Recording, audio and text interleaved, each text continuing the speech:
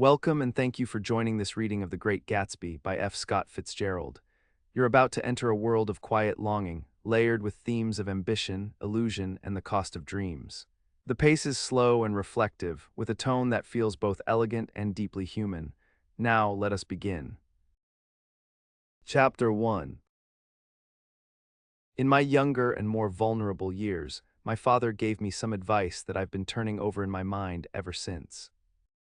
Whenever you feel like criticizing anyone, he told me, just remember that all the people in this world haven't had the advantages that you've had. He didn't say any more, but we've always been unusually communicative in a reserved way, and I understood that he meant a great deal more than that. In consequence, I'm inclined to reserve all judgments, a habit that has opened up many curious natures to me and also made me the victim of not a few veteran bores. The abnormal mind is quick to detect and attach itself to this quality when it appears in a normal person, and so it came about that in college I was unjustly accused of being a politician because I was privy to the secret griefs of wild, unknown men. Most of the confidences were unsought. Frequently I have feigned sleep, preoccupation, or a hostile levity when I realized by some unmistakable sign that an intimate revelation was quivering on the horizon. For the intimate revelations of young men, or at least the terms in which they express them, are usually plagiaristic and marred by obvious suppression. Reserving judgments is a matter of infinite hope. I am still a little afraid of missing something if I forget that, as my father snobbishly suggested, and I snobbishly repeat, a sense of the fundamental decencies is parceled out unequally at birth. And after boasting this way of my tolerance, I come to the admission that it has a limit. Conduct may be founded on the hard rock or the wet marshes, but after a certain point I don't care what it's founded on. When I came back from the East last autumn, I felt that I wanted the world to be in uniform and at a sort of moral attention. Forever, I wanted no more riotous excursions with privileged glimpses into the human heart. Only Gatsby, the man who gives his name to this book, was exempt from my reaction, Gatsby, who represented everything for which I have an unaffected scorn. If personality is an unbroken series of successful gestures, then there was something gorgeous about him, some heightened sensitivity to the promises of life, as if he were related to one of those intricate machines that register earthquakes 10,000 miles away. This responsiveness had nothing to do with that flabby impressionability, which is dignified under the name of the creative temperament. It was an extraordinary gift for hope, a romantic readiness such as I have never found in any other person, and which it is not likely I shall ever find again. No, Gatsby turned out all right at the end. It is what preyed on Gatsby, what foul dust floated in the wake of his dreams that temporarily closed out my interest in the abortive sorrows and short-winded elations of men. My family have been prominent, well-to-do people in this Middle Western city for 3 generations. The Carraways are something of a clan, and we have a tradition that we're descended from the Dukes of Buccleuch. But the actual founder of my line was my grandfather's brother, who came here in '51, sent a substitute to the Civil War, and started the wholesale hardware business that my father carries on today.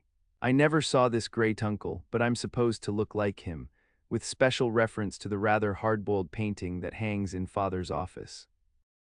I graduated from New Haven in 1915, just a quarter of a century after my father, and a little later I participated in that delayed Teutonic migration known as the Great War. I enjoyed the counter-raid so thoroughly that I came back restless. Instead of being the warm center of the world, the Middle West now seemed like the ragged edge of the universe, so I decided to go east and learn the bond business. Everybody I knew was in the bond business, so I supposed it could support one more single man. All my aunts and uncles talked it over as if they were choosing a prep school for me, and finally said, "Why ye ease," with very grave, hesitant faces. Father agreed to finance me for a year, and after various delays I came east, permanently I thought, in the spring of '22. The practical thing was to find rooms in the city, but it was a warm season, and I had just left a country of wide lawns and friendly trees. So when a young man at the office suggested that we take a house together in a commuting town, it sounded like a great idea. He found the house, a weather-beaten cardboard bungalow at $80 a month, but at the last minute the firm ordered him to Washington, and I went out to the country alone.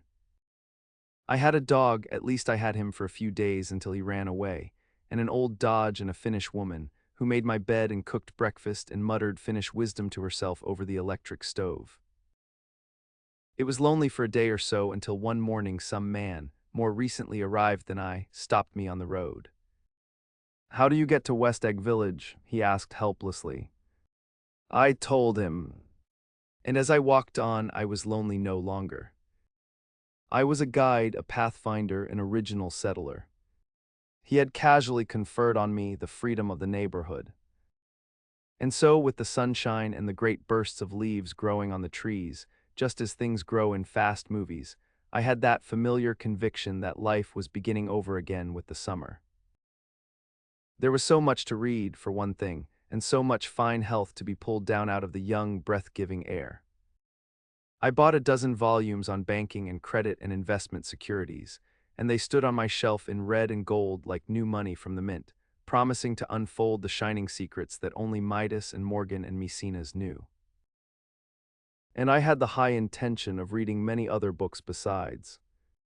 I was rather literary in college. One year I wrote a series of very solemn and obvious editorials for the Yale News, and now I was going to bring back all such things into my life and become again that most limited of all specialists, the well-rounded man. This isn't just an epigram. Life is much more successfully looked at from a single window, after all. It was a matter of chance that I should have rented a house in one of the strangest communities in North America. It was on that slender, riotous island which extends itself due east of New York, and where there are, among other natural curiosities, two unusual formations of land.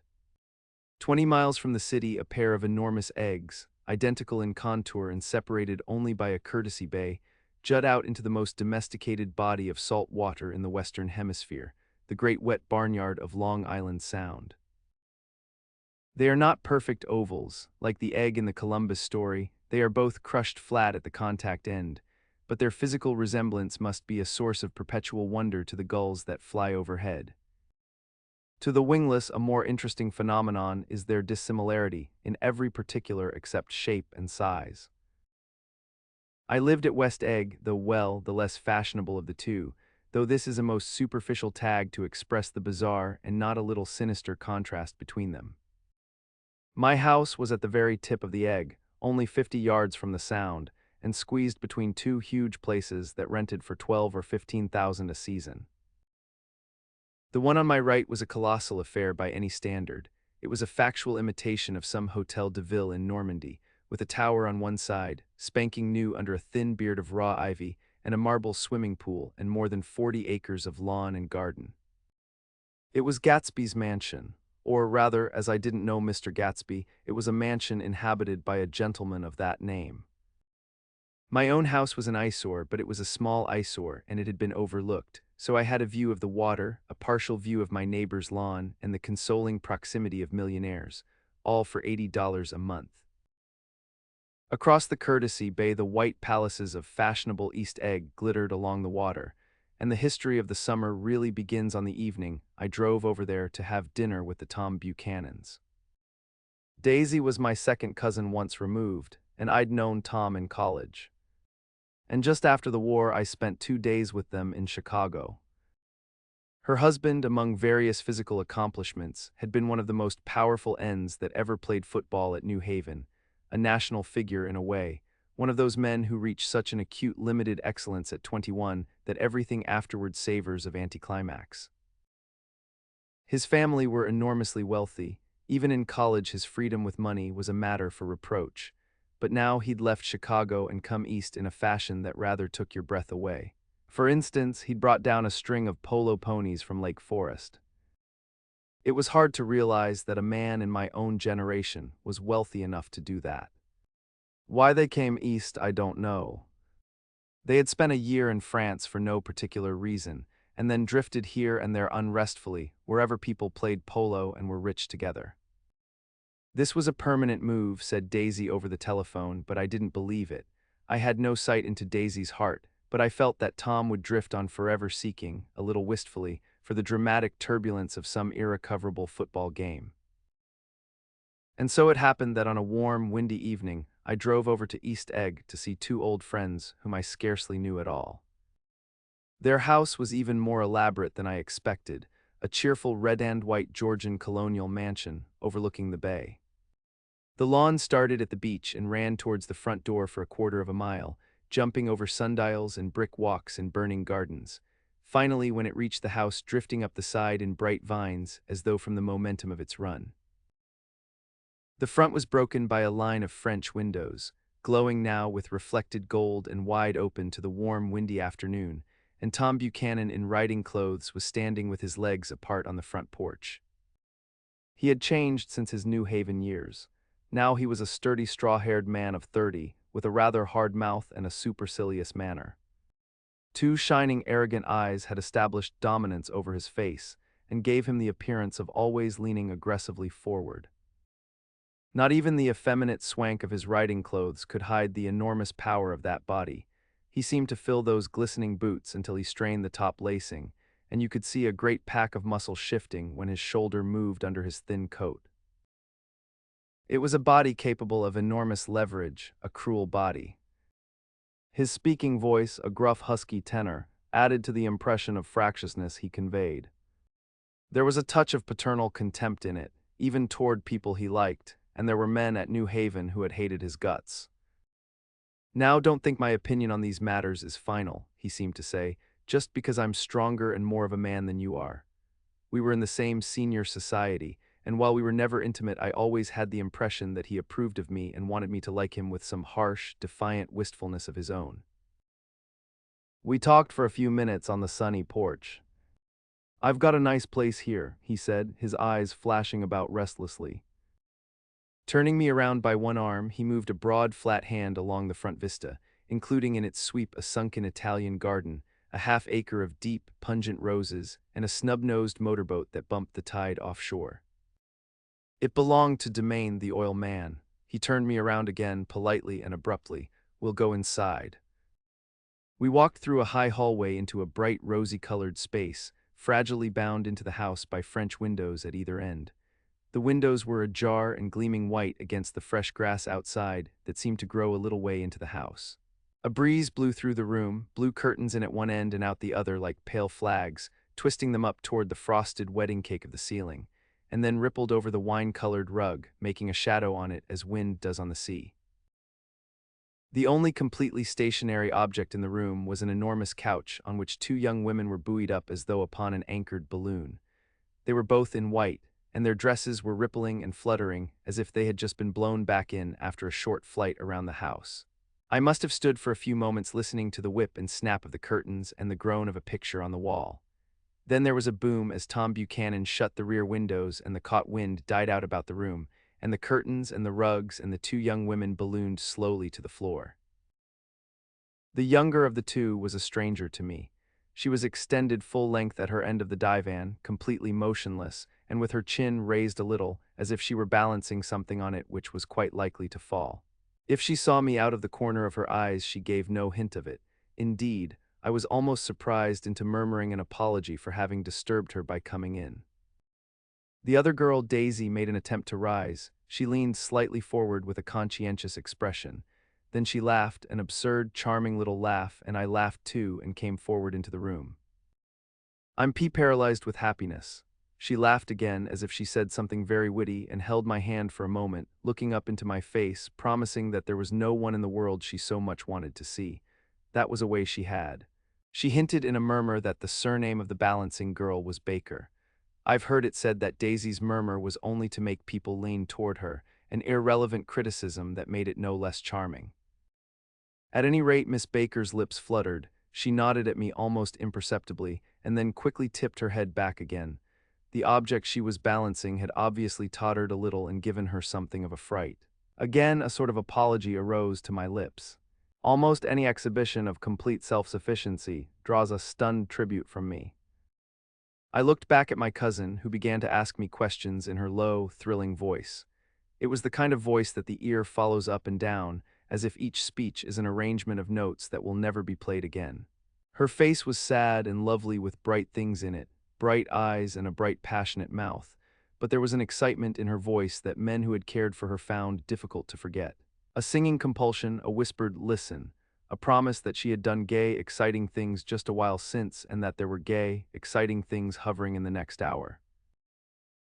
I told her how I had stopped off in Chicago for a day on my way east, and how a dozen people had sent their love through me. "Do they miss me?" she cried ecstatically. "The whole town is desolate. All the cars have the left rear wheel painted black as a mourning wreath, and there's a persistent wail all night along the North Shore. How gorgeous, let's go back, Tom, tomorrow." Then she added irrelevantly, "You ought to see the baby." "I'd like to." "She's asleep, she's 3 years old. Haven't you ever seen her?" "Never." "Well, you ought to see her." "Please." Tom Buchanan, who had been hovering restlessly about the room, stopped and rested his hand on my shoulder.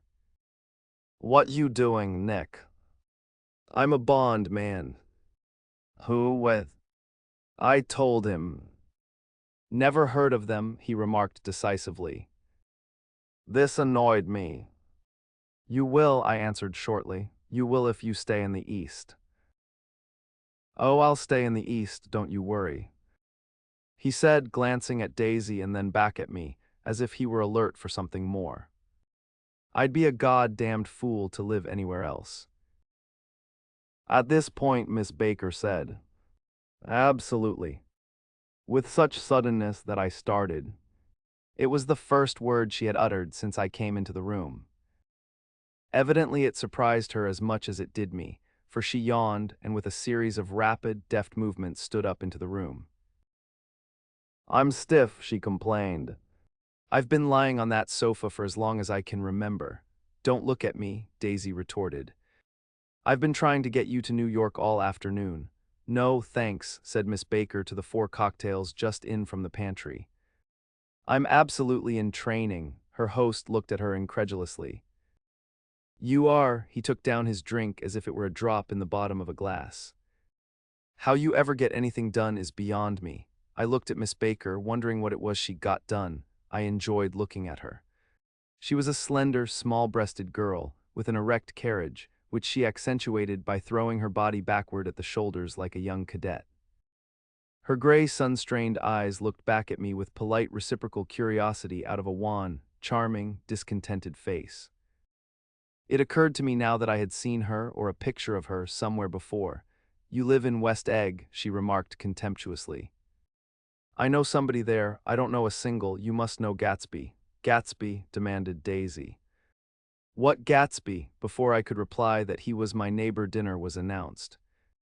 Wedging his tense arm imperatively under mine, Tom Buchanan compelled me from the room as though he were moving a checker to another square.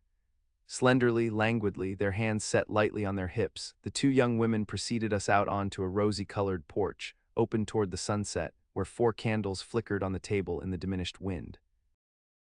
"Why candles?" objected Daisy, frowning. She snapped them out with her fingers. "In 2 weeks it'll be the longest day in the year." She looked at us all radiantly. "Do you always watch for the longest day of the year and then miss it?" "I always watch for the longest day of the year and then miss it." "We ought to plan something," yawned Miss Baker, sitting down at the table as if she were getting into bed. "All right," said Daisy. "What'll we plan?" She turned to me helplessly. "What do people plan?" Before I could answer, her eyes fastened with an odd expression on her little finger. "Look," she complained. I heard it, we all looked, the knuckle was black and blue. "You did it, Tom," she said accusingly. "I know you didn't mean to, but you did do it. That's what I get for marrying a brute of a man, a great, big, hulking physical specimen of a—" "I hate that word hulking," objected Tom crossly. "Even in kidding, hulking," insisted Daisy. Sometimes she and Miss Baker talked at once, unobtrusively and with a bantering inconsequence that was never quite chatter, that was as cool as their white dresses and their impersonal eyes in the absence of all desire. They were here and they accepted Tom and me, making only a polite, pleasant effort to entertain or to be entertained. They knew that presently dinner would be over, and a little later the evening too would be over and casually put away. It was sharply different from the West, where an evening was hurried from phase to phase towards its close, in a continually disappointed anticipation or else in sheer nervous dread of the moment itself. You make me feel uncivilized, Daisy, I confessed on my second glass of corky but rather impressive claret. Can't you talk about crops or something? I meant nothing in particular by this remark, but it was taken up in an unexpected way. Civilization's going to pieces, broke out Tom violently. I've got to be a terrible pessimist about things. Have you read The Rise of the Colored Empires by this man Goddard? Why, no, I answered, rather surprised by his tone. Well, it's a fine book and everybody ought to read it. The idea is if we don't look out the white race will be utterly submerged. It's all scientific stuff, it's been proved. Tom's getting very profound, said Daisy with an expression of unthoughtful sadness. He reads deep books with long words in them. What was that word well, these books are all scientific, insisted Tom, glancing at her impatiently. This fellow has worked out the whole thing. It's up to us, who are the dominant race, to watch out or these other races will have control of things. We've got to beat them down, whispered Daisy, winking ferociously toward the fervent sun. You ought to live in California, began Miss Baker, but Tom interrupted her by shifting heavily in his chair. This idea is that we're Nordics. I am, and you are, and after an infinitesimal hesitation, he included Daisy with a slight nod, and she winked at me again. And we've produced all the things that go to make civilization. Oh, science and art and all that, do you see? There was something pathetic in his concentration, as if his complacency, more acute than of old, was not enough to him any more. When, almost immediately, the telephone rang inside, and the butler left the porch, Daisy seized upon the momentary interruption and leaned towards me. I'll tell you a family secret, she whispered enthusiastically. It's about the butler's nose. Do you want to hear about the butler's nose? That's why I came over tonight. Well, he wasn't always a butler. He used to be the silver polisher for some people in New York that had a silver service for 200 people. He had to polish it from morning till night, until finally it began to affect his nose. Things went from bad to worse, suggested Miss Baker. Yes, things went from bad to worse, until finally he had to give up his position. For a moment the last sunshine fell with romantic affection upon her glowing face. Her voice compelled me forward breathlessly as I listened. Then the glow faded, each light deserting her with lingering regret, like children leaving a pleasant street at dusk. The butler came back and murmured something close to Tom's ear, whereupon Tom frowned, pushed back his chair, and without a word went inside. As if his absence quickened something within her, Daisy leaned forward again, her voice glowing and singing. I love to see you at my table, Nick. You remind me of a rose, an absolute rose, doesn't he? She turned to Miss Baker for confirmation. An absolute rose. This was untrue. I am not even faintly like a rose. She was only extemporizing, but a stirring warmth flowed from her, as if her heart was trying to come out to you concealed in one of those breathless, thrilling words. Then suddenly she threw her napkin on the table and excused herself and went into the house. Miss Baker and I exchanged a short glance consciously devoid of meaning. I was about to speak when she sat up alertly and said "sh" in a warning voice. A subdued, impassioned murmur was audible in the room beyond, and Miss Baker leaned forward unashamed, trying to hear. The murmur trembled on the verge of coherence, sank down, mounted excitedly, and then ceased altogether. This Mr. Gatsby you spoke of is my neighbor, I began. Don't talk, I want to hear what happens. Is something happening? I inquired innocently. You mean to say you don't know? Said Miss Baker, honestly surprised. I thought everybody knew. I don't. Why, she said hesitantly. Tom's got some woman in New York. Got some woman, I repeated blankly. Miss Baker nodded. She might have the decency not to telephone him at dinner time. Don't you think? Almost before I had grasped her meaning, there was the flutter of a dress and the crunch of leather boots, and Tom and Daisy were back at the table. It couldn't be helped, cried Daisy with tense gaiety. She sat down, glanced searchingly at Miss Baker and then at me, and continued. I looked outdoors for a minute, and it's very romantic outdoors. There's a bird on the lawn that I think must be a nightingale come over on the Cunard or White Star Line. He's singing away, her voice sang. It's romantic, isn't it, Tom? Very romantic, he said, and then miserably to me, If it's light enough after dinner, I want to take you down to the stables." The telephone rang inside, startlingly, and as Daisy shook her head decisively at Tom, the subject of the stables, in fact all subjects, vanished into air. Among the broken fragments of the last 5 minutes at table, I remember the candles being lit again, pointlessly, and I was conscious of wanting to look squarely at everyone, and yet to avoid all eyes. I couldn't guess what Daisy and Tom were thinking, but I doubt if even Miss Baker, who seemed to have mastered a certain hearty skepticism, was able utterly to put this fifth guest's shrill metallic urgency out of mind. To a certain temperament, the situation might have seemed intriguing. My own instinct was to telephone immediately for the police. The horses, needless to say, were not mentioned again. Tom and Miss Baker, with several feet of twilight between them, strolled back into the library, as if to a vigil beside a perfectly tangible body. While trying to look pleasantly interested and a little deaf, I followed Daisy around a chain of connecting verandas to the porch in front. In its deep gloom, we sat down side by side on a wicker settee. Daisy took her face in her hands as if feeling its lovely shape, and her eyes moved gradually out into the velvet dusk. I saw that turbulent emotions possessed her, so I asked what I thought would be some sedative questions about her little girl. "We don't know each other very well, Nick," she said suddenly. "Even if we are cousins, you didn't come to my wedding." "I wasn't back from the war." "That's true," she hesitated. "Well, I've had a very bad time, Nick, and I'm pretty cynical about everything." Evidently, she had reason to be.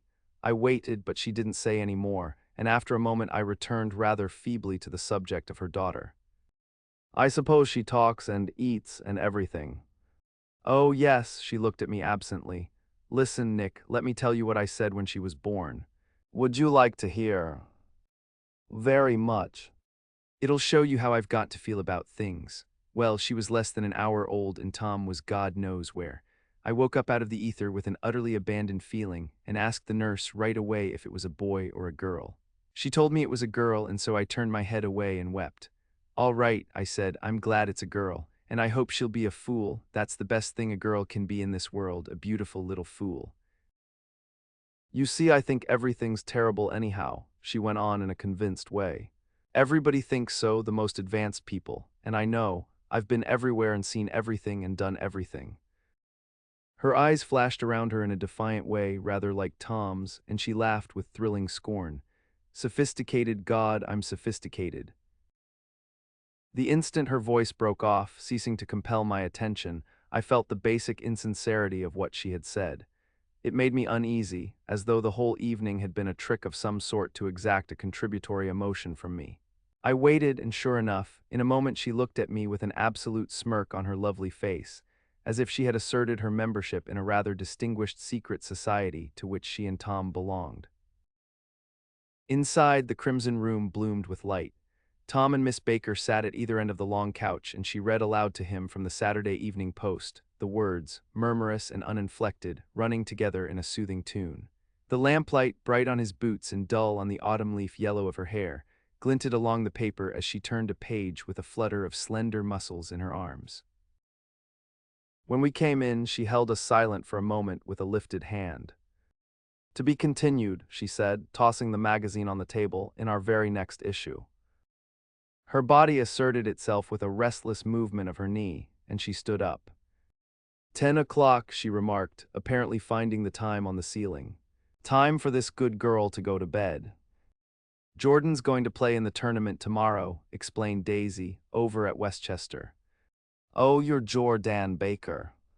I knew now why her face was familiar. Its pleasing, contemptuous expression had looked out at me from many rotogravure pictures of the sporting life at Asheville and Hot Springs and Palm Beach.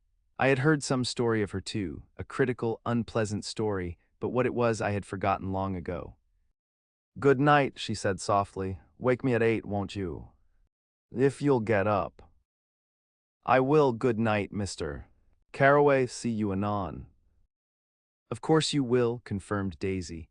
"In fact, I think I'll arrange a marriage. Come over often, Nick, and I'll sort of, fling you together. You know, lock you up accidentally in linen closets and push you out to sea in a boat and all that sort of thing." "Good night," called Miss Baker from the stairs. "I haven't heard a word." She's a nice girl, said Tom after a moment. They oughtn't to let her run around the country this way. Who oughtn't to? Inquired Daisy coldly. Her family. Her family is one aunt about 1,000 years old. Besides, Nick's going to look after her, aren't you, Nick? She's going to spend lots of weekends out here this summer. I think the home influence will be very good for her. Daisy and Tom looked at each other for a moment in silence. Is she from New York? I asked quickly. From Louisville. Our white girlhood was passed together there, our beautiful white. Did you give Nick a little heart-to-heart talk on the veranda? Demanded Tom suddenly. Did I? She looked at me. I can't seem to remember, but I think we talked about the Nordic race. Yes, I'm sure we did. It sort of crept up on us, and first thing you know. Don't believe everything you hear, Nick, he advised me. I said lightly that I had heard nothing at all, and a few minutes later I got up to go home. They came to the door with me and stood side by side in a cheerful square of light. As I started my motor, Daisy peremptorily called, Wait. I forgot to ask you something, and it's important. We heard you were engaged to a girl out west. That's right, corroborated Tom kindly. We heard that you were engaged. It's a libel. I'm too poor. But we heard it, insisted Daisy, surprising me by opening up again in a flower-like way. We heard it from 3 people, so it must be true. Of course I knew what they were referring to, but I wasn't even vaguely engaged. The fact that gossip had published the banns was one of the reasons I had come east. You can't stop going with an old friend on account of rumors, and on the other hand I had no intention of being rumored into marriage. Their interest rather touched me and made them less remotely rich. Nevertheless, I was confused and a little disgusted as I drove away. It seemed to me that the thing for Daisy to do was to rush out of the house, child in arms, but apparently there were no such intentions in her head. As for Tom, the fact that he had some woman in New York was really less surprising than that he had been depressed by a book. Something was making him nibble at the edge of stale ideas, as if his sturdy physical egotism no longer nourished his peremptory heart. Already it was deep summer on roadhouse roofs and in front of wayside garages, where new red petrol pumps sat out in pools of light, and when I reached my estate at West Egg, I ran the car under its shed and sat for a while on an abandoned grass roller in the yard. The wind had blown off, leaving a loud, bright night, with wings beating in the trees and a persistent organ sound as the full bellows of the earth blew the frogs full of life. The silhouette of a moving cat wavered across the moonlight, and turning my head to watch it, I saw that I was not alone. 50 feet away, a figure had emerged from the shadow of my neighbor's mansion and was standing with his hands in his pockets regarding the silver pepper of the stars. Something in his leisurely movements and the secure position of his feet upon the lawn suggested that it was Mr. Gatsby himself, come out to determine what share was his of our local heavens. I decided to call to him. Miss Baker had mentioned him at dinner, and that would do for an introduction. But I didn't call to him, for he gave a sudden intimation that he was content to be alone. He stretched out his arms toward the dark water in a curious way, and far as I was from him, I could have sworn he was trembling. Involuntarily I glanced seaward, and distinguished nothing except a single green light, minute and far away, that might have been the end of a dock. When I looked once more for Gatsby, he had vanished, and I was alone again in the unquiet darkness. About halfway between West Egg and New York, the motor road hastily joins the railroad and runs beside it for a quarter of a mile, so as to shrink away from a certain desolate area of land. This is a valley of ashes, a fantastic farm where ashes grow like wheat into ridges and hills and grotesque gardens, where ashes take the forms of houses and chimneys and rising smoke, and finally, with a transcendent effort of ash-gray men who move dimly and already crumbling through the powdery air. Occasionally a line of gray cars crawls along an invisible track, gives out a ghastly creak and comes to rest, and immediately the ash-gray men swarm up with leaden spades and stir up an impenetrable cloud, which screens their obscure operations from your sight. But above the gray land and the spasms of bleak dust which drift endlessly over it, you perceive, after a moment, the eyes of Dr. T.J. Eckelberg. The eyes of Dr. T.J. Eckelberg are blue and gigantic. Their retinas are 1 yard high. They look out of no face, but instead from a pair of enormous yellow spectacles which pass over a non-existent nose. Evidently some wild wag of an oculist set them there to fatten his practice in the borough of Queens, and then sank down himself into eternal blindness, or forgot them and moved away. But his eyes, dimmed a little by many paintless days, under sun and rain, brood on over the solemn dumping ground. The Valley of Ashes is bounded on one side by a small foul river, and when the drawbridge is up to let barges through, the passengers on waiting trains can stare at the dismal scene for as long as half an hour. There is always a halt there of at least a minute, and it was because of this that I first met Tom Buchanan's mistress. The fact that he had one was insisted upon wherever he was known. His acquaintances resented the fact that he turned up in popular cafes with her, and leaving her at a table, sauntered about, chatting with whomsoever he knew. Though I was curious to see her, I had no desire to meet her, but I did. I went up to New York with Tom on the train one afternoon, and when we stopped by the ash heaps he jumped to his feet and, taking hold of my elbow, literally forced me from the car. "We're getting off," he insisted. "I want you to meet my girl." I think he'd tanked up a good deal at luncheon, and his determination to have my company bordered on violence. The supercilious assumption was that on Sunday afternoon I had nothing better to do. I followed him over a low, whitewashed railroad fence, and we walked back 100 yards along the road under Dr. Eckelberg's persistent stare. The only building in sight was a small block of yellow brick sitting on the edge of the wasteland, a sort of compact main street ministering to it, and contiguous to absolutely nothing. One of the 3 shops it contained was for rent, and another was an all-night restaurant, approached by a trail of ashes. The third was a garage, repairs. George B. Wilson, cars bought and sold. And I followed Tom inside. The interior was unprosperous and bare. The only car visible was the dust-covered wreck of a Ford which crouched in a dim corner. It had occurred to me that this shadow of a garage must be a blind, and that sumptuous and romantic apartments were concealed overhead, when the proprietor himself appeared in the door of an office, wiping his hands on a piece of waste. He was a blond, spiritless man, anemic and faintly handsome. When he saw us, a damp gleam of hope sprang into his light blue eyes. "Hello, Wilson, old man," said Tom, slapping him jovially on the shoulder. "How's business?" "I can't complain," answered Wilson unconvincingly. "When are you going to sell me that car?"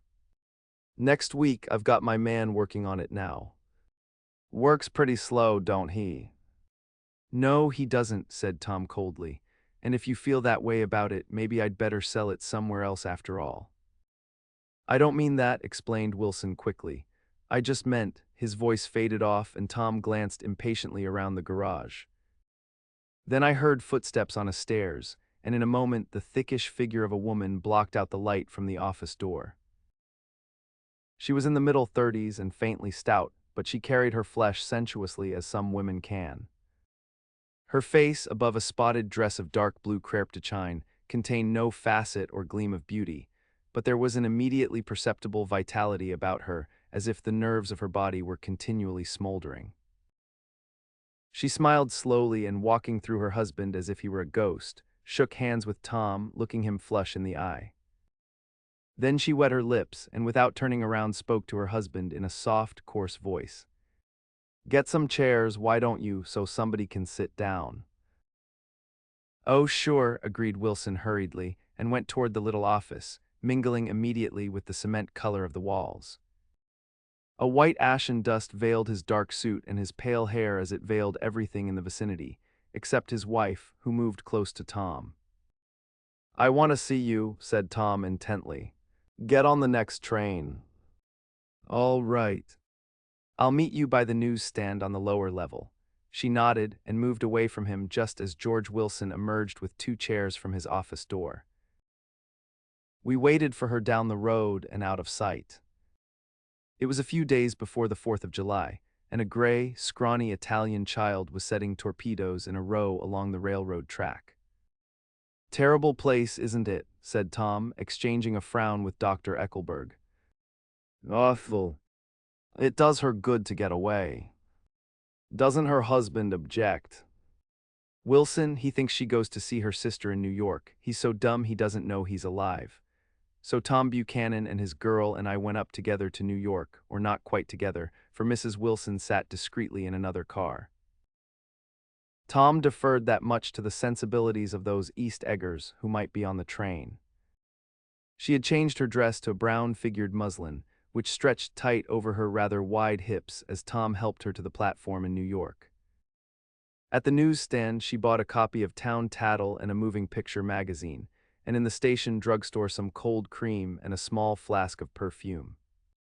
Upstairs, in the solemn echoing drive, she let 4 taxicabs drive away before she selected a new one, lavender-colored with gray upholstery, and in this we slid out from the mass of the station into the glowing sunshine.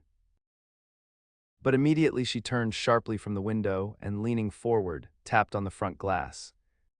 "I want to get one of those dogs," said she earnestly. "I want to get one for the apartment.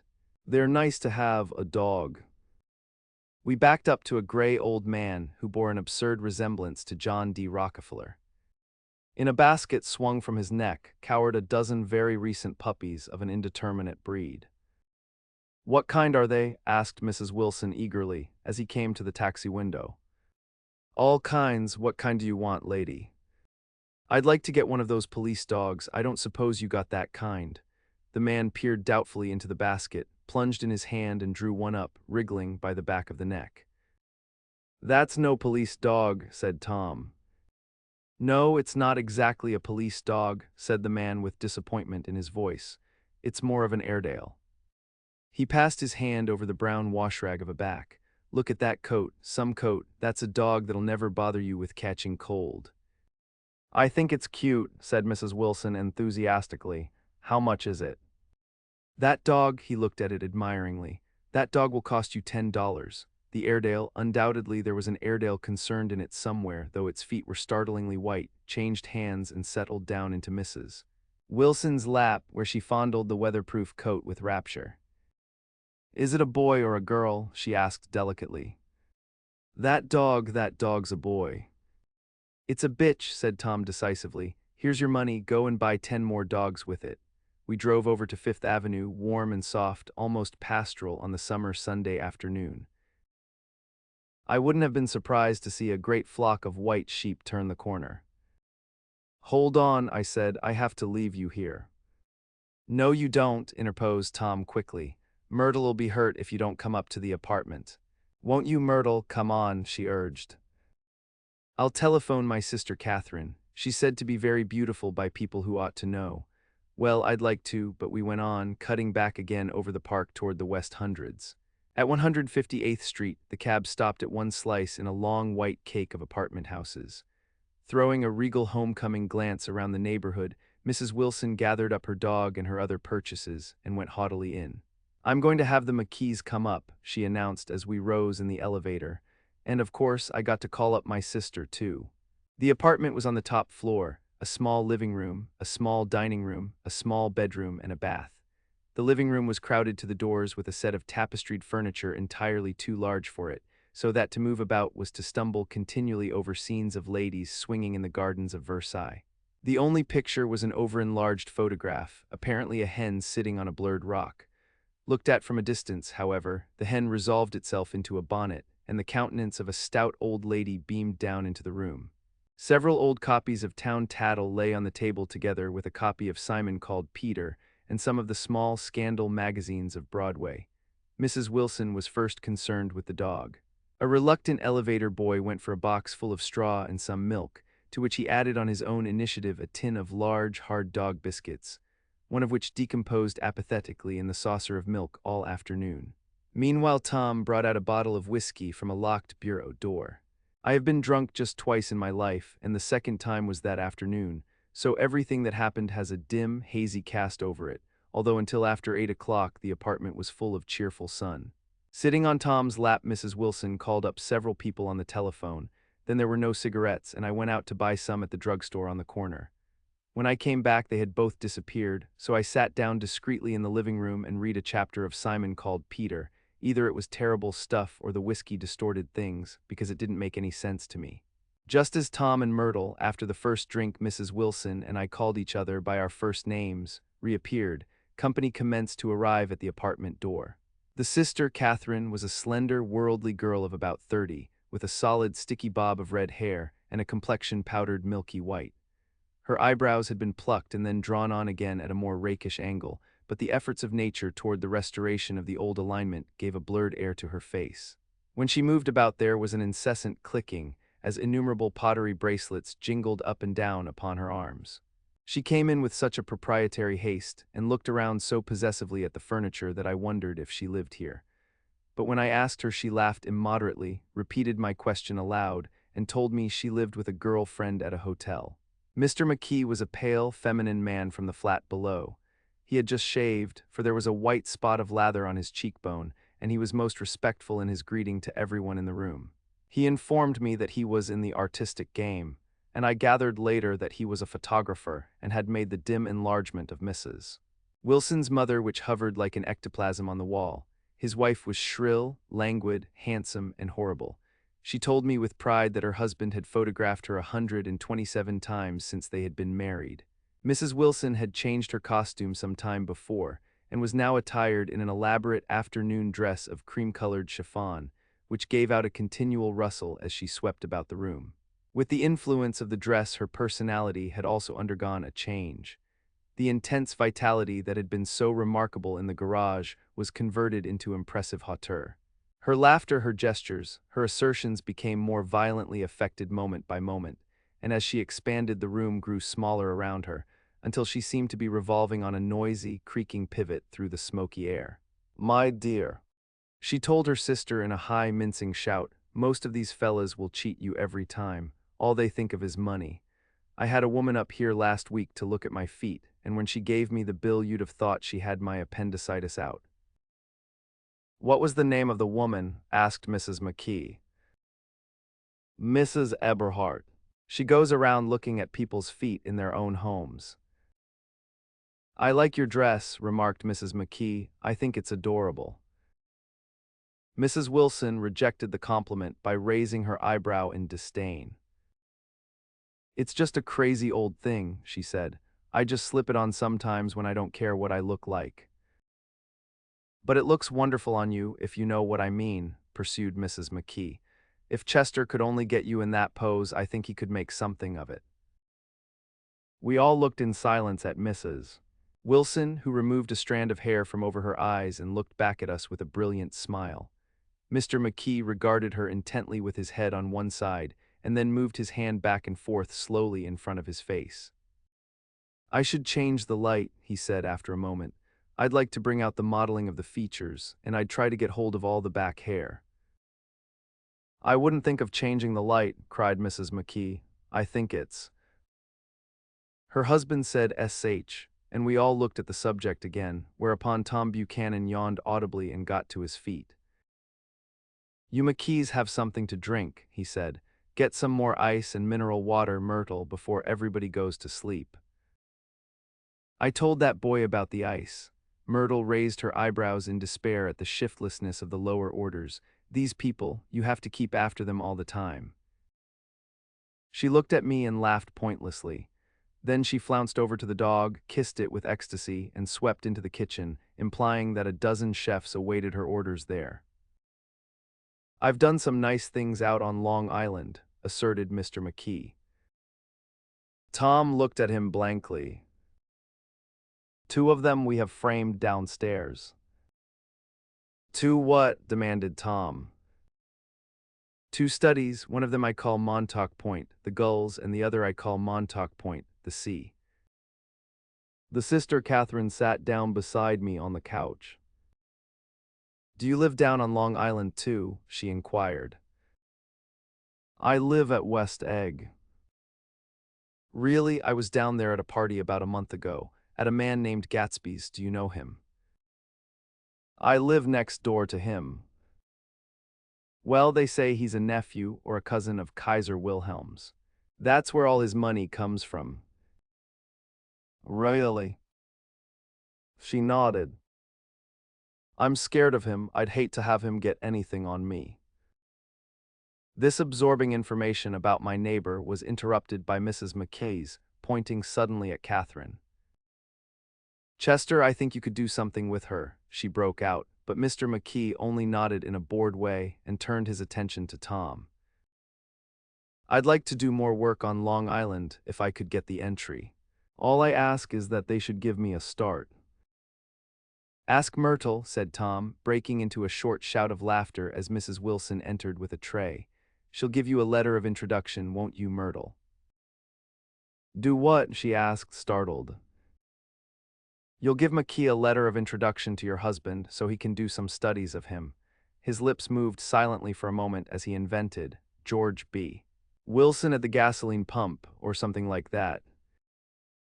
Catherine leaned close to me and whispered in my ear, "Neither of them can stand the person they're married to." "Can't they?" "Can't stand them." She looked at Myrtle and then at Tom. "What I say is, why go on living with them if they can't stand them? If I was them, I'd get a divorce and get married to each other right away."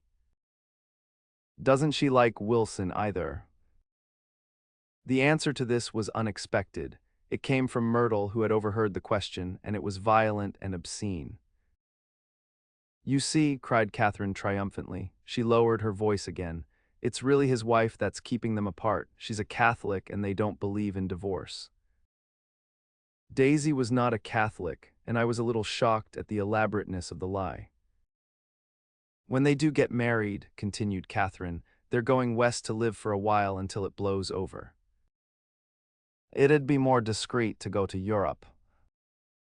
"Oh, do you like Europe?" she exclaimed surprisingly. "I just got back from Monte Carlo." "Really?" "Just last year. I went over there with another girl. Stay long." "No, we just went to Monte Carlo and back. We went by way of Marseille. We had over $1,200 when we started, but we got gypped out of it all in 2 days in the private rooms. We had an awful time getting back, I can tell you. God, how I hated that town." The late afternoon sky bloomed in the window for a moment like the blue honey of the Mediterranean. Then the shrill voice of Mrs. McKay called me back into the room. "I almost made a mistake, too," she declared vigorously. "I almost married a little kike who'd been after me for years. I knew he was below me. Everybody kept saying to me, 'Lucille, that man's way below you,' but if I hadn't met Chester, he'd have got me sure." "Yes, but listen," said Myrtle Wilson, nodding her head up and down, "at least you didn't marry him."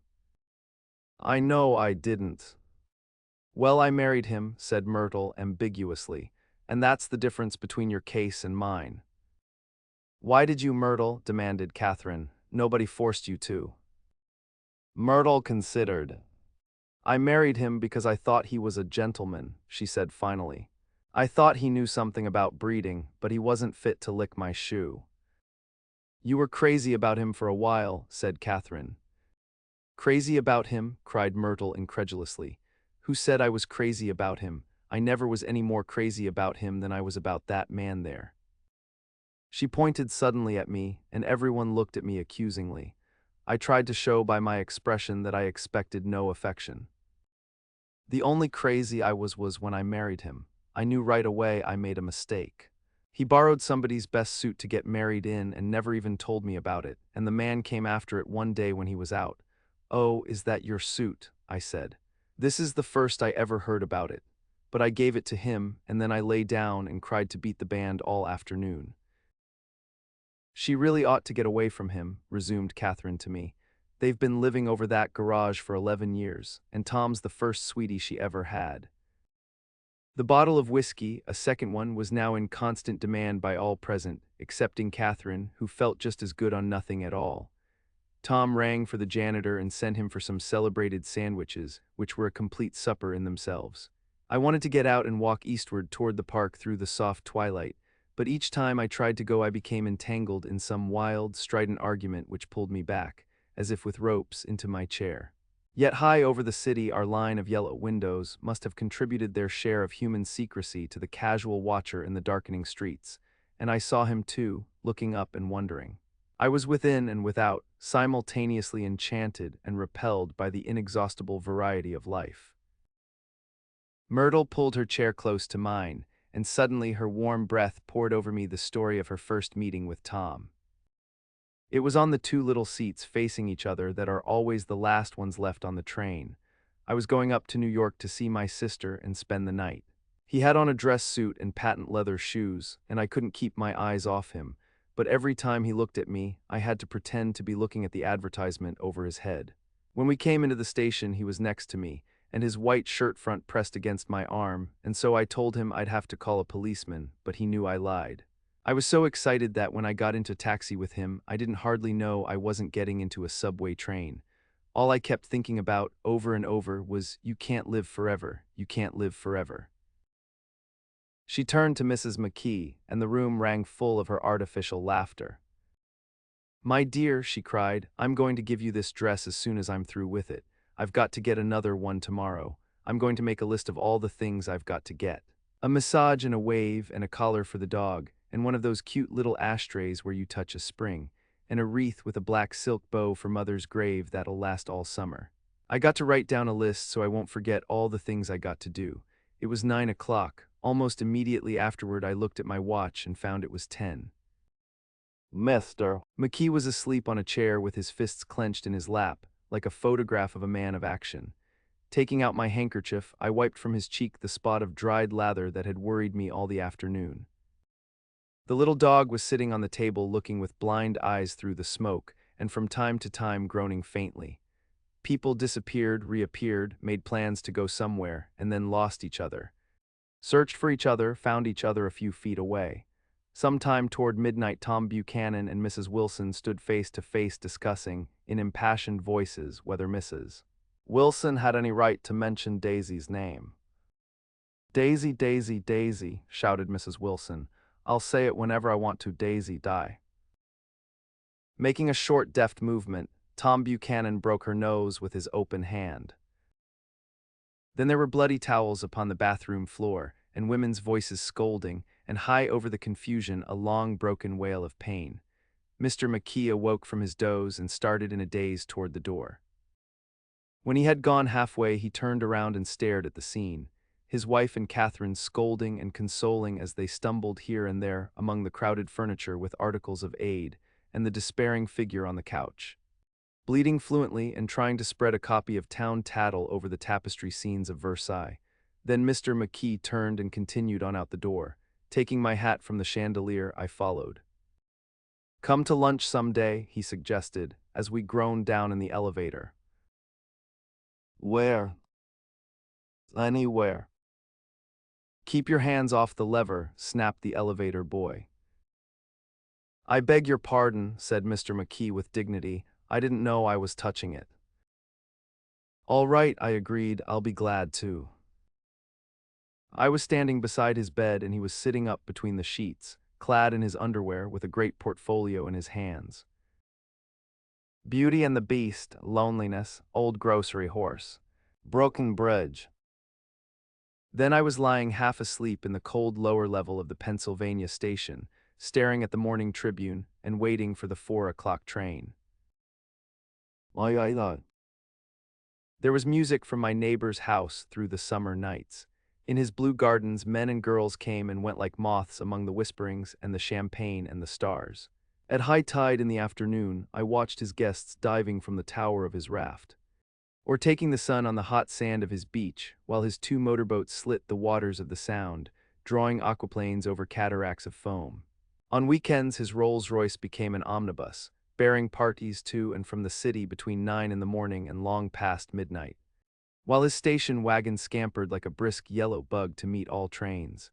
And on Mondays, 8 servants, including an extra gardener, toiled all day with mops and scrubbing brushes and hammers and garden shears, repairing the ravages of the night before. Every Friday, 5 crates of oranges and lemons arrived from a fruiterer in New York. Every Monday, these same oranges and lemons left his back door in a pyramid of pulpless halves. There was a machine in the kitchen which could extract the juice of 200 oranges in half an hour if a little button was pressed 200 times by a butler's thumb. At least once a fortnight, a corps of caterers came down with several hundred feet of canvas and enough colored lights to make a Christmas tree of Gatsby's enormous garden. On buffet tables, garnished with glistening hors d'oeuvre, spiced baked hams crowded against salads of harlequin designs, and pastry pigs and turkeys bewitched to a dark gold. In the main hall, a bar with a real brass rail was set up, and stocked with gins and liquors, and with cordials so long forgotten that most of his female guests were too young to know one from another. By 7 o'clock the orchestra has arrived, no thin five-piece affair, but a whole pitful of oboes and trombones and saxophones and viols and cornets and piccolos, and low and high drums. The last swimmers have come in from the beach now and are dressing upstairs. The cars from New York are parked 5 deep in the drive, and already the halls and salons and verandas are gaudy with primary colors, and hair bobbed in strange new ways, and shawls beyond the dreams of Castile. The bar is in full swing, and floating rounds of cocktails permeate the garden outside, until the air is alive with chatter and laughter, and casual innuendo and introductions forgotten on the spot, and enthusiastic meetings between women who never knew each other's names. The lights grow brighter as the earth lurches away from the sun, and now the orchestra is playing yellow cocktail music, and the opera of voices pitches a key higher. Laughter is easier minute by minute, spilled with prodigality, tipped out at a cheerful word. The groups change more swiftly, swell with new arrivals, dissolve and form in the same breath. Already there are wanderers, confident girls who weave here and there among the stouter and more stable, become for a sharp, joyous moment the center of a group, and then, excited with triumph, glide on through the sea change of faces and voices and color under the constantly changing light. Suddenly one of these gypsies in trembling opal seizes a cocktail out of the air, dumps it down for courage, and moving her hands like Frisco, dances out alone on the canvas platform. A momentary hush, the orchestra leader varies his rhythm obligingly for her, and there is a burst of chatter as the erroneous news goes around that she is Gilda Gray's understudy from the Follies. The party has begun. I believe that on the first night I went to Gatsby's house, I was one of the few guests who had actually been invited. People were not invited, they went there. They got into automobiles which bore them out to Long Island, and somehow they ended up at Gatsby's door. Once there they were introduced by somebody who knew Gatsby, and after that they conducted themselves according to the rules of behavior associated with an amusement park. Sometimes they came and went without having met Gatsby at all, came for the party with a simplicity of heart that was its own ticket of admission. I had been actually invited. A chauffeur in a uniform of robin's egg blue crossed my lawn early that Saturday morning with a surprisingly formal note from his employer.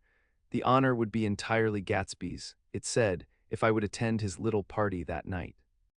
He had seen me several times and had intended to call on me long before, but a peculiar combination of circumstances had prevented it. Signed Jay Gatsby in a majestic hand. Dressed up in white flannels, I went over to his lawn a little after 7, and wandered around rather ill at ease among swirls and eddies of people I didn't know, though here and there was a face I had noticed on the commuting train. I was immediately struck by the number of young Englishmen dotted about, all well dressed, all looking a little hungry, and all talking in low, earnest voices to solid and prosperous Americans. I was sure that they were selling something, bonds or insurance or automobiles. They were at least agonizingly aware of the easy money in the vicinity, and convinced that it was theirs for a few words in the right key. As soon as I arrived, I made an attempt to find my host, but the 2 or 3 people of whom I asked his whereabouts stared at me in such an amazed way, and denied so vehemently any knowledge of his movements, that I slunk off in the direction of the cocktail table, the only place in the garden where a single man could linger without looking purposeless and alone. I was on my way to get roaring drunk from sheer embarrassment when Jordan Baker came out of the house and stood at the head of the marble steps, leaning a little backward and looking with contemptuous interest down into the garden. Welcome or not, I found it necessary to attach myself to someone before I should begin to address cordial remarks to the passers-by. "Hello," I roared, advancing toward her. My voice seemed unnaturally loud across the garden. "I thought you might be here," she responded absently as I came up. "I remembered you lived next door too." She held my hand impersonally, as a promise that she'd take care of me in a minute, and gave ear to 2 girls in twin yellow dresses who stopped at the foot of the steps. "Hello," they cried together. "Sorry you didn't win." That was for the golf tournament. She had lost in the finals the week before. "You don't know who we are," said one of the girls in yellow, "but we met you here about a month ago." You've dyed your hair since then, remarked Jordan, and I started, but the girls had moved casually on, and her remark was addressed to the premature moon, produced like the supper, no doubt, out of a caterer's basket. With Jordan's slender golden arm resting in mine, we descended the steps and sauntered about the garden. A tray of cocktails floated at us through the twilight, and we sat down at a table with the two girls in yellow and three men, each one introduced to us as Mr. Mumble. "Do you come to these parties often?" inquired Jordan of the girl beside her. "The last one was the one I met you at," answered the girl in an alert, confident voice. She turned to her companion. "Wasn't it for you, Lucille?" "It was for Lucille, too." "I like to come," Lucille said. "I never care what I do, so I always have a good time. When I was here last, I tore my gown on a chair, and he asked me my name and address. Inside of a week, I got a package from Quarriers with a new evening gown in it." "Did you keep it?" asked Jordan. "Sure I did. I was going to wear it tonight, but it was too big in the bust and had to be altered. It was gas blue with lavender beads, $265. "There's something funny about a fellow that'll do a thing like that," said the other girl eagerly. "He doesn't want any trouble with anybody." "Who doesn't?" I inquired. "Gatsby, somebody told me." The two girls and Jordan lined together confidentially. "Somebody told me they thought he killed a man once." A thrill passed over all of us, the three Mr. Mumbles bent forward and listened eagerly. "I don't think it's so much that," argued Lucille skeptically. "It's more that he was a German spy during the war." One of the men nodded in confirmation. "I heard that from a man who knew all about him, grew up with him in Germany," he assured us positively. "Oh no," said the first girl, "it couldn't be that, because he was in the American Army during the war." As our credulity switched back to her, she leaned forward with enthusiasm. "You look at him sometimes when he thinks nobody's looking at him. I'll bet he killed a man." She narrowed her eyes and shivered. Lucille shivered. We all turned and looked around for Gatsby. It was testimony to the romantic speculation he inspired that there were whispers about him from those who had found little that it was necessary to whisper about in this world. The first supper, there would be another one after midnight, was now being served, and Jordan invited me to join her own party, who were spread around a table on the other side of the garden. There were three married couples and Jordan's escort, a persistent undergraduate given to violent innuendo, and obviously under the impression that sooner or later Jordan was going to yield him up her person to a greater or lesser degree.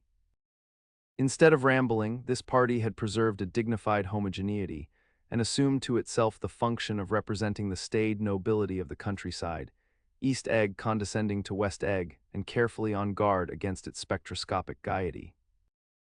"Let's get out," whispered Jordan after a somehow wasteful and inappropriate half-hour. "This is much too polite for me." We got up and she explained that we were going to find the host. I had never met him, she said, and it was making me uneasy. The undergraduate nodded in a cynical, melancholy way. The bar where we glanced first was crowded, but Gatsby was not there. She couldn't find him from the top of the steps, and he wasn't on the veranda.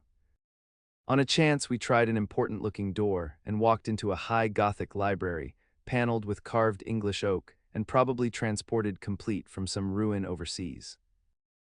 A stout middle-aged man with enormous owl-eyed spectacles was sitting somewhat drunk on the edge of a great table, staring with unsteady concentration at the shelves of books. As we entered, he wheeled excitedly around and examined Jordan from head to foot. "What do you think?" he demanded impetuously. "About what?" He waved his hand toward the bookshelves. "About that. As a matter of fact, you needn't bother to ascertain. I ascertained. They're real."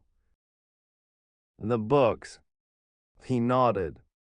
"Absolutely real, have pages and everything. I thought they'd be a nice durable cardboard. Matter of fact, they're absolutely real. Pages, and here, let me show you."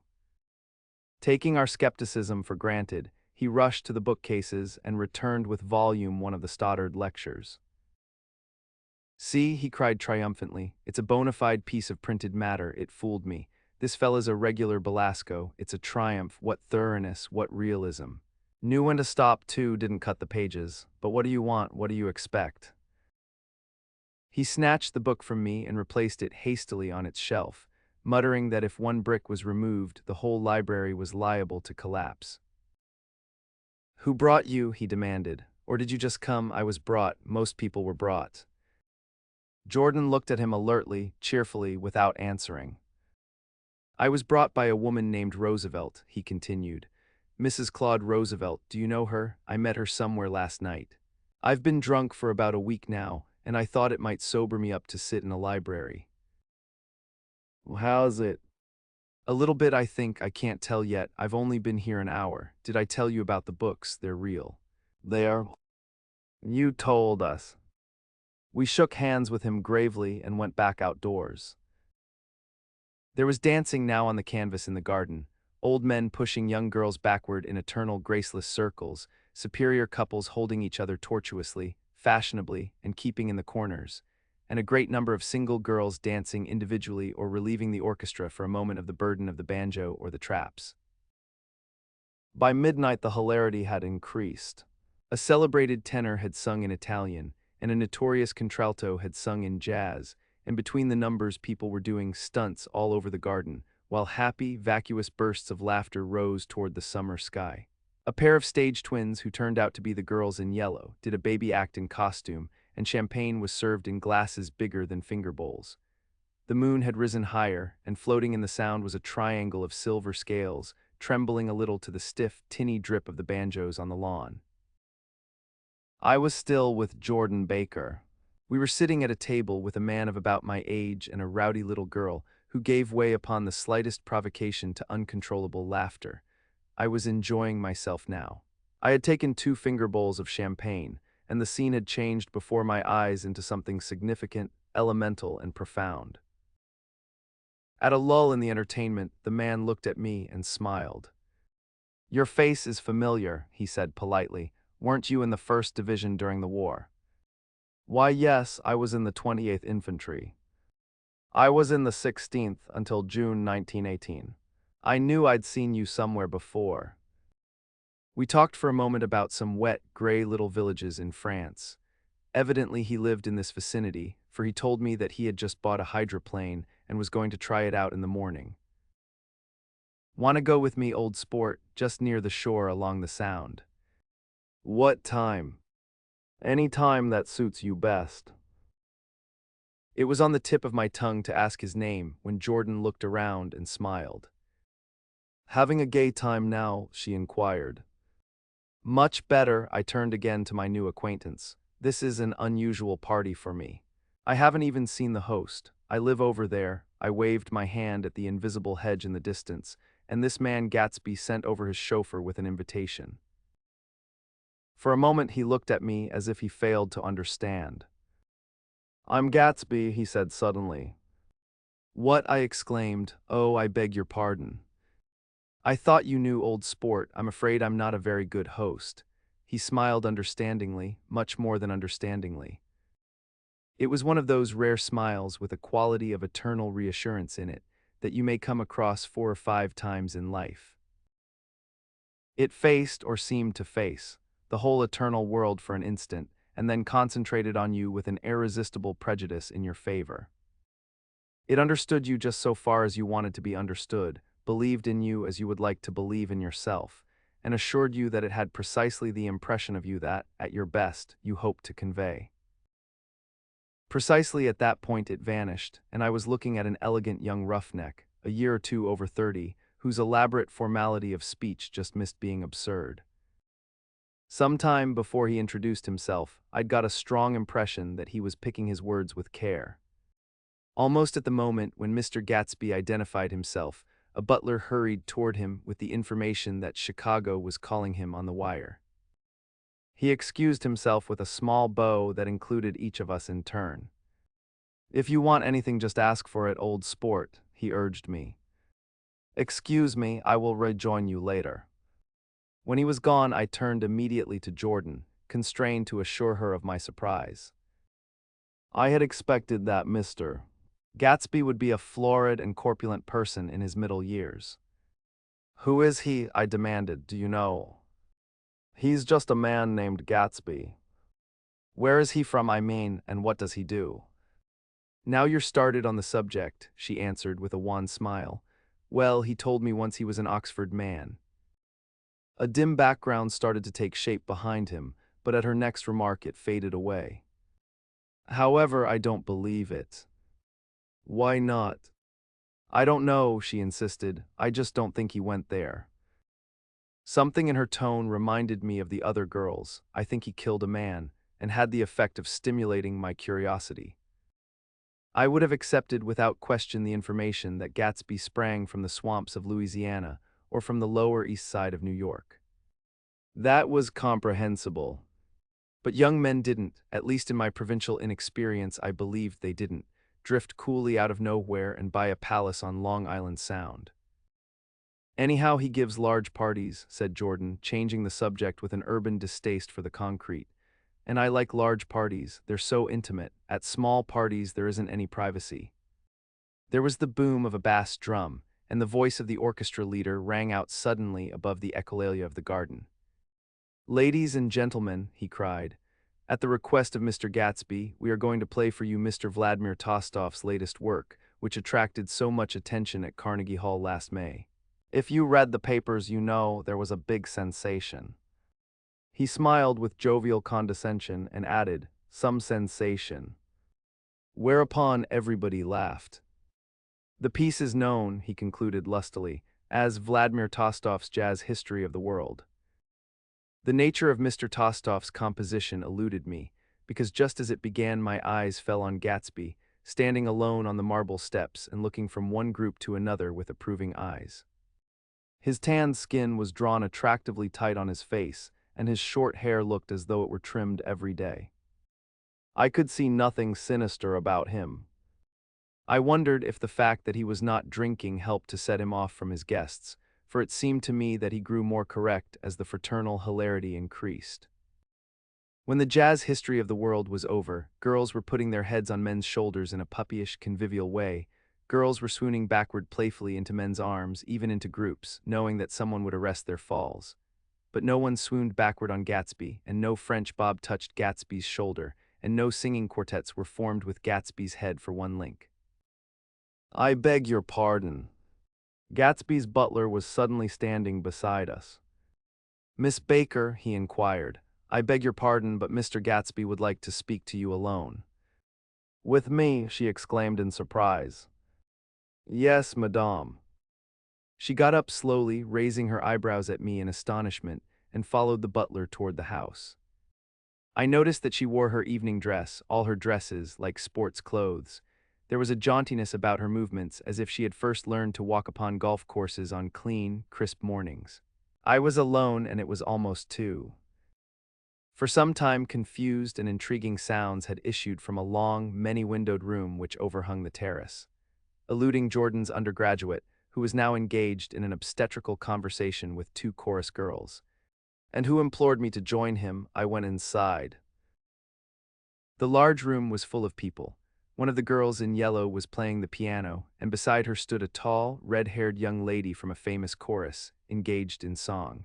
She had drunk a quantity of champagne, and during the course of her song she had decided ineptly that everything was very, very sad. She was not only singing, she was weeping too. Whenever there was a pause in the song, she filled it with gasping, broken sobs, and then took up the lyric again in a quavering soprano. The tears coursed down her cheeks, not freely, however, for when they came into contact with her heavily beaded eyelashes, they assumed an inky color, and pursued the rest of their way in slow black rivulets. A humorous suggestion was made that she sing the notes on her face, whereupon she threw up her hands, sank into a chair, and went off into a deep vinous sleep. She had a fight with a man who says he's her husband, explained a girl at my elbow. I looked around. Most of the remaining women were now having fights with men said to be their husbands. Even Jordan's party, the quartet from East Egg, were rent asunder by dissension. One of the men was talking with curious intensity to a young actress, and his wife, after attempting to laugh at the situation in a dignified and indifferent way, broke down entirely and resorted to flank attacks. At intervals, she appeared suddenly at his side like an angry diamond, and hissed, "You promised," into his ear. The reluctance to go home was not confined to wayward men. The hall was at present occupied by two deplorably sober men and their highly indignant wives. The wives were sympathizing with each other in slightly raised voices. Whenever he sees I'm having a good time, he wants to go home. Never heard anything so selfish in my life. We're always the first ones to leave. So are we. Well, we're almost the last tonight, said one of the men sheepishly. The orchestra left half an hour ago. In spite of the wives' agreement that such malevolence was beyond credibility, the dispute ended in a short struggle, and both wives were lifted, kicking, into the night. As I waited for my hat in the hall, the door of the library opened, and Jordan Baker and Gatsby came out together. He was saying some last word to her, but the eagerness in his manner tightened abruptly into formality as several people approached him to say goodbye. Jordan's party were calling impatiently to her from the porch, but she lingered for a moment to shake hands. "I've just heard the most amazing thing," she whispered. "How long were we in there?" "Why, about an hour." "It was simply amazing," she repeated abstractedly. "But I swore I wouldn't tell it, and here I am tantalizing you." She yawned gracefully in my face. "Please come and see me, phone book, under the name of Mrs. Sigourney Howard, my aunt." She was hurrying off as she talked. Her brown hand waved a jaunty salute as she melted into her party at the door.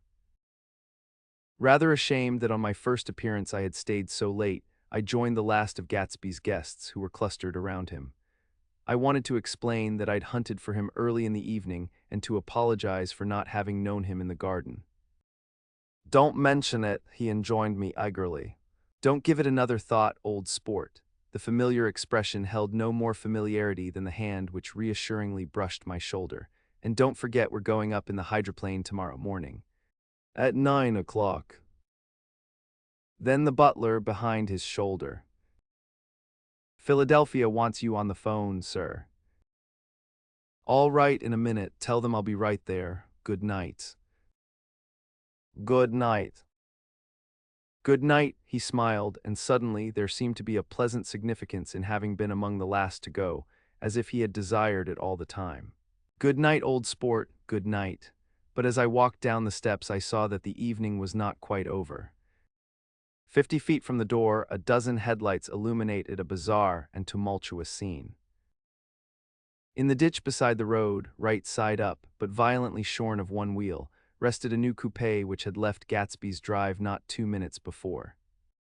The sharp jut of a wall accounted for the detachment of the wheel, which was now getting considerable attention from half a dozen curious chauffeurs. However, as they had left their cars blocking the road, a harsh, discordant din from those in the rear had been audible for some time, and added to the already violent confusion of the scene.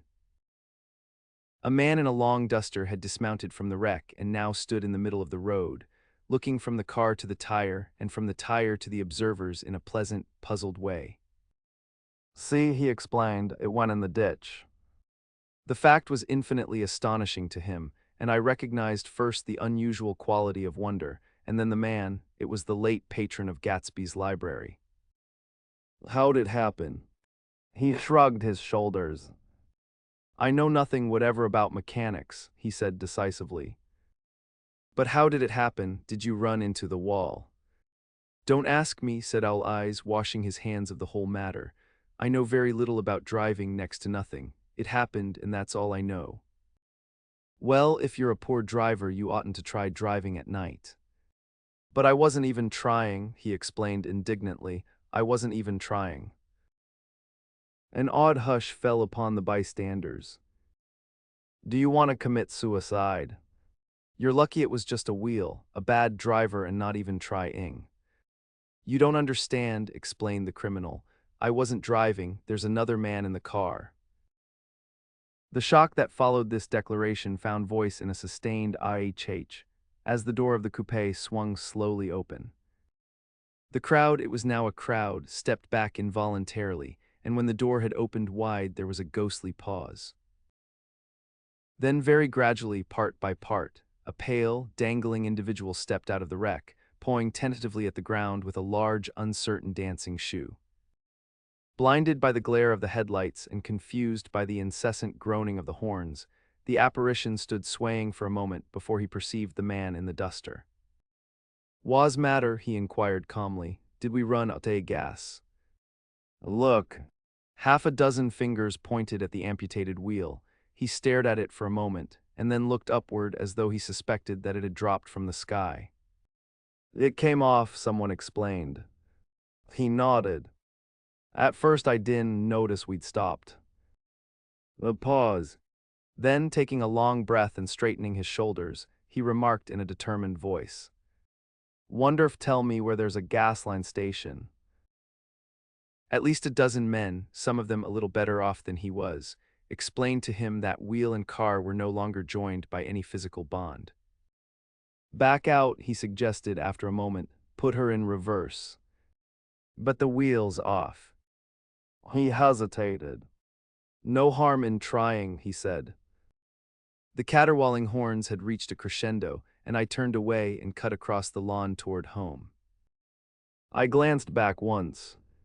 A wafer of a moon was shining over Gatsby's house, making the night fine as before and surviving the laughter and the sound of his still glowing garden.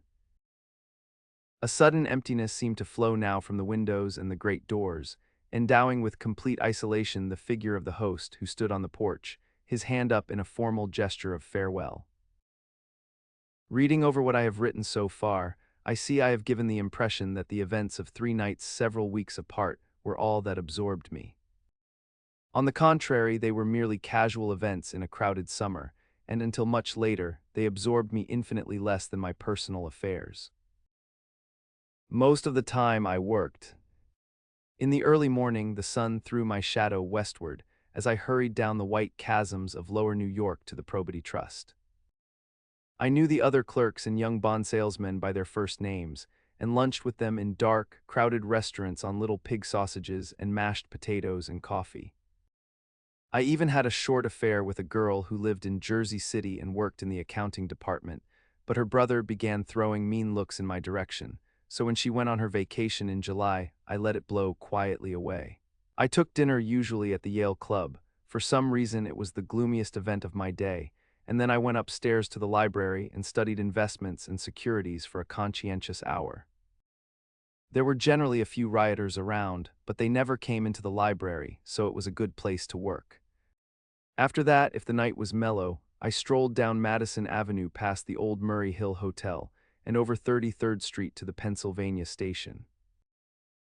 I began to like New York, the racy, adventurous feel of it at night, and the satisfaction that the constant flicker of men and women and machines gives to the restless eye.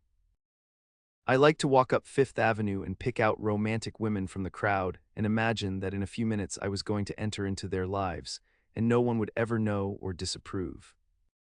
Sometimes, in my mind, I followed them to their apartments on the corners of hidden streets, and they turned and smiled back at me before they faded through a door into warm darkness. At the enchanted metropolitan twilight, I felt a haunting loneliness sometimes, and felt it in others. Poor young clerks who loitered in front of windows waiting until it was time for a solitary restaurant dinner, young clerks in the dusk, wasting the most poignant moments of night and life. Again at 8 o'clock, when the dark lanes of the 40s were lined 5 deep with throbbing taxicabs, bound for the theater district, I felt a sinking in my heart. Forms leaned together in the taxis as they waited, and voices sang, and there was laughter from unheard jokes, and lighted cigarettes made unintelligible circles inside. Imagining that I too was hurrying towards gaiety and sharing their intimate excitement, I wished them well. For a while I lost sight of Jordan Baker, and then in midsummer I found her again. At first I was flattered to go places with her, because she was a golf champion and everyone knew her name. Then it was something more. I wasn't actually in love, but I felt a sort of tender curiosity. The bored, haughty face that she turned to the world concealed something.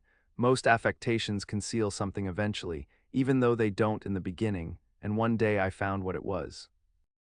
When we were on a house party together up in Warwick, she left a borrowed car out in the rain with the top down, and then lied about it. And suddenly I remembered the story about her that had eluded me that night at Daisy's. At her first big golf tournament, there was a row that nearly reached the newspapers. a suggestion that she had moved her ball from a bad lie in the semifinal round. The thing approached the proportions of a scandal, then died away. A caddy retracted his statement, and the only other witness admitted that he might have been mistaken. The incident and the name had remained together in my mind. Jordan Baker instinctively avoided clever, shrewd men, and now I saw that this was because she felt safer on a plane where any divergence from a code would be thought impossible. She was incurably dishonest. She wasn't able to endure being at a disadvantage, and given this unwillingness, I suppose she had begun dealing in subterfuges when she was very young in order to keep that cool, insolent smile turned to the world, and yet satisfy the demands of her hard, jaunty body. It made no difference to me. Dishonesty in a woman is a thing you never blame deeply. I was casually sorry, and then I forgot. It was on that same house party that we had a curious conversation about driving a car. It started because she passed so close to some workman that our fender flicked a button on one man's coat. "You're a rotten driver," I protested. "Either you ought to be more careful or you oughtn't to drive at all." "I am careful." "No, you're not." "Well, other people are," she said lightly. "What's that got to do with it?" "They'll keep out of my way," she insisted. "It takes two to make an accident." "Suppose you met somebody just as careless as yourself." "I hope I never will," she answered. "I hate careless people. That's why I like you." Her gray, sun-strained eyes stared straight ahead, but she had deliberately shifted our relations, and for a moment I thought I loved her. But I am slow-thinking and full of interior rules that act as brakes on my desires, and I knew that first I had to get myself definitely out of that tangle back home. I'd been writing letters once a week and signing them, "Love, Nick," and all I could think of was how, when that certain girl played tennis, a faint mustache of perspiration appeared on her upper lip. Nevertheless, there was a vague understanding that had to be tactfully broken off before I was free. Everyone suspects himself of at least one of the cardinal virtues, and this is mine. I am one of the few honest people that I have ever known. IV. On Sunday morning, while church bells rang in the villages along shore, the world and its mistress returned to Gatsby's house and twinkled hilariously on his lawn. "He's a bootlegger," said the young ladies, moving somewhere between his cocktails and his flowers. One time he killed a man who had found out that he was nephew to von Hindenburg and second cousin to the devil. "Reach me a rose, honey, and pour me a last drop into that there crystal glass." Once I wrote down on the empty spaces of a timetable the names of those who came to Gatsby's house that summer. It is an old timetable now, disintegrating at its folds and headed, "This schedule in effect July 5th, 1922. But I can still read the gray names, and they will give you a better impression than my generalities of those who accepted Gatsby's hospitality and paid him the subtle tribute of knowing nothing whatever about him. From East Egg then came the Chester Beckers and the Leaches, and a man named Bunsen, whom I knew at Yale, and Dr. Webster Civet, who was drowned last summer up in Maine. And the Hornbeams and the Willie Voltaires, and a whole clan named Blackbuck, who always gathered in a corner and flipped up their noses like goats at whosoever came near. And the Ismays and the Christies, or rather Hubert Auerbach and Mr. Christie's wife, and Edgar Beaver, whose hair, they say, turned cotton white one winter afternoon for no good reason at all. Clarence Endive was from East Egg, as I remember. He came only once in white knickerbockers and had a fight with a bum named Eddie in the garden. From farther out on the island came the Cheadles and the O.R.P. Schreeders and the Stonewall Jackson Abrams of Georgia, and the Fishguards and the Ripley Snells. Snell was there 3 days before he went to the penitentiary, so drunk out on the gravel drive that Mrs. Ulysses Sweat's automobile ran over his right hand.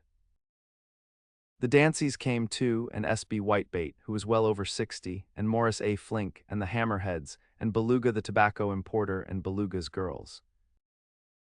From West Egg came the Poles and the Mulreadys and Cecil Roebuck and Cecil Scone and Gillick the state senator and Newton Orchid, who controlled films par excellence, and Eckhost and Clyde Cohen and Don S. Schwartz the son and Arthur McCarty, all connected with the movies in one way or another. And the Catlips and the Bembergs and G. Earl Muldoon, brother to that Muldoon who afterward strangled his wife. De Fontano, the promoter, came there, and Ed Legros and James B. Rotgut, Ferret, and the De Jongs and Ernest Lilly, they came to gamble, and when Ferret wandered into the garden, it meant he was cleaned out, and Associated Traction would have to fluctuate profitably next day. A man named Klipspringer was there so often that he became known as the Boarder. I doubt if he had any other home. Of theatrical people, there were Gus Ways and Horace O'Donovan, and Lester Meyer and George Duckweed and Francis Bull.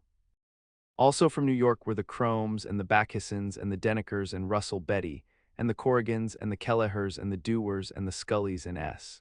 W. Belcher and the Smirks and the Young Quinns, divorced now, and Henry L. Palmetto, who killed himself by jumping in front of a subway train in Times Square. Benny McClenahan arrived always with 4 girls. They were never quite the same ones in physical person, but they were so identical one with another that it inevitably seemed they had been there before. I have forgotten their names, Jacqueline, I think, or else Consuela, or Gloria, or Judy, or June, and their last names were either the melodious names of flowers and months or the sterner ones of the great American capitalists whose cousins, if pressed, they would confess themselves to be. In addition to all these, I can remember that Faustina O'Brien came there at least once, and the Baedeker girls and young Brewer, who had his nose shot off in the war, and Mr. Albrechtsberger and Miss Hogg, his fiancée, and Ardita Fitzpeters and Mr. P. Jewett, once head of the American Legion, and Miss Claudia Hipp, with a man reputed to be her chauffeur, and a prince of something whom we called Duke, and whose name, if I ever knew it, I have forgotten. All these people came to Gatsby's house in the summer. At 9 o'clock, one morning late in July, Gatsby's gorgeous car lurched up the rocky drive to my door and gave out a burst of melody from its 3-noted horn. It was the first time he had called on me, though I had gone to 2 of his parties, mounted in his hydroplane, and, at his urgent invitation, made frequent use of his beach. "Good morning, old sport. You're having lunch with me today, and I thought we'd ride up together." He was balancing himself on the dashboard of his car with that resourcefulness of movement that is so peculiarly American, that comes, I suppose, with the absence of lifting work in youth, and even more with the formless grace of our nervous, sporadic games.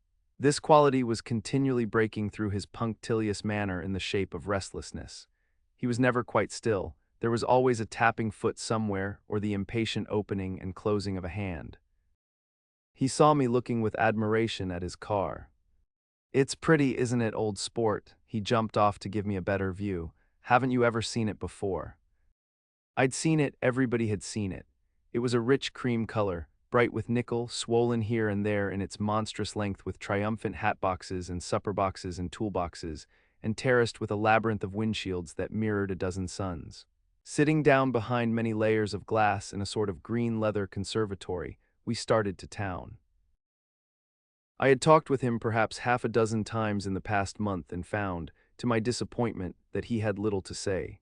So my first impression that he was a person of some undefined consequence had gradually faded, and he had become simply the proprietor of an elaborate roadhouse next door. And then came that disconcerting ride. We hadn't reached West Egg Village before Gatsby began leaving his elegant sentences unfinished and slapping himself indecisively on the knee of his caramel-colored suit. "Look here, old sport," he broke out surprisingly, "what's your opinion of me, anyhow?" A little overwhelmed, I began the generalized evasions which that question deserves. "Well, I'm going to tell you something about my life," he interrupted.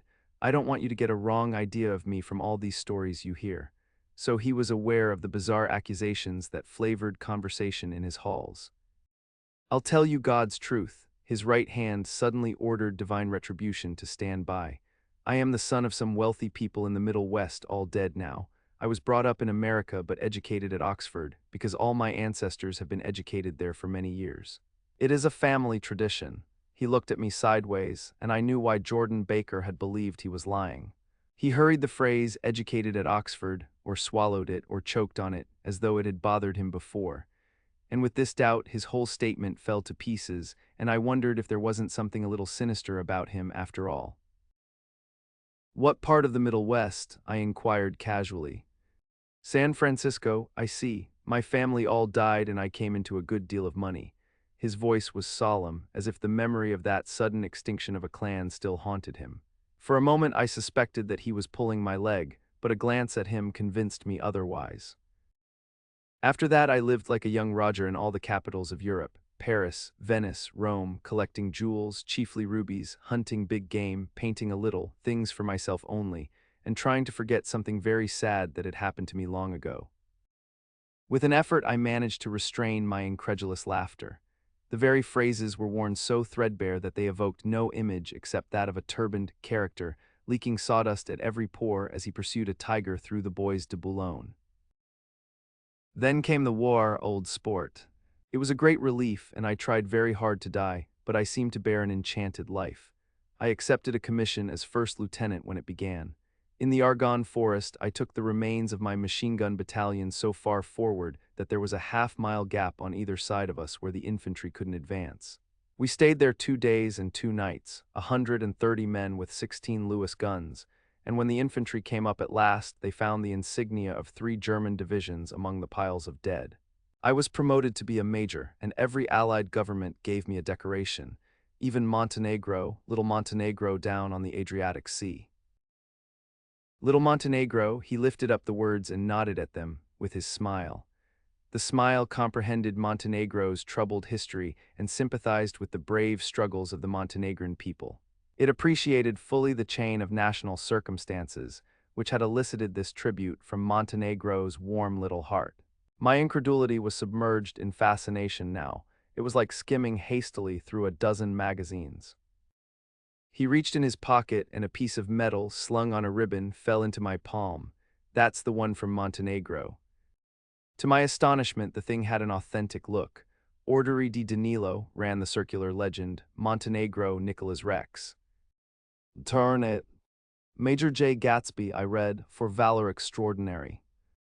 Here's another thing I always carry, a souvenir of Oxford days. It was taken in Trinity Quad. The man on my left is now the Earl of Doncaster. It was a photograph of half a dozen young men in blazers loafing in an archway through which were visible a host of spires. There was Gatsby, looking a little, not much, younger, with a cricket bat in his hand. Then it was all true.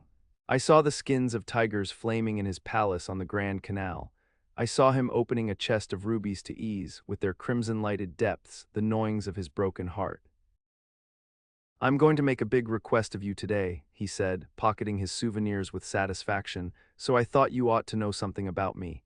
I didn't want you to think I was just some nobody.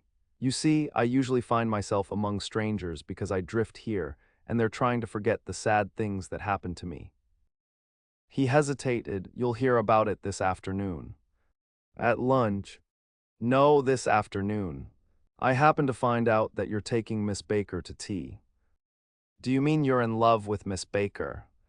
No, old sport, I'm not, but Miss Baker has kindly consented to speak to you about this matter. I hadn't the faintest idea what this matter was, but I was more annoyed than interested. I hadn't asked Jordan to tea in order to discuss Mr. Jay Gatsby. I was sure the request would be something utterly fantastic, and for a moment I was sorry I'd ever set foot upon his overpopulated lawn.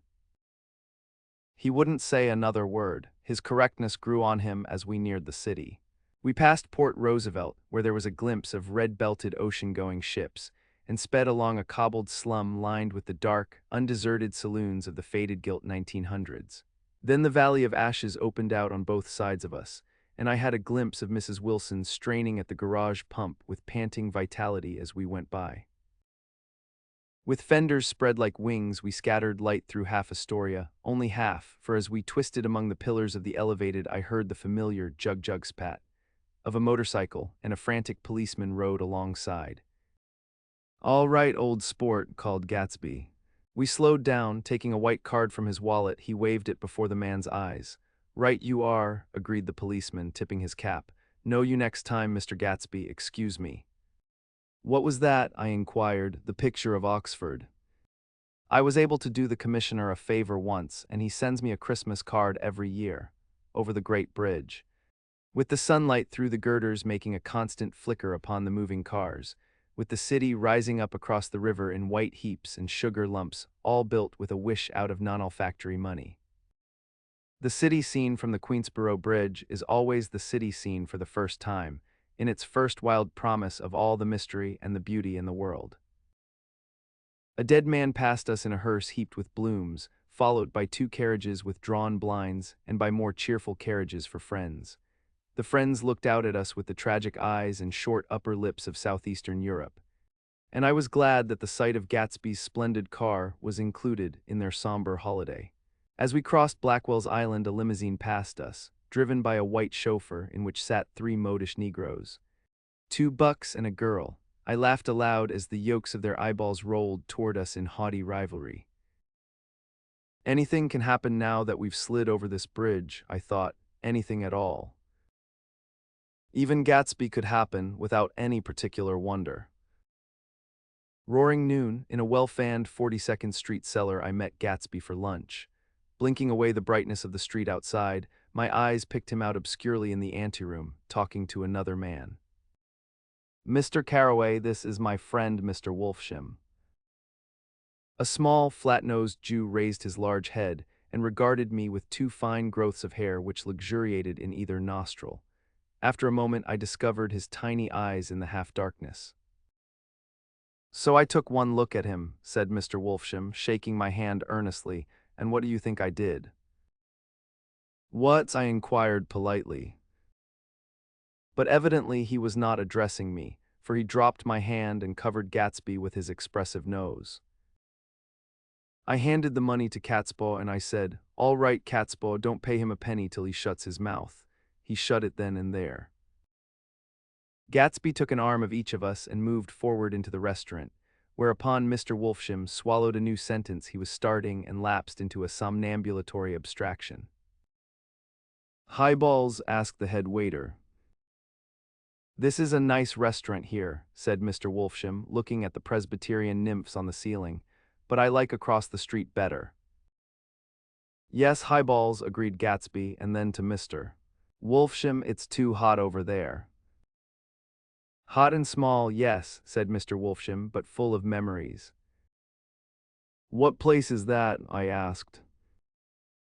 "The Old Metropole." "The Old Metropole," brooded Mr. Wolfsham gloomily, "filled with faces dead and gone, filled with friends gone now forever. I can't forget so long as I live the night they shot Rosie Rosenthal there. It was 6 of us at the table. And Rosie had eat and drunk a lot all evening. When it was almost morning, the waiter came up to him with a funny look and says somebody wants to speak to him outside. "All right," says Rosie, and begins to get up. And I pulled him down in his chair. "Let the bastards come in here if they want you, Rosie, but don't you, so help me, move outside this room." It was 4 o'clock in the morning then, and if we'd have raised the blinds, we'd have seen daylight. "Did he go?" I asked innocently. "Sure he went." Mr. Wolfsham's nose flashed at me indignantly. He turned around in the door and says, "Don't let that waiter take away my coffee." Then he went out on the sidewalk, and they shot him 3 times in his full belly and drove away. 4 of them were electrocuted, I said, remembering. 5 with Becker. His nostrils turned to me in an interested way. "I understand you're looking for a business connection." The juxtaposition of these two remarks was startling. Gatsby answered for me. "Oh no," he exclaimed, "this isn't the man." "No," Mr. Wolfsham seemed disappointed. "This is just a friend.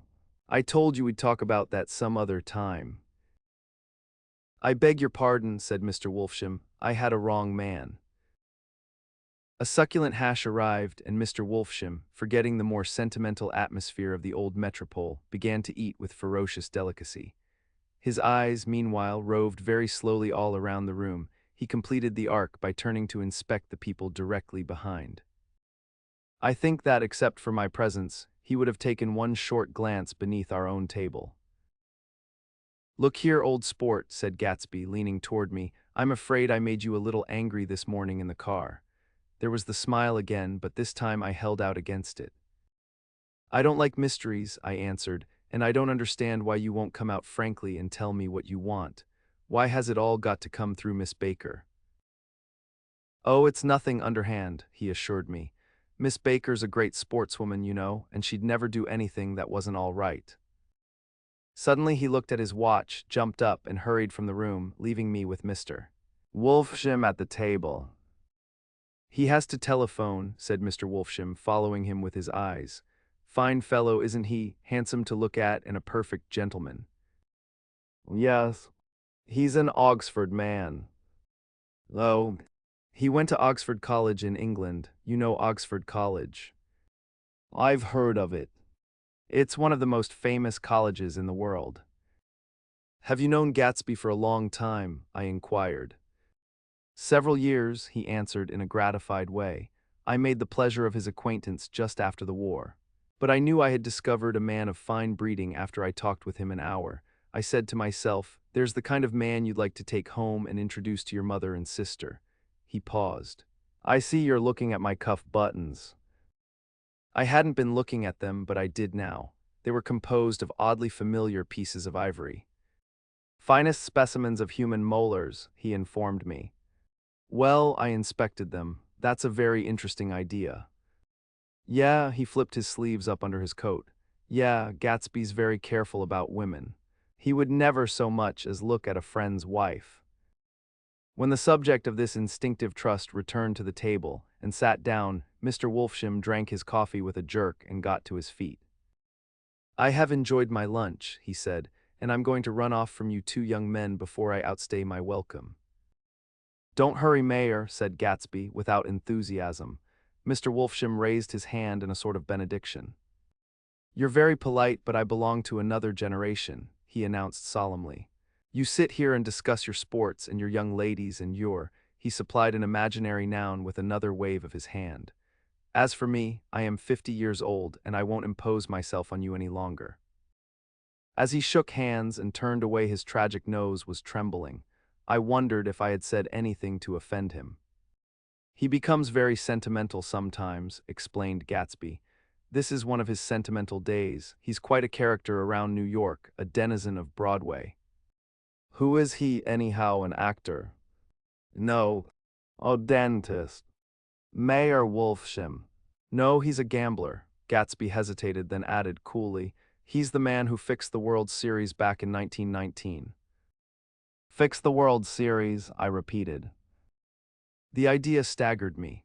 I remembered, of course, that the World Series had been fixed in 1919, but if I had thought of it at all, I would have thought of it as a thing that merely happened. The end of some inevitable chain. It never occurred to me that one man could start to play with the faith of 50 million people, with the single-mindedness of a burglar blowing a safe. How did he happen to do that? I asked after a minute. He just saw the opportunity. Why isn't he in jail? They can't get him, old sport. He's a smart man. I insisted on paying the check. As the waiter brought my change, I caught sight of Tom Buchanan across the crowded room. Come along with me for a minute, I said. I've got to say hello to someone. When he saw us, Tom jumped up and took half a dozen steps in our direction. Where have you been? He demanded eagerly. Daisy's furious because you haven't called up. This is Mr. Gatsby, Mr. Buchanan. They shook hands briefly, and a strained, unfamiliar look of embarrassment came over Gatsby's face. How have you been anyhow? Demanded Tom of me. How'd you happen to come up this far to eat? I've been having lunch with Mr. Gatsby. I turned toward Mr. Gatsby, but he was no longer there. One October day in 1917. Said Jordan Baker that afternoon, sitting up very straight on a straight chair in the tea garden at the Plaza Hotel. I was walking along from one place to another, half on the sidewalks and half on the lawns. I was happier on the lawns because I had on shoes from England, with rubber knobs on the soles that bit into the soft ground. I had on a new plaid skirt also that blew a little in the wind, and whenever this happened the red, white, and blue banners in front of all the houses stretched out stiff and said tut tut tut tut in a disapproving way. The largest of the banners and the largest of the lawns belonged to Daisy Faye's house. She was just 18, 2 years older than me, and by far the most popular of all the young girls in Louisville.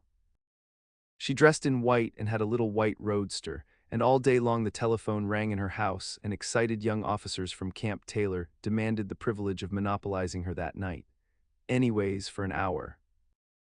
When I came opposite her house that morning, her white roadster was beside the curb, and she was sitting in it with a lieutenant I had never seen before. They were so engrossed in each other that she didn't see me until I was 5 feet away. "Hello, Jordan," she called unexpectedly. "Please come here." I was flattered that she wanted to speak to me, because of all the older girls I admired her most. She asked me if I was going to the Red Cross to make bandages. I was. Well then, would I tell them that she couldn't come that day? The officer looked at Daisy while she was speaking, in a way that every young girl wants to be looked at sometime, and because it seemed romantic to me, I have remembered the incident ever since. His name was Jay Gatsby, and I didn't lay eyes on him again for over 4 years. Even after I'd met him on Long Island, I didn't realize it was the same man. That was 1917. By the next year I had a few beaux myself, and I began to play in tournaments, so I didn't see Daisy very often. She went with a slightly older crowd, when she went with anyone at all. Wild rumors were circulating about her, how her mother had found her packing her bag one winter night to go to New York and say goodbye to a soldier who was going overseas. She was effectually prevented, but she wasn't on speaking terms with her family for several weeks. After that, she didn't play around with the soldiers anymore, but only with a few flat-footed, short-sighted young men in town who couldn't get into the army at all. By the next autumn, she was gay again, gay as ever. She had a debut after the armistice, and in February she was presumably engaged to a man from New Orleans. In June, she married Tom Buchanan of Chicago, with more pomp and circumstance than Louisville ever knew before. He came down with 100 people in 4 private cars and hired a whole floor of the Mulbach Hotel, and the day before the wedding he gave her a string of pearls valued at $350,000. I was a bridesmaid. I came into her room half an hour before the bridal dinner and found her lying on her bed as lovely as the June night in her flowered dress, and as drunk as a monkey. She had a bottle of Sauterne in one hand and a letter in the other. "Gratulate me," she muttered. "Never had a drink before, but oh how I do enjoy it." "What's the matter, Daisy?" I was scared, I can tell you. I'd never seen a girl like that before. "Here, dearies." She groped around in a wastebasket she had with her on the bed and pulled out the string of pearls.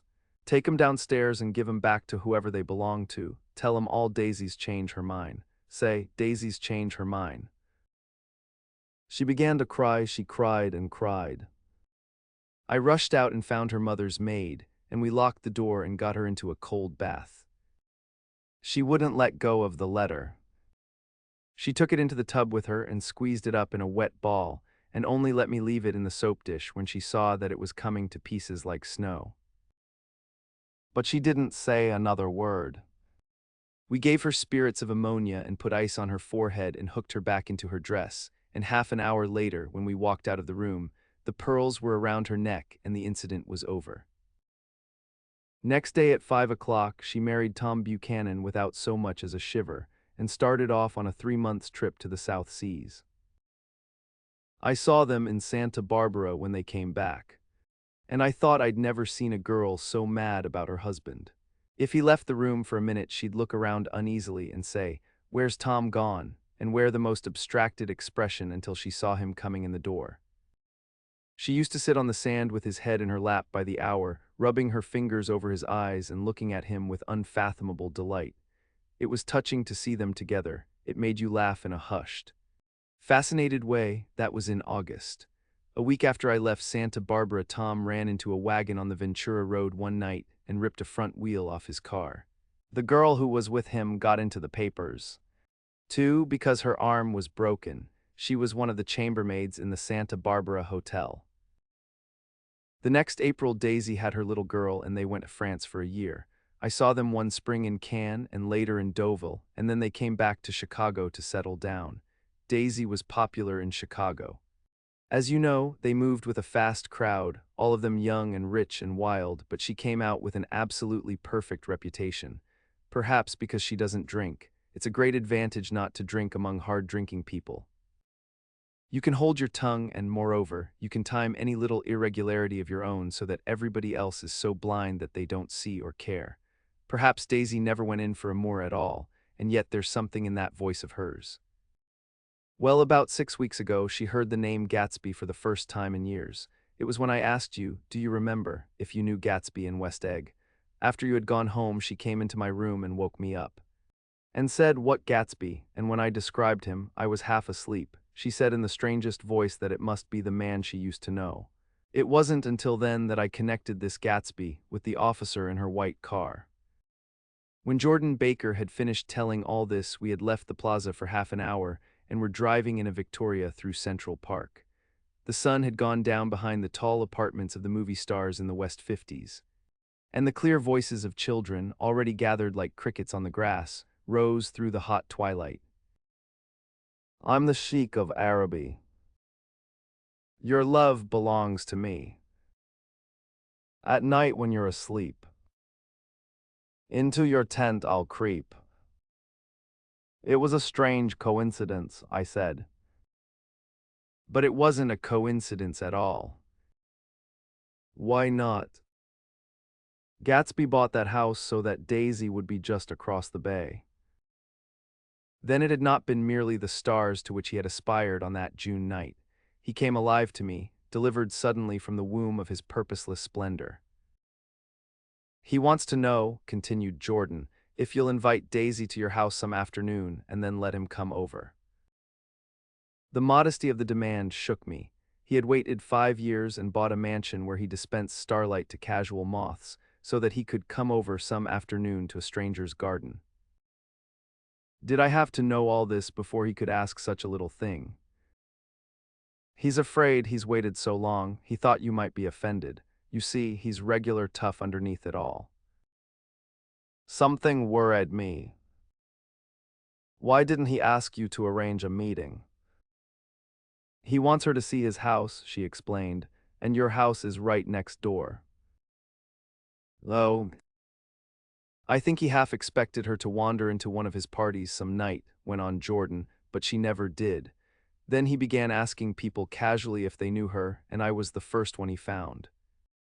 It was that night he sent for me at his dance, and you should have heard the elaborate way he worked up to it. Of course, I immediately suggested a luncheon in New York, and I thought he'd go mad. I don't want to do anything out of the way, he kept saying. I want to see her right next door.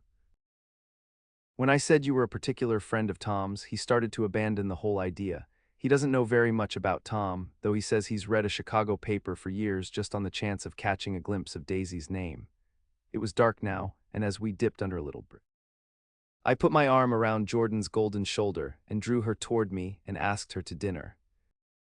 Suddenly I wasn't thinking of Daisy and Gatsby anymore, but of this clean, hard, limited person who dealt in universal skepticism and who leaned back jauntily just within the circle of my arm. A phrase began to beat in my ears with a sort of heady excitement. There are only the pursued, the pursuing, the busy, and the tired. And Daisy ought to have something in her life, murmured Jordan to me. Does she want to see Gatsby? She's not to know about it. Gatsby doesn't want her to know. You're just supposed to invite her to tea. We passed a barrier of dark trees, and then the facade of 59th Street, a block of delicate pale light, beamed down into the park. Unlike Gatsby and Tom Buchanan, I had no girl whose disembodied face floated along the dark cornices and blinding signs, and so I drew up the girl beside me, tightening my arms.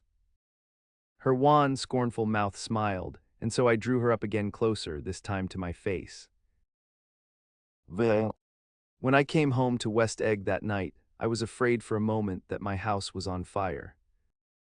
2 o'clock and the whole corner of the peninsula was blazing with light, which fell unreal on the shrubbery and made thin, elongating glints upon the roadside wires. Turning a corner, I saw that it was Gatsby's house, lit from tower to cellar. At first I thought it was another party, a wild rout that had resolved itself into hide-and-go-seek or sardines in the box, with all the house thrown open to the game. But there wasn't a sound, only wind in the trees, which blew the wires and made the lights go off and on again, as if the house had winked into the darkness. As my taxi groaned away, I saw Gatsby walking toward me across his lawn. "Your place looks like the World's Fair," I said. "Does it?" He turned his eyes toward it absently. "I have been glancing into some of the rooms. Let's go to Coney Island, Old Sport, in my car." "It's too late." "Well, suppose we take a plunge in the swimming pool. I haven't made use of it all summer." "I've got to go to bed." "All right." He waited, looking at me with suppressed eagerness. "I talked with Miss Baker," I said after a moment. "I'm going to call up Daisy tomorrow and invite her over here to tea." "Oh, that's all right," he said carelessly. "I don't want to put you to any trouble." "What day would suit you?" "What day would suit you," he corrected me quickly. "I don't want to put you to any trouble, you see." "How about the day after tomorrow?" He considered for a moment, then with reluctance, "I want to get the grass cut," he said. We both looked down at the grass. There was a sharp line where my ragged lawn ended and the darker, well-kept expanse of his began. I suspected that he meant my grass. "There's another little thing," he said uncertainly and hesitated. "Would you rather put it off for a few days?" I asked. "Oh, it isn't about that, at least," he fumbled with a series of beginnings. "Why, I thought, why, look here, Old Sport, you don't make much money, do you?" "Not very much." This seemed to reassure him, and he continued more confidently. "I thought you didn't, if you'll pardon you see, I carry on a little business on the side, a sort of side line, you understand. And I thought that if you don't make very much, you're selling bonds, aren't you, Old Sport?" "Trying to." "Well, this would interest you. It wouldn't take up much of your time and you might pick up a nice bit of money. It happens to be a rather confidential sort of thing." I realize now that under different circumstances that conversation might have been one of the crises of my life. But because the offer was obviously and tactlessly for a service to be rendered, I had no choice except to cut him off there. "I've got my hands full," I said. "I'm much obliged, but I couldn't take on any more work." "You wouldn't have to do any business with Wolfsham." Evidently he thought that I was shying away from the connection mentioned at lunch, but I assured him he was wrong. He waited a moment longer, hoping I'd begin a conversation, but I was too absorbed to be responsive, so he went unwillingly home. The evening had made me lightheaded and happy. I think I walked into a deep sleep as I entered my front door. So I don't know whether or not Gatsby went to Coney Island, or for how many hours he glanced into rooms, while his house blazed gaudily on.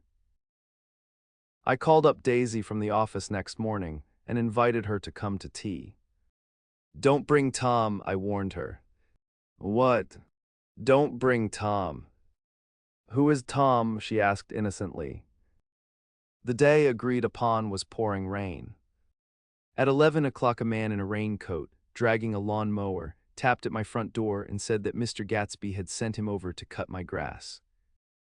This reminded me that I had forgotten to tell my Finn to come back, so I drove into West Egg Village to search for her among soggy whitewashed alleys and to buy some cups and lemons and flowers. The flowers were unnecessary, for at 2 o'clock a greenhouse arrived from Gatsby's with innumerable receptacles to contain it. An hour later the front door opened nervously, and Gatsby in a white flannel suit, silver shirt, and gold-colored tie hurried in. He was pale, and there were dark signs of sleeplessness beneath his eyes. "Is everything all right?" he asked immediately. "The grass looks fine, if that's what you mean." "What grass?" he inquired blankly. "Oh, the grass in the yard." He looked out the window at it, but judging from his expression, I don't believe he saw a thing. "Looks very good," he remarked vaguely. "One of the papers said they thought the rain would stop about 4. I think it was the Journal. Have you got everything you need in the shape of tea?" I took him into the pantry, where he looked a little reproachfully at the Finn. Together we scrutinized the 12 lemon cakes from the delicatessen shop. "Will they do?" I asked. Of course, they're fine," and he added hollowly, "Old Sport." The rain cooled about 3:30 to a damp mist, through which occasional thin drops swam like dew.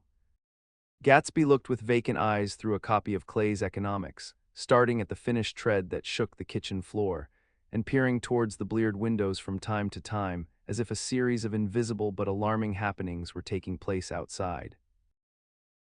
Finally, he got up and informed me in an uncertain voice that he was going home. "Why's that?" "Nobody's coming to tea, it's too late." He looked at his watch as if there was some pressing demand on his time elsewhere. "I can't wait all day." "Don't be silly, it's just 2 minutes to 4. He sat down miserably as if I had pushed him, and simultaneously there was the sound of a motor turning into my lane. We both jumped up, and a little harrowed myself, I went out into the yard. Under the dripping bare lilac trees, a large open car was coming up the drive. It stopped. Daisy's face, tipped sideways beneath a three-cornered lavender hat, looked out at me with a bright, ecstatic smile. "Is this absolutely where you live, my dearest one?" The exhilarating ripple of her voice was a wild tonic in the rain. I had to follow the sound of it for a moment, up and down with my ear alone, before any words came through. A damp streak of hair lay like a dash of blue paint across her cheek, and her hand was wet with glistening drops as I took it to help her from the car. "Are you in love with me?" she said low in my ear, "or why did I have to come alone?" "That's the secret of Castle Rackrent. Tell your chauffeur to go far away and spend an hour. Come back in an hour, Ferdy." Then in a grave murmur, "His name is Ferdy. Does the gasoline affect his nose?" "I don't think so," she said innocently. "Why?" We went in. To my overwhelming surprise, the living room was deserted. "Well, that's funny," I exclaimed. "What's funny?" She turned her head as there was a light, dignified knocking at the front door. I went out and opened it. Gatsby, pale as death, with his hands plunged like weights in his coat pockets, was standing in a puddle of water glaring tragically into my eyes. With his hands still in his coat pockets, he stalked by me into the hall, turned sharply as if he were on a wire, and disappeared into the living room. It wasn't a bit funny. Aware of the loud beating of my own heart, I pulled the door to against the increasing rain. For half a minute there wasn't a sound. Then from the living room I heard a sort of choking murmur and part of a laugh, followed by Daisy's voice on a clear artificial note. "I certainly am awfully glad to see you again." A pause it endured horribly. I had nothing to do in the hall, so I went into the room. Gatsby, his hands still in his pockets, was reclining against the mantelpiece in a strained counterfeit of perfect ease, even of boredom. His head leaned back so far that it rested against the face of a defunct mantelpiece clock, and from this position his distraught eyes stared down at Daisy, who was sitting, frightened but graceful, on the edge of a stiff chair. "We've met before," muttered Gatsby. His eyes glanced momentarily at me, and his lips parted with an abortive attempt at a laugh. Luckily, the clock took this moment to tilt dangerously at the pressure of his head, whereupon he turned and caught it with trembling fingers and set it back in place. Then he sat down rigidly, his elbow on the arm of the sofa, and his chin in his hand. "I'm sorry about the clock," he said. My own face had now assumed a deep tropical burn. I couldn't muster up a single commonplace out of the 1,000 in my head. "It's an old clock," I told them idiotically. I think we all believed for a moment that it had smashed in pieces on the floor. "We haven't met for many years," said Daisy, her voice as matter-of-fact as it could ever be. 5 years next November." The automatic quality of Gatsby's answer set us all back at least another minute. I had them both on their feet with the desperate suggestion that they help me make tea in the kitchen when the demoniac Finn brought it in on a tray. Amid the welcome confusion of cups and cakes, a certain physical decency established itself. Gatsby got himself into a shadow, and while Daisy and I talked, looked conscientiously from one to the other of us with tense, unhappy eyes. However, as calmness wasn't an end in itself, I made an excuse at the first possible moment and got to my feet. "Where are you going?" demanded Gatsby in immediate alarm. "I'll be back." "I've got to speak to you about something before you go." He followed me wildly into the kitchen, closed the door, and whispered, "Oh, God," in a miserable way.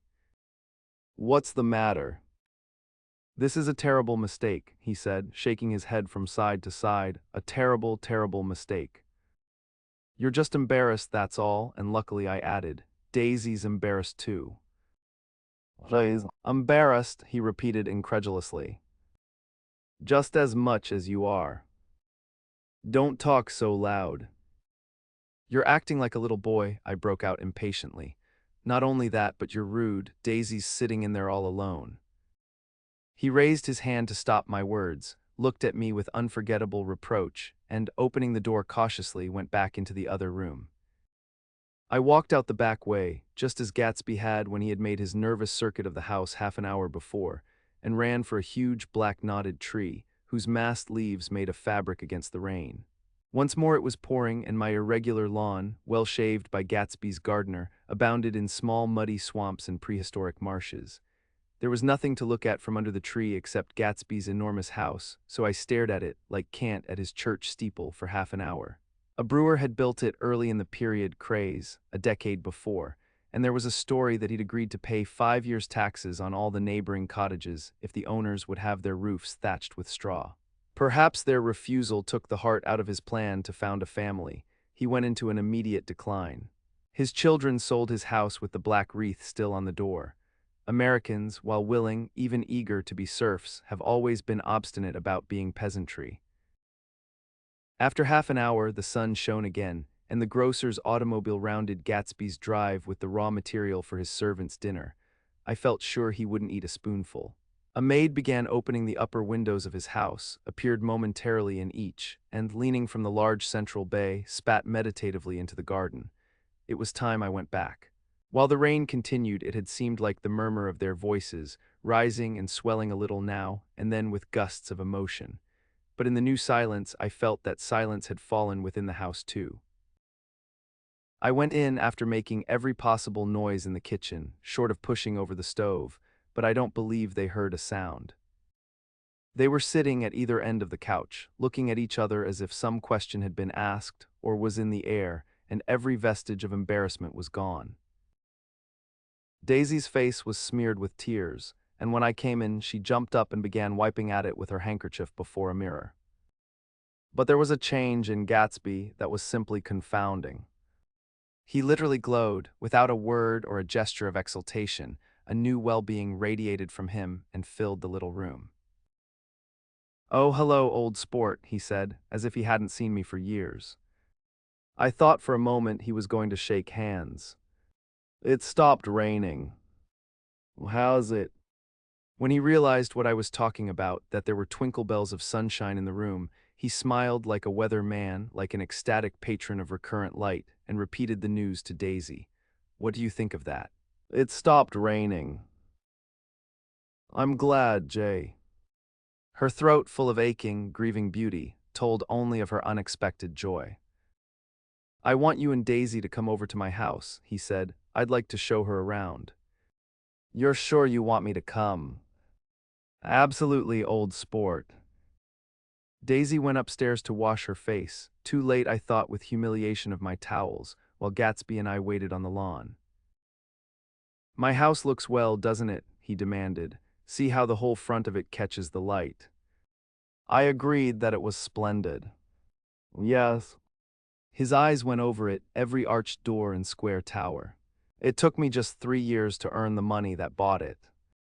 "I thought you inherited your money." "I did, old sport," he said automatically, "but I lost most of it in the big panic, the panic of the war."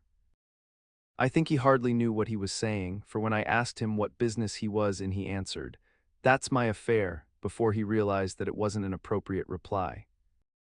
"Oh, I've been in several things," he corrected himself. "I was in the drug business and then I was in the oil business, but I'm not in either one now." He looked at me with more attention. "Do you mean you've been thinking over what I proposed the other night?" Before I could answer, Daisy came out of the house, and 2 rows of brass buttons on her dress gleamed in the sunlight. "That huge place there," she cried, pointing. "Do you like it?" "I love it, but I don't see how you live there all alone." "I keep it always full of interesting people, night and day. People who do interesting things, celebrated people." Instead of taking the shortcut along the Sound, we went down to the road and entered by the big postern. With enchanting murmurs, Daisy admired this aspect or that of the feudal silhouette against the sky, admired the gardens, the sparkling odor of jonquils and the frothy odor of hawthorn and plum blossoms, and the pale gold odor of kiss me at the gate. It was strange to reach the marble steps and find no stir of bright dresses in and out the door, and hear no sound but bird voices in the trees. And inside, as we wandered through Marie Antoinette music rooms and restoration salons, I felt that there were guests concealed behind every couch and table, under orders to be breathlessly silent until we had passed through. As Gatsby closed the door of the Merton College Library, I could have sworn I heard the owl-eyed man break into ghostly laughter. We went upstairs, through period bedrooms swathed in rose and lavender silk and vivid with new flowers, through dressing rooms and pool rooms, and bathrooms with sunken baths, intruding into one chamber where a disheveled man in pajamas was doing liver exercises on the floor. It was Mr. Klipspringer, the boarder. I had seen him wandering hungrily about the beach that morning. Finally, we came to Gatsby's own apartment, a bedroom and a bath and an Adam's study, where we sat down and drank a glass of some chartreuse he took from a cupboard in the wall. He hadn't once ceased looking at Daisy, and I think he revalued everything in his house according to the measure of response it drew from her well-loved eyes. Sometimes, too, he stared around at his possessions in a dazed way, as though in her actual and astounding presence none of it was any longer real. Once he nearly toppled down a flight of stairs. His bedroom was the simplest room of all, except where the dresser was garnished with a toilet set of pure dull gold. Daisy took the brush with delight and smoothed her hair, whereupon Gatsby sat down and shaded his eyes and began to laugh. "It's the funniest thing, old sport," he said hilariously. "I can't when I try to." He had passed visibly through 2 states and was entering upon a third. After his embarrassment and his unreasoning joy, he was consumed with wonder at her presence. He had been full of the idea so long. Dreamed it right through to the end, waited with his teeth set, so to speak, at an inconceivable pitch of intensity. Now, in the reaction, he was running down like an overwound clock. Recovering himself in a minute, he opened for us 2 hulking patent cabinets which held his massed suits and dressing gowns and ties, and his shirts, piled like bricks in stacks a dozen high. "I've got a man in England who buys me clothes. He sends over a selection of things at the beginning of each season, spring and fall." He took out a pile of shirts and began throwing them, one by one, before us, shirts of sheer linen and thick silk and fine flannel, which lost their folds as they fell and covered the table in many-colored disarray. While we admired, he brought more, and the soft, rich heap mounted higher. Shirts with stripes and scrolls and plaids in coral and apple green and lavender and faint orange, with monograms of Indian blue. Suddenly, with a strained sound, Daisy bent her head into the shirts and began to cry stormily. "They're such beautiful shirts," she sobbed, her voice muffled in the thick folds. "It makes me sad because I've never seen such beautiful shirts before." After the house, we were to see the grounds and the swimming pool and the hydroplane and the midsummer flowers. But outside Gatsby's window it began to rain again, so we stood in a row looking at the corrugated surface of the Sound. "If it wasn't for the mist, we could see your home across the bay," said Gatsby. "You always have a green light that burns all night at the end of your dock." Daisy put her arm through his abruptly, but he seemed absorbed in what he had just said. Possibly it had occurred to him that the colossal significance of that light had now vanished forever. Compared to the great distance that had separated him from Daisy, it had seemed very near to her. Almost touching her, it had seemed as close as a star to the moon. Now it was again a green light on a dock. His count of enchanted objects had diminished by 1.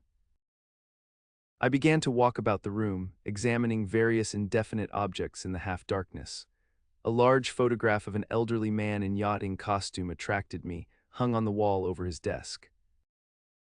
"Who's this?" That's Mr. Dan Cody, old sport." The name sounded faintly familiar. "He's dead now. He used to be my best friend years ago." There was a small picture of Gatsby, also in yachting costume, on the bureau, Gatsby with his head thrown back defiantly, taken apparently when he was about 18. I adore it, exclaimed Daisy. The pompadour, you never told me you had a pompadour or a yacht. Look at this, said Gatsby quickly. Here's a lot of clippings about you. They stood side by side examining it. I was going to ask to see the rubies when the phone rang, and Gatsby took up the receiver. Yes, well, I can't talk now. I can't talk now, old sport. I said a small town. He must know what a small town is. Well, he's no use to us if Detroit is his idea of a small town. He rang off. Come here quick, cried Daisy at the window. The rain was still falling, but the darkness had parted in the west, and there was a pink and golden billow of foamy clouds above the sea. Look at that, she whispered, and then after a moment, I'd like to just get one of those pink clouds and put you in it and push you around. I tried to go then, but they wouldn't hear of it. Perhaps my presence made them feel more satisfactorily alone. I know what we'll do, said Gatsby. We'll have Klipspringer play the piano. He went out of the room calling Ewing, and returned in a few minutes accompanied by an embarrassed, slightly worn young man with shell-rimmed glasses and scanty blonde hair. He was now decently clothed in a sport shirt, open at the neck, sneakers, and duck trousers of a nebulous hue. Did we interrupt your exercise? Inquired Daisy politely. I was asleep, cried Mr. Klipspringer in a spasm of embarrassment. That is, I'd been asleep, then I got up. Klipspringer plays the piano, said Gatsby, cutting him off. Don't you, Ewing, old sport? I don't play well, I don't hardly play at all, I'm all out of prac. We'll go downstairs, interrupted Gatsby. He flipped a switch. The gray windows disappeared as the house glowed full of light. In the music room, Gatsby turned on a solitary lamp beside the piano. He lit Daisy's cigarette from a trembling match and sat down with her on a couch far across the room, where there was no light save what the gleaming floor bounced in from the hall. When Klipspringer had played The Love Nest, he turned around on the bench and searched unhappily for Gatsby in the gloom. I'm all out of practice, you see. I told you I couldn't play. I'm all out of prac. Don't talk so much, old sport, commanded Gatsby. Play. In the morning. In the evening. Ain't we got fun? Outside the wind was loud and there was a faint flow of thunder along the sound. All the lights were going on in West Egg now. The electric trains, men carrying, were plunging home through the rain from New York. It was the hour of a profound human change, and excitement was generating on the air. One thing's sure and nothing's surer. The rich get richer and the poor get children. In the meantime. In between time. As I went over to say goodbye, I saw that the expression of bewilderment had come back into Gatsby's face, as though a faint doubt had occurred to him as to the quality of his present happiness. Almost 5 years. There must have been moments even that afternoon when Daisy tumbled short of his dreams, not through her own fault, but because of the colossal vitality of his illusion. It had gone beyond her, beyond everything. He had thrown himself into it with a creative passion, adding to it all the time, decking it out with every bright feather that drifted his way. No amount of fire or freshness can challenge what a man can store up in his ghostly heart. As I watched him, he adjusted himself a little, visibly. His hand took hold of hers, and as she said something low in his ear, he turned toward her with a rush of emotion. I think that voice held him most. With its fluctuating, feverish warmth, because it couldn't be overdreamed, that voice was a deathless song.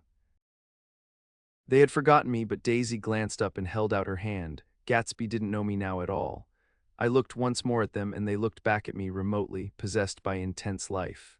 Then I went out of the room and down the marble steps into the rain, leaving them there together. Via. About this time, an ambitious young reporter from New York arrived one morning at Gatsby's door and asked him if he had anything to say. Anything to say about what? Inquired Gatsby politely. Why any statement to give out?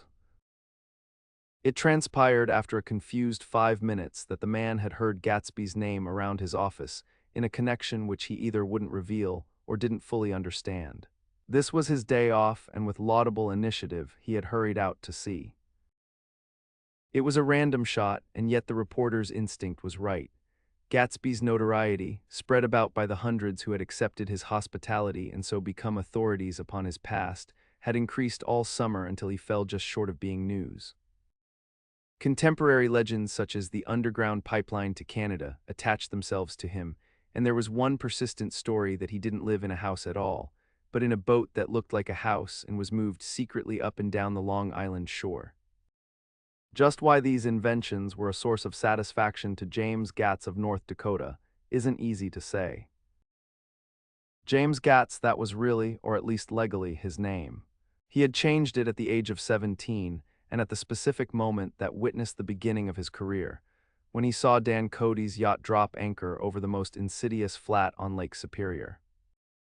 It was James Gatz who had been loafing along the beach that afternoon in a torn green jersey and a pair of canvas pants, but it was already Jay Gatsby who borrowed a rowboat, pulled out to the Tuolumne, and informed Cody that a wind might catch him and break him up in half an hour. I suppose he'd had the name ready for a long time, even then. His parents were shiftless and unsuccessful farm people. His imagination had never really accepted them as his parents at all. The truth was that Jay Gatsby of West Egg, Long Island, sprang from his platonic conception of himself. He was a son of God, a phrase which, if it means anything, means just that, and he must be about his father's business, the service of a vast, vulgar, and meretricious beauty. So he invented just the sort of Jay Gatsby that a 17-year-old boy would be likely to invent, and to this conception he was faithful to the end. For over a year he had been beating his way along the south shore of Lake Superior as a clam digger and a salmon fisher, or in any other capacity that brought him food and bed. His brown, hardening body lived naturally through the half-fierce, half-lazy work of the bracing days. He knew women early, and since they spoiled him he became contemptuous of them, of young virgins because they were ignorant, of the others because they were hysterical about things which in his overwhelming self-absorption he took for granted. But his heart was in a constant, turbulent riot. The most grotesque and fantastic conceits haunted him in his bed at night. A universe of ineffable gaudiness spun itself out in his brain while the clock ticked on the washstand and the moon soaked with wet light his tangled clothes upon the floor. Each night he added to the pattern of his fancies, until drowsiness closed down upon some vivid scene with an oblivious embrace. For a while these reveries provided an outlet for his imagination. They were a satisfactory hint of the unreality of reality, a promise that the rock of the world was founded securely on a fairy's wing. An instinct toward his future glory had led him, some months before, to the small Lutheran College of St. Olaf's in southern Minnesota. He stayed there 2 weeks, dismayed at its ferocious indifference to the drums of his destiny, to destiny itself, and despising the janitor's work with which he was to pay his way through. Then he drifted back to Lake Superior, and he was still searching for something to do on the day that Dan Cody's yacht dropped anchor in the shallows alongshore. Cody was 50 years old then, a product of the Nevada silver fields, of the Yukon, of every rush for metal since '75. The transactions in Montana copper that made him many times a millionaire found him physically robust but on the verge of soft-mindedness, and suspecting this, an infinite number of women tried to separate him from his money. The none too savory ramifications by which Ella Kay, the newspaper woman, played Madame de Maintenon to his weakness and sent him to sea in a yacht, were common property of the turgid journalism in 1902. He had been coasting along all too hospitable shores for 5 years when he turned up as James Gats's destiny in Little Girl Bay. To young Gatz, resting on his oars and looking up at the railed deck, that yacht represented all the beauty and glamour in the world. I suppose he smiled at Cody. He had probably discovered that people liked him when he smiled. At any rate, Cody asked him a few questions. One of them elicited the brand new name, and found that he was quick and extravagantly ambitious. A few days later, he took him to Duluth and bought him a blue coat, 6 pairs of white duck trousers, and a yachting cap. And when the Tuolumne left for the West Indies and the Barbary Coast, Gatsby left too. He was employed in a vague personal capacity. While he remained with Cody, he was in turn steward, mate, skipper, secretary, and even jailer, for Dan Cody sober knew what lavish doings Dan Cody drunk might soon be about, and he provided for such contingencies by reposing more and more trust in Gatsby. The arrangement lasted 5 years, during which the boat went 3 times around the continent. It might have lasted indefinitely, except for the fact that Ella Kay came on board one night in Boston, and a week later Dan Cody inhospitably died. I remember the portrait of him up in Gatsby's bedroom. A gray, florid man with a hard, empty face, the pioneer debauchee, who during one phase of American life brought back to the eastern seaboard the savage violence of the frontier brothel and saloon. It was indirectly due to Cody that Gatsby drank so little. Sometimes in the course of gay parties, women used to rub champagne into his hair. For himself, he formed the habit of letting liquor alone. And it was from Cody that he inherited money, a legacy of $25,000. He didn't get it. He never understood the legal device that was used against him, but what remained of the millions went intact to Ella Kay. He was left with his singularly appropriate education. The vague contour of Jay Gatsby had filled out to the substantiality of a man. He told me all this very much later, but I've put it down here with the idea of exploding those first wild rumors about his antecedents, which weren't even faintly true. Moreover, he told it to me at a time of confusion, when I had reached the point of believing everything and nothing about him. So I take advantage of this short halt, while Gatsby, so to speak, caught his breath, to clear this set of misconceptions away. It was a halt, too, in my association with his affairs. For several weeks I didn't see him or hear his voice on the phone. Mostly I was in New York, trotting around with Jordan and trying to ingratiate myself with her senile aunt. But finally I went over to his house one Sunday afternoon. I hadn't been there 2 minutes when somebody brought Tom Buchanan in for a drink. I was startled, naturally, but the really surprising thing was that it hadn't happened before. They were a party of 3 on horseback, Tom and a man named Sloane and a pretty woman in a brown riding habit who had been there previously. "I'm delighted to see you," said Gatsby, standing on his porch. "I'm delighted that you dropped in." As though they cared. "Sit right down, have a cigarette or a cigar." He walked around the room quickly, ringing bells. "I'll have something to drink for you in just a minute."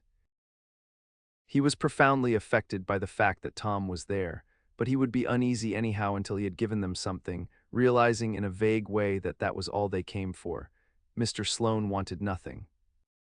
"A lemonade, no thanks, a little champagne, nothing at all, thanks." "I'm sorry. Did you have a nice ride?" "Very good roads around here." "I suppose the automobiles." "Yeah." Moved by an irresistible impulse, Gatsby turned to Tom, who had accepted the introduction as a stranger. "I believe we've met somewhere before, Mr. Buchanan." "Oh yes," said Tom, gruffly polite but obviously not remembering. "So we did, I remember very well. About 2 weeks ago." "That's right, you were with Nick here." "I know your wife," continued Gatsby, almost aggressively. "That's so." Tom turned to me. "You live near here, Nick?" "Next door." "That's so." Mr. Sloane didn't enter into the conversation but lounged back haughtily in his chair. The woman said nothing either, until unexpectedly, after 2 highballs, she became cordial. "We'll all come over to your next party, Mr. Gatsby," she suggested. "What do you say?"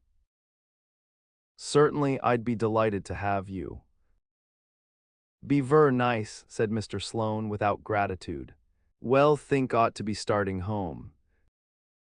"Please don't hurry," Gatsby urged them. He had control of himself now and he wanted to see more of Tom. Why don't you stay for supper? I wouldn't be surprised if some other people dropped in from New York."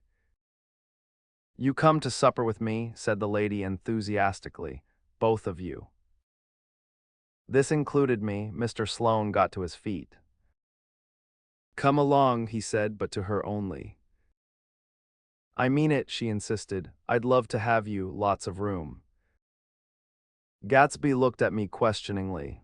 He wanted to go, and he didn't see that Mr. Sloane had determined he shouldn't. I'm afraid I won't be able to, I said. Well, you come, she urged, concentrating on Gatsby. Mr. Sloane murmured something close to her ear. We won't be late if we start now, she insisted aloud. I haven't got a horse, said Gatsby.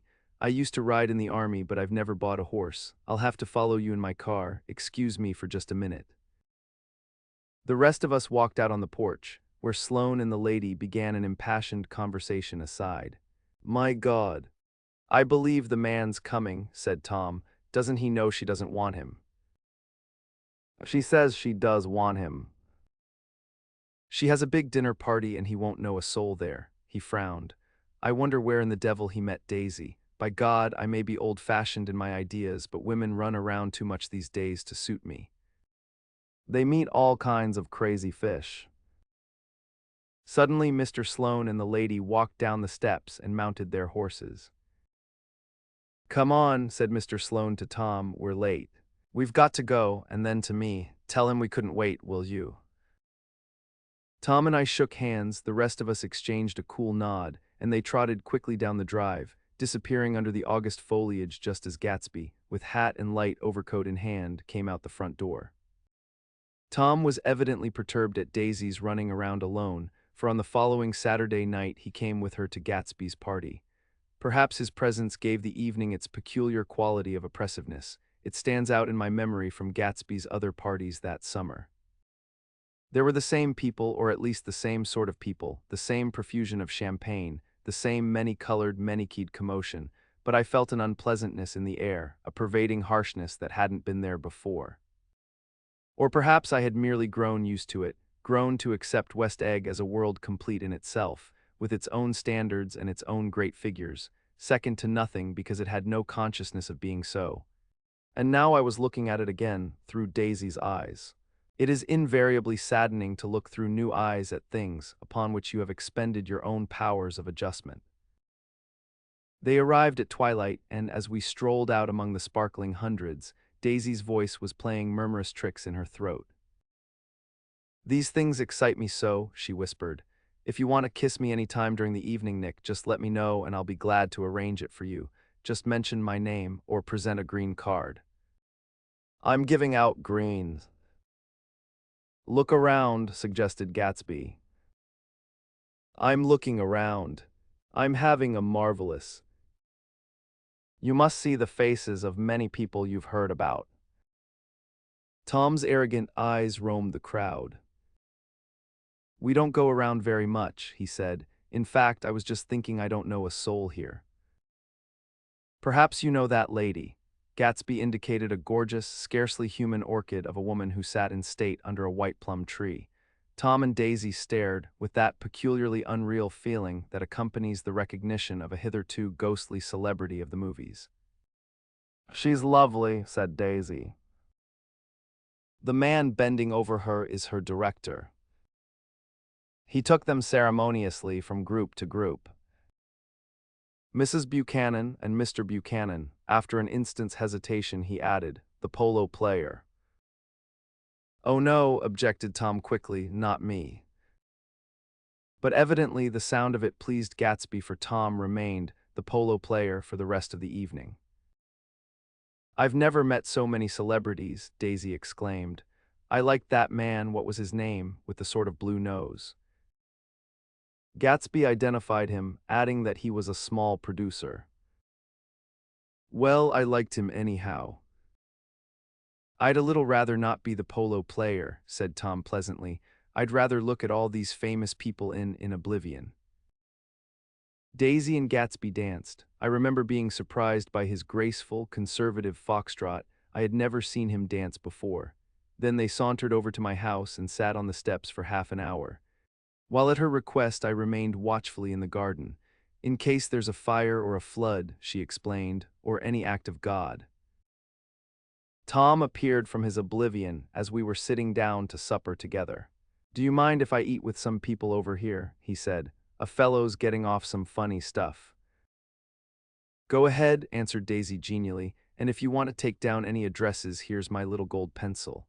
She looked around after a moment and told me the girl was common but pretty, and I knew that except for the half hour she'd been alone with Gatsby, she wasn't having a good time. We were at a particularly tipsy table. That was my fault. Gatsby had been called to the phone, and I'd enjoyed these same people only 2 weeks before. But what had amused me then turned septic on the air now. "How do you feel, Miss Baedeker?" The girl addressed was trying, unsuccessfully, to slump against my shoulder.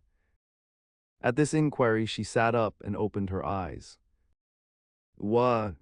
A massive and lethargic woman, who had been urging Daisy to play golf with her at the local club tomorrow, spoke in Miss Baedeker's defense. "Oh, she's all right now. When she's had 5 or 6 cocktails, she always starts screaming like that. I tell her she ought to leave it alone." "I do leave it alone," affirmed the accused hollowly. "We heard you yelling, so I said to Doc Civet here, 'There's somebody that needs your help, Doc.'" "She's much obliged, I'm sure," said another friend without gratitude, "but you got her dress all wet when you stuck her head in the pool." "Anything I hate is to get my head stuck in a pool," mumbled Miss Baedeker. "They almost drowned me once over in New Jersey." "Then you ought to leave it alone," countered Dr. Civet. "Speak for yourself," cried Miss Baedeker violently. "Your hand shakes. I wouldn't let you operate on me." It was like that. Almost the last thing I remember was standing with Daisy and watching the moving picture director and his star. They were still under the white plum tree, and their faces were touching except for a pale, thin ray of moonlight between. It occurred to me that he had been very slowly bending toward her all evening to attain this proximity, and even while I watched I saw him stoop one ultimate degree and kiss at her cheek.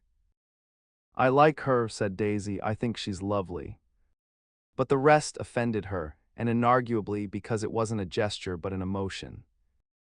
She was appalled by West Egg, this unprecedented place that Broadway had begotten upon a Long Island fishing village, appalled by its raw vigor that chafed under the old euphemisms, and by the too obtrusive fate that herded its inhabitants along a shortcut from nothing to nothing.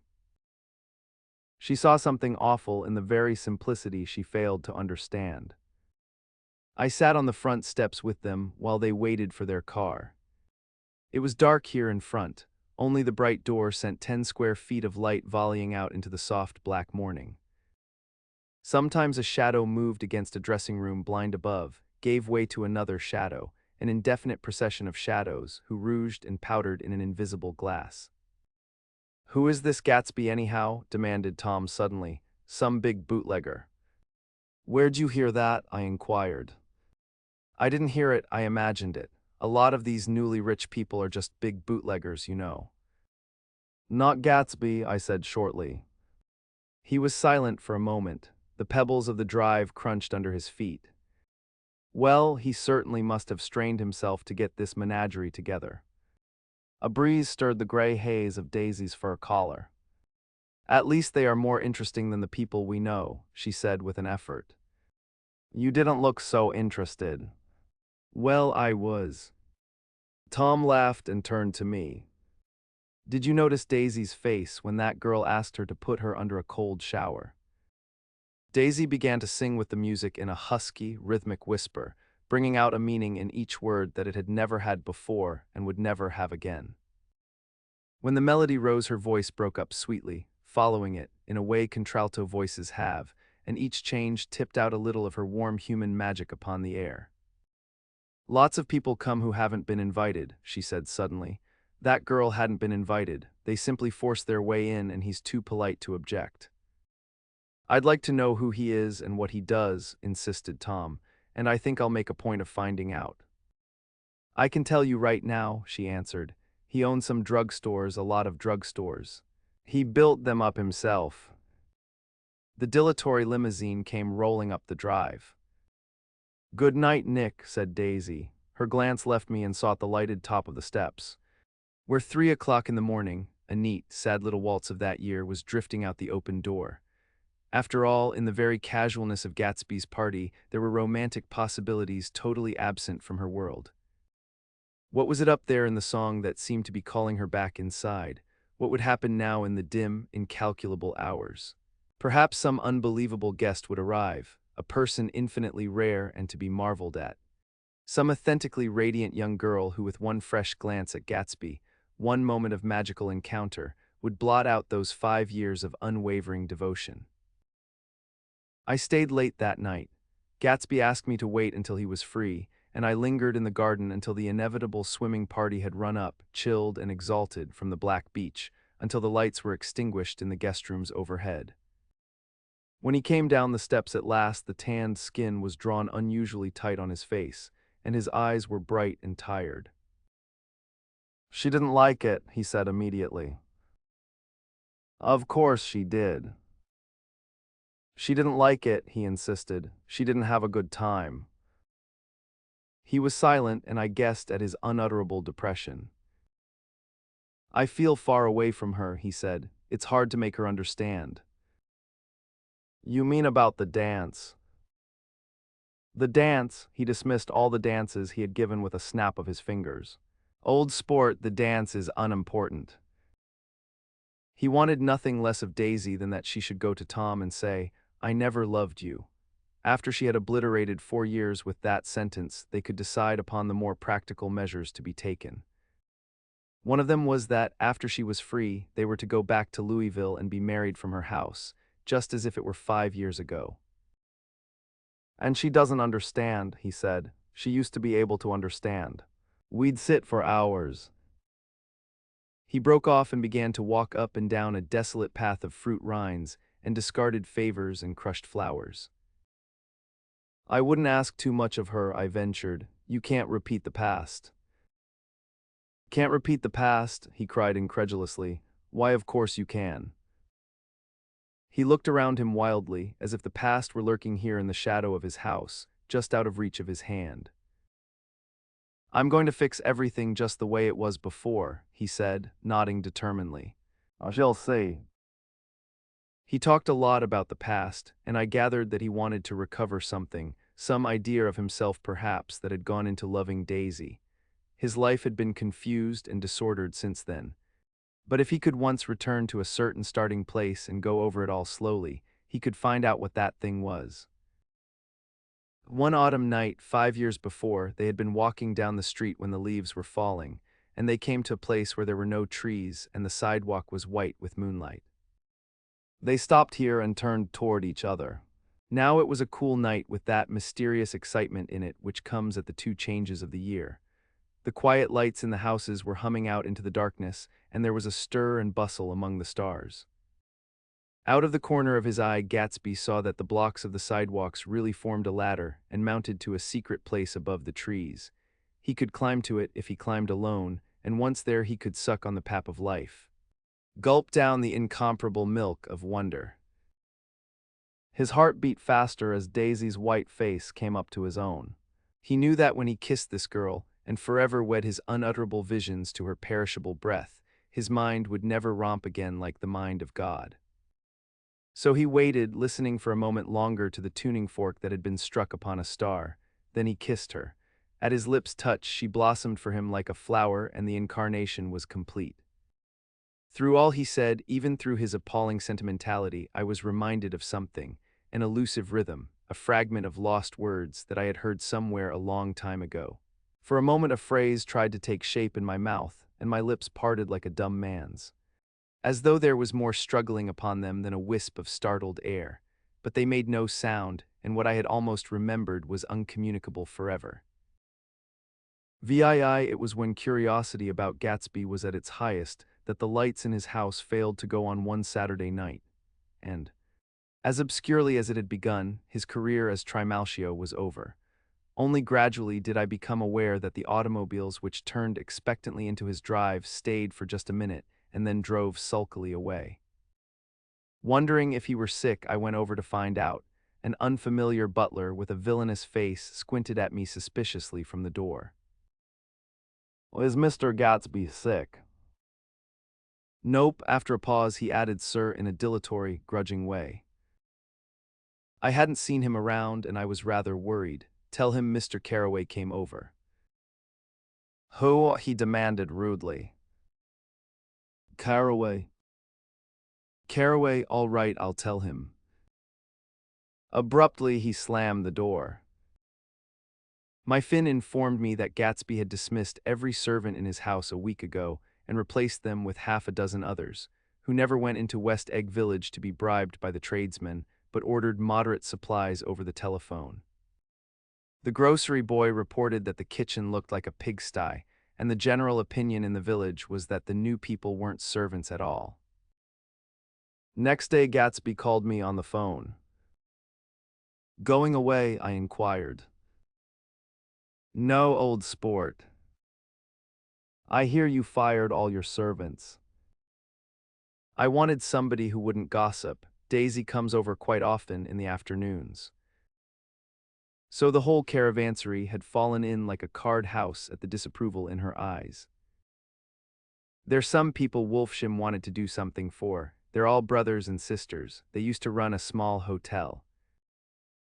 I see.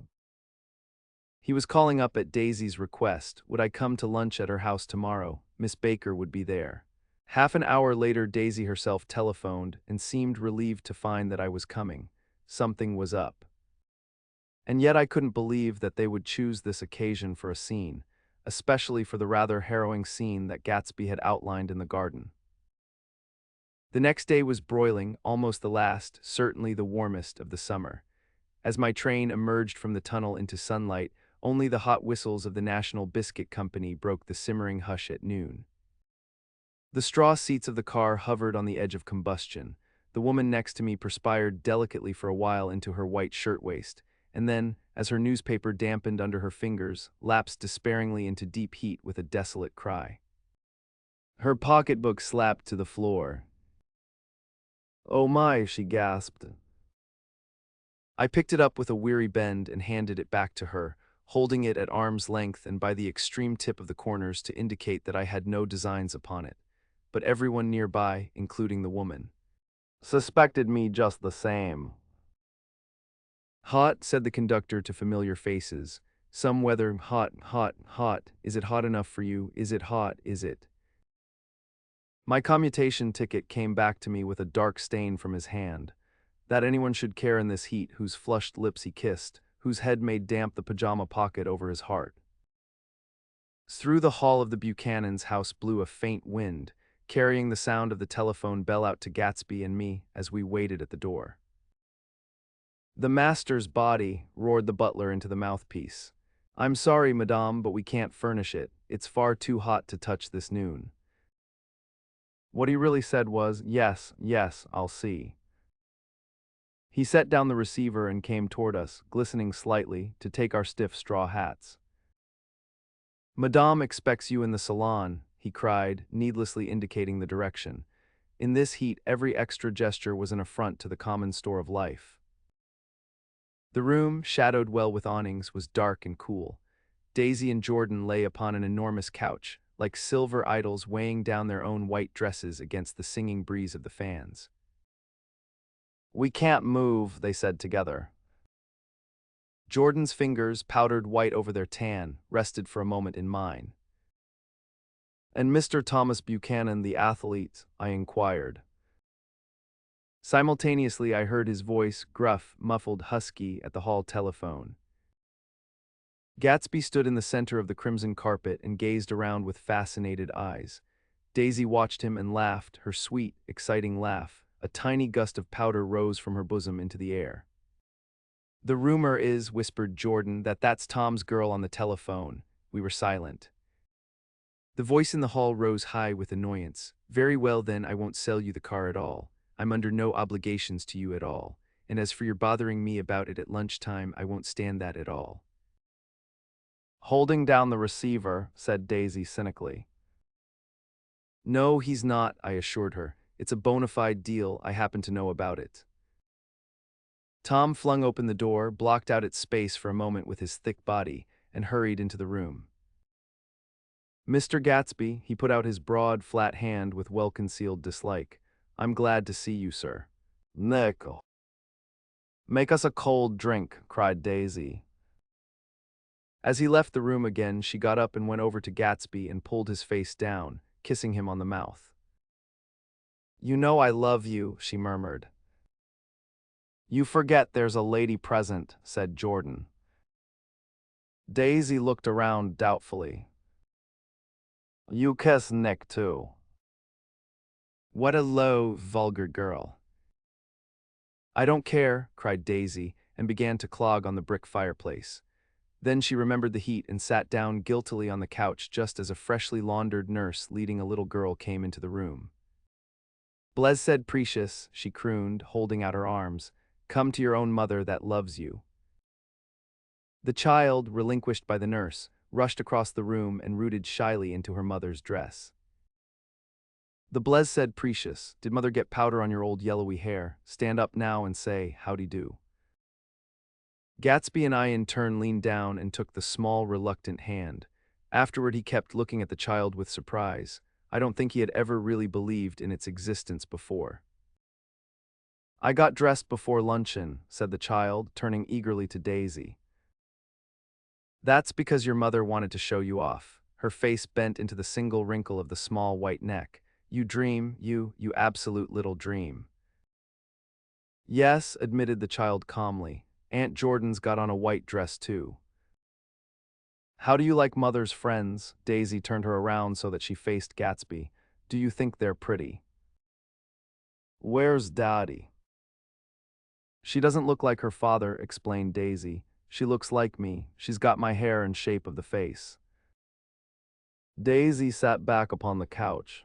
The nurse took a step forward and held out her hand. Come, Pammy.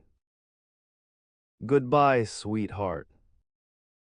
With a reluctant backward glance, the well-disciplined child held to her nurse's hand and was pulled out the door, just as Tom came back, preceding 4 gin rickeys that clicked full of ice. Gatsby took up his drink. They certainly look cool, he said with visible tension. We drank in long, greedy swallows. I read somewhere that the sun's getting hotter every year, said Tom genially. It seems that pretty soon the Earth's going to fall into the sun, or wait a minute, it's just the opposite. The sun's getting colder every year. Come outside, he suggested to Gatsby. I'd like you to have a look at the place. I went with them out to the veranda. On the green sound, stagnant in the heat, one small sail crawled slowly toward the fresher sea. Gatsby's eyes followed it momentarily. He raised his hand and pointed across the bay. I'm right across from you. So you are. Our eyes lifted over the rose beds and the hot lawn and the weedy refuse of the dog days along shore. Slowly, the white wings of the boat moved against the blue cool limit of the sky. Ahead lay the scalloped ocean and the abounding blessed isles. There's sport for you, said Tom, nodding. I'd like to be out there with him for about an hour. We had luncheon in the dining room, darkened too against the heat, and drank down nervous gaiety with the cold ale. What'll we do with ourselves this afternoon? Cried Daisy, and the day after that and the next 30 years. Don't be morbid, Jordan said. Life starts all over again when it gets crisp in the fall. But it's so hot, insisted Daisy on the verge of tears, and everything's so confused. Let's all go to town. Her voice struggled on through the heat, beating against it, molding its senselessness into forms. I've heard of making a garage out of a stable, Tom was saying to Gatsby, but I'm the first man who ever made a stable out of a garage. Who wants to go to town? Demanded Daisy insistently. Gatsby's eyes floated toward her. Ah, she cried, you look so cool. Their eyes met and they stared together at each other, alone in space. With an effort she glanced down at the table. You always look so cool. She repeated. She had told him that she loved him, and Tom Buchanan saw. He was astounded. His mouth opened a little and he looked at Gatsby, and then back at Daisy as if he had just recognized her as someone he knew a long time ago. You resemble the advertisement of the man, she went on innocently. You know the advertisement of the man. All right, broke in Tom quickly. I'm perfectly willing to go to town. Come on, we're all going to town. He got up, his eyes still flashing between Gatsby and his wife. No one moved. Come on, his temper cracked a little. What's the matter, anyhow? If we're going to town, let's start. His hand, trembling with his effort at self-control, bore to his lips the last of his glass of ale. Daisy's voice got us to our feet and out onto the blazing gravel drive.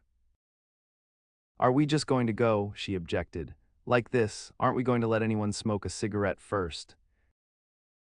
Everybody smoked all through lunch. Oh, let's have fun, she begged him. It's too hot to fuss. He didn't answer. Have it your own way, she said. Come on, Jordan. They went upstairs to get ready while we three men stood there shuffling the hot pebbles with our feet. A silver curve of the moon hovered already in the western sky. Gatsby started to speak, changed his mind. But not before Tom wheeled and faced him expectantly. Have you got your stables here? Asked Gatsby with an effort. About a quarter of a mile down the road. Oh. A pause. I don't see the idea of going to town, broke out Tom savagely. Women get these notions in their heads. Shall we take anything to drink? Called Daisy from an upper window. I'll get some whiskey, answered Tom. He went inside. Gatsby turned to me rigidly. I can't say anything in his house, old sport. She's got an indiscreet voice, I remarked. It's full of, I hesitated. Her voice is full of money, he said suddenly. That was it I'd never understood before. It was full of money. That was the inexhaustible charm that rose and fell in it, the jingle of it, the symbol's song of it. High in a white palace, the king's daughter. The golden girl. Tom came out of the house wrapping a quart bottle in a towel, followed by Daisy and Jordan wearing small tight hats of metallic cloth and carrying light capes over their arms. Shall we all go in my car? Suggested Gatsby. He felt the hot, green leather of the seat. I ought to have left it in the shade. Is it standard shift? Demanded Tom. Yes. Well, you take my coupe and let me drive your car to town. The suggestion was distasteful to Gatsby. I don't think there's much gas, he objected. Plenty of gas, said Tom boisterously. He looked at the gauge. And if it runs out, I can stop at a drugstore. You can buy anything at a drugstore nowadays. A pause followed this apparently pointless remark. Daisy looked at Tom frowning, and an indefinable expression, at once definitely unfamiliar and vaguely recognizable, as if I had only heard it described in words, passed over Gatsby's face. Come on, Daisy, said Tom, pressing her with his hand toward Gatsby's car. I'll take you in this circus wagon. He opened the door, but she moved out from the circle of his arm. You take Nick and Jordan, we'll follow you in the coupe. She walked close to Gatsby, touching his coat with her hand. Jordan and Tom and I got into the front seat of Gatsby's car. Tom pushed the unfamiliar gears tentatively, and we shot off into the oppressive heat, leaving them out of sight behind. Did you see that? Demanded Tom. Say what? He looked at me keenly, realizing that Jordan and I must have known all along. You think I'm pretty dumb, don't you? He suggested. Perhaps I am, but I have almost a second sight sometimes that tells me what to do. Maybe you don't believe that, but science. He paused. The immediate contingency overtook him, pulled him back from the edge of theoretical abyss. I've made a small investigation of this fellow, he continued. I could have gone deeper if I'd known. Do you mean you've been to a medium? Inquired Jordan humorously. What? Confused, he stared at us as we laughed. A medium. About Gatsby. About Gatsby. No, I haven't. I said I'd been making a small investigation of his past. And you found he was an Oxford man, said Jordan helpfully. An Oxford man? He was incredulous. Like hell he is, he wears a pink suit. Nevertheless, he's an Oxford man. Oxford, New Mexico, snorted Tom contemptuously, or something like that. Listen, Tom. If you're such a snob, why did you invite him to lunch? Demanded Jordan crossly. Daisy invited him. She knew him before we were married, God knows where. We were all irritable now with the fading ale, and aware of it we drove for a while in silence. Then, as Dr. T.J. Eckelberg's faded eyes came into sight down the road, I remembered Gatsby's caution about gasoline. "We've got enough to get us to town," said Tom. "But there's a garage right here," objected Jordan. "I don't want to get stalled in this baking heat." Tom threw on both brakes impatiently, and we slid to an abrupt, dusty stop under Wilson's sign. After a moment, the proprietor emerged from the interior of his establishment and gazed hollow-eyed at the car. "Let's have some gas," cried Tom roughly. "What do you think we stopped for to admire the view?" "I'm sick," said Wilson without moving. "Been sick all day." "What's the matter?" "I'm all run down." "Well, shall I help myself?" Tom demanded. "You sounded well enough on the phone." With an effort, Wilson left the shade and support of the doorway and, breathing hard, unscrewed the cap of the tank. In the sunlight, his face was green. "I didn't mean to interrupt your lunch," he said, "but I need money pretty bad, and I was wondering what you were going to do with your old car." "How do you like this one?" inquired Tom. "I bought it last week." "It's a nice yellow one," said Wilson as he strained at the handle. "Like to buy it." "Big chance," Wilson smiled faintly. "No, but I could make some money on the other." "What do you want money for all of a sudden?" "I've been here too long, I want to get away. My wife and I want to go west." "Your wife does," exclaimed Tom, startled. "She's been talking about it for 10 years. He rested for a moment against the pump, shading his eyes. "And now she's going whether she wants to or not. I'm going to get her away." The coupe flashed by us with a flurry of dust and the flash of a waving hand. "What do I owe you?" demanded Tom harshly. "I just got wised up to something funny the last 2 days," remarked Wilson. "That's why I want to get away. That's why I've been bothering you about the car." "What do I owe you?" $1.20. The relentless beating heat was beginning to confuse me, and I had a bad moment there before I realized that so far his suspicions hadn't alighted on Tom. He had discovered that Myrtle had some sort of life apart from him in another world, and the shock had made him physically sick. I stared at him and then at Tom, who had made a parallel discovery less than an hour before, and it occurred to me that there was no difference between men, in intelligence or race, so profound as the difference between the sick and the well. Wilson was so sick that he looked guilty, unforgivably guilty, as if he had just got some poor girl with child. "I'll let you have that car," said Tom. "I'll send it over tomorrow afternoon." That locality was always vaguely disquieting, even in the broad glare of afternoon, and now I turned my head as though I had been warned of something behind. Over the ash heaps, the giant eyes of Dr. T.J. Eckelberg kept their vigil, but I perceived, after a moment, that other eyes were regarding us with peculiar intensity from less than 20 feet away. In one of the windows over the garage, the curtains had been moved aside a little, and Myrtle Wilson was peering down at the car. So engrossed was she that she had no consciousness of being observed, and one emotion after another crept into her face like objects into a slowly developing picture. Her expression was curiously familiar. It was an expression I had often seen on women's faces, but on Myrtle Wilson's face it seemed purposeless and inexplicable until I realized that her eyes, wide with jealous terror, were fixed not on Tom, but on Jordan Baker, whom she took to be his wife. There is no confusion like the confusion of a simple mind. And as we drove away, Tom was feeling the hot whips of panic. His wife and his mistress, until an hour ago secure and inviolate, were slipping precipitately from his control.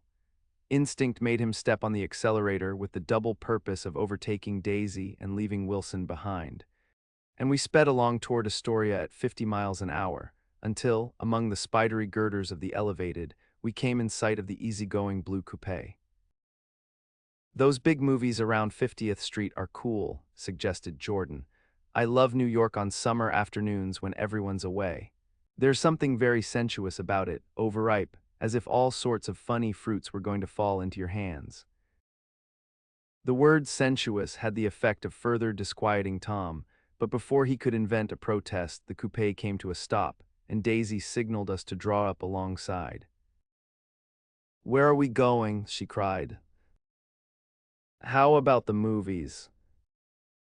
"It's so hot," she complained. "You go, we'll ride around and meet you after," With an effort her wit rose faintly. We'll meet you on some corner. I'll be the man smoking 2 cigarettes. We can't argue about it here, Tom said impatiently, as a truck gave out a cursing whistle behind us. You follow me to the south side of Central Park in front of the plaza. Several times he turned his head and looked back for their car, and if the traffic delayed them, he slowed up until they came into sight. I think he was afraid they would dart down a side street and out of his life forever. But they didn't, and we all took the less explicable step of engaging the parlor of a suite in the Plaza Hotel. The prolonged and tumultuous argument that ended by herding us into that room eludes me, though I have a sharp physical memory that in the course of it, my underwear kept climbing like a damp snake around my legs and intermittent beads of sweat raced cool across my back. The notion originated with Daisy's suggestion that we hire 5 bathrooms and take cold baths, and then assumed more tangible form as a place to have a mint julep. Each of us said over and over that it was a crazy idea. We all talked at once to a baffled clerk and thought, or pretended to think, that we were being very funny. The room was large and stifling, and though it was already 4 o'clock, opening the windows admitted only a gust of hot shrubbery from the park. Daisy went to the mirror and stood with her back to us, fixing her hair. It's a swell suite, whispered Jordan respectfully, and everyone laughed. Open another window, commanded Daisy without turning around. There aren't any more. Well, we'd better telephone for an axe. The thing to do is to forget about the heat, said Tom impatiently. You make it 10 times worse by crabbing about it. He unrolled the bottle of whiskey from the towel and put it on the table. Why not let her alone, old sport, remarked Gatsby. You're the one that wanted to come to town. There was a moment of silence. The telephone book slipped from its nail and splashed to the floor, whereupon Jordan whispered, "Excuse me," but this time no one laughed. "I'll pick it up," I offered. "I've got it." Gatsby examined the parted string, muttered "hum" in an interested way, and tossed the book on a chair. "That's a great expression of yours, isn't it?" said Tom sharply. "What is?" "All this old sport business. Where'd you pick that up?" "Now see here, Tom," said Daisy, turning around from the mirror. "If you're going to make personal remarks, I won't stay here a minute. Call up and order some ice for the mint julep." As Tom took up the receiver, the compressed heat exploded into sound, and we were listening to the portentous chords of Mendelssohn's Wedding March from the ballroom below. "Imagine marrying anybody in this heat," cried Jordan dismally. "Still, I was married in the middle of June," Daisy remembered. "Louisville in June, somebody fainted. Who was it fainted, Tom?" "Biloxi," he answered shortly. "A man named Biloxi. Blocks Biloxi, and he made boxes, that's a fact, and he was from Biloxi, Tennessee. They carried him into my house," appended Jordan, "because we lived just 2 doors from the church, and he stayed 3 weeks until Daddy told him he had to get out. The day after he left, Daddy died." After a moment she added, as if she might have sounded irreverent, "There wasn't any connection. I used to know a Bill Biloxi from Memphis." I remarked, "That was his cousin. I knew his whole family history before he left. He gave me an aluminum putter that I use today." The music had died down as the ceremony began, and now a long cheer floated in at the window, followed by intermittent cries of "yeah, and finally by a burst of jazz as the dancing began. "We're getting old," said Daisy. "If we were young, we'd rise and dance." "Remember Biloxi," Jordan warned her. "Where'd you know him, Tom?" "Biloxi," he concentrated with an effort. "I didn't know him. He was a friend of Daisy's." "He was not," she denied. "I'd never seen him before. He came down in the private car." "Well, he said he knew you. He said he was raised in Louisville. A Sabbird brought him around at the last minute and asked if we had room for him." Jordan smiled. "He was probably bumming his way home. He told me he was president of your class at Yale." Tom and I looked at each other blankly. "Bill Oxy. First place, we didn't have any president." Gatsby's foot beat a short, restless tattoo, and Tom eyed him suddenly. By the way, Mr. Gatsby, I understand you're an Oxford man. Not exactly. Oh, yes, I understand you went to Oxford. Yes, I went there. A pause, then Tom's voice, incredulous and insulting. You must have gone there about the time Biloxi went to New Haven. Another pause. A waiter knocked and came in with crushed mint and ice, but the silence was unbroken by his "thank you" and the soft closing of the door. This tremendous detail was to be cleared up at last. I told you I went there, said Gatsby. I heard you, but I'd like to know when. It was in 1919. I only stayed 5 months. That's why I can't really call myself an Oxford man. Tom glanced around to see if we mirrored his unbelief, but we were all looking at Gatsby. It was an opportunity they gave to some of the officers after the armistice, he continued. We could go to any of the universities in England or France. I wanted to get up and slap him on the back. I had one of those renewals of complete faith in him that I'd experienced before. Daisy rose, smiling faintly, and went to the table. Open the whiskey, Tom, she ordered, and I'll make you a mint julep. Then you won't seem so stupid to yourself. Look at the mint. Wait a minute, snapped Tom. I want to ask Mr. Gatsby one more question. Go on, Gatsby said politely. What kind of a row are you trying to cause in my house anyhow? They were out in the open at last, and Gatsby was content. He isn't causing a row, Daisy looked desperately from one to the other. You're causing a row, please have a little self-control. Self-control, repeated Tom incredulously. I suppose the latest thing is to sit back and let Mr. Nobody from Nowhere make love to your wife. Well, if that's the idea, you can count me out. Nowadays, people begin by sneering at family life and family institutions. And next they'll throw everything overboard and have intermarriage between black and white. Flushed with his impassioned gibberish, he saw himself standing alone on the last barrier of civilization. We're all white here, murmured Jordan. I know I'm not very popular, I don't give big parties.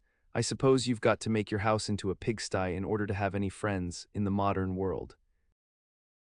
Angry as I was, as we all were, I was tempted to laugh whenever he opened his mouth. The transition from libertine to prig was so complete. I've got something to tell you, old sport, began Gatsby, but Daisy guessed at his intention. Please don't, she interrupted helplessly. Please let's all go home, why don't we all go home? That's a good idea, I got up. Come on, Tom, nobody wants a drink. I want to know what Mr. Gatsby has to tell me. Your wife doesn't love you, said Gatsby. She's never loved you, she loves me. You must be crazy, exclaimed Tom automatically. Gatsby sprang to his feet, vivid with excitement. She never loved you, do you hear? He cried. She only married you because I was poor and she was tired of waiting for me. It was a terrible mistake, but in her heart she never loved anyone except me. At this point Jordan and I tried to go, but Tom and Gatsby insisted with competitive firmness that we remain, as though neither of them had anything to conceal, and it would be a privilege to partake vicariously of their emotions. Sit down. Daisy, Tom's voice groped unsuccessfully for the paternal note. What's been going on? I want to hear all about it. I told you what's been going on, said Gatsby. Going on for 5 years and you didn't know. Tom turned to Daisy sharply. You've been seeing this fellow for 5 years. Not seeing, said Gatsby. No, we couldn't meet, but both of us loved each other all that time, old sport, and you didn't know. I used to laugh sometimes, but there was no laughter in his eyes, to think that you didn't know. Oh, that's all. Tom tapped his thick fingers together like a clergyman and leaned back in his chair. You're crazy, he exploded. I can't speak about what happened 5 years ago because I didn't know Daisy then, and I'll be damned if I see how you got within a mile of her unless you brought the groceries to the back door. But all the rest of that's a god-damned lie. Daisy loved me when she married me, and she loves me now. No, said Gatsby, shaking his head. She does, though. The trouble is that sometimes she gets foolish ideas in her head and doesn't know what she's doing. He nodded sagely. And what's more, I love Daisy too. Once in a while I go off on a spree and make a fool of myself. But I always come back, and in my heart I love her all the time. You're revolting, said Daisy. She turned to me and her voice, dropping an octave lower, filled the room with thrilling scorn. Do you know why we left Chicago? I'm surprised that they didn't treat you to the story of that little spree. Gatsby walked over and stood beside her. Daisy, that's all over now, he said earnestly. It doesn't matter anymore. Just tell him the truth, that you never loved him, and it's all wiped out forever. She looked at him blindly. Why, how could I love him, possibly? You never loved him. She hesitated. Her eyes fell on Jordan and me with a sort of appeal, as though she realized at last what she was doing, and as though she had never, all along, intended doing anything at all. But it was done now. It was too late. I never loved him, she said with perceptible reluctance. Not at Capulani, demanded Tom suddenly. No. From the ballroom beneath, muffled and suffocating chords were drifting up on hot waves of air. Not that day I carried you down from the punch bowl to keep your shoes dry. There was a husky tenderness in his tone. Daisy. Please don't. Her voice was cold, but the rancor was gone from it. She looked at Gatsby. There, Jay, she said, but her hand as she tried to light a cigarette was trembling. Suddenly she threw the cigarette and the burning match on the carpet.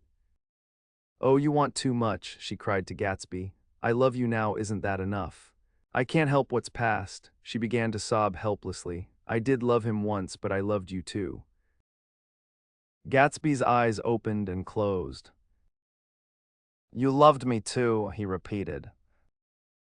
Even that's a lie, said Tom savagely. She didn't know you were alive. Why, there's things between Daisy and me that you'll never know, things that neither of us can ever forget.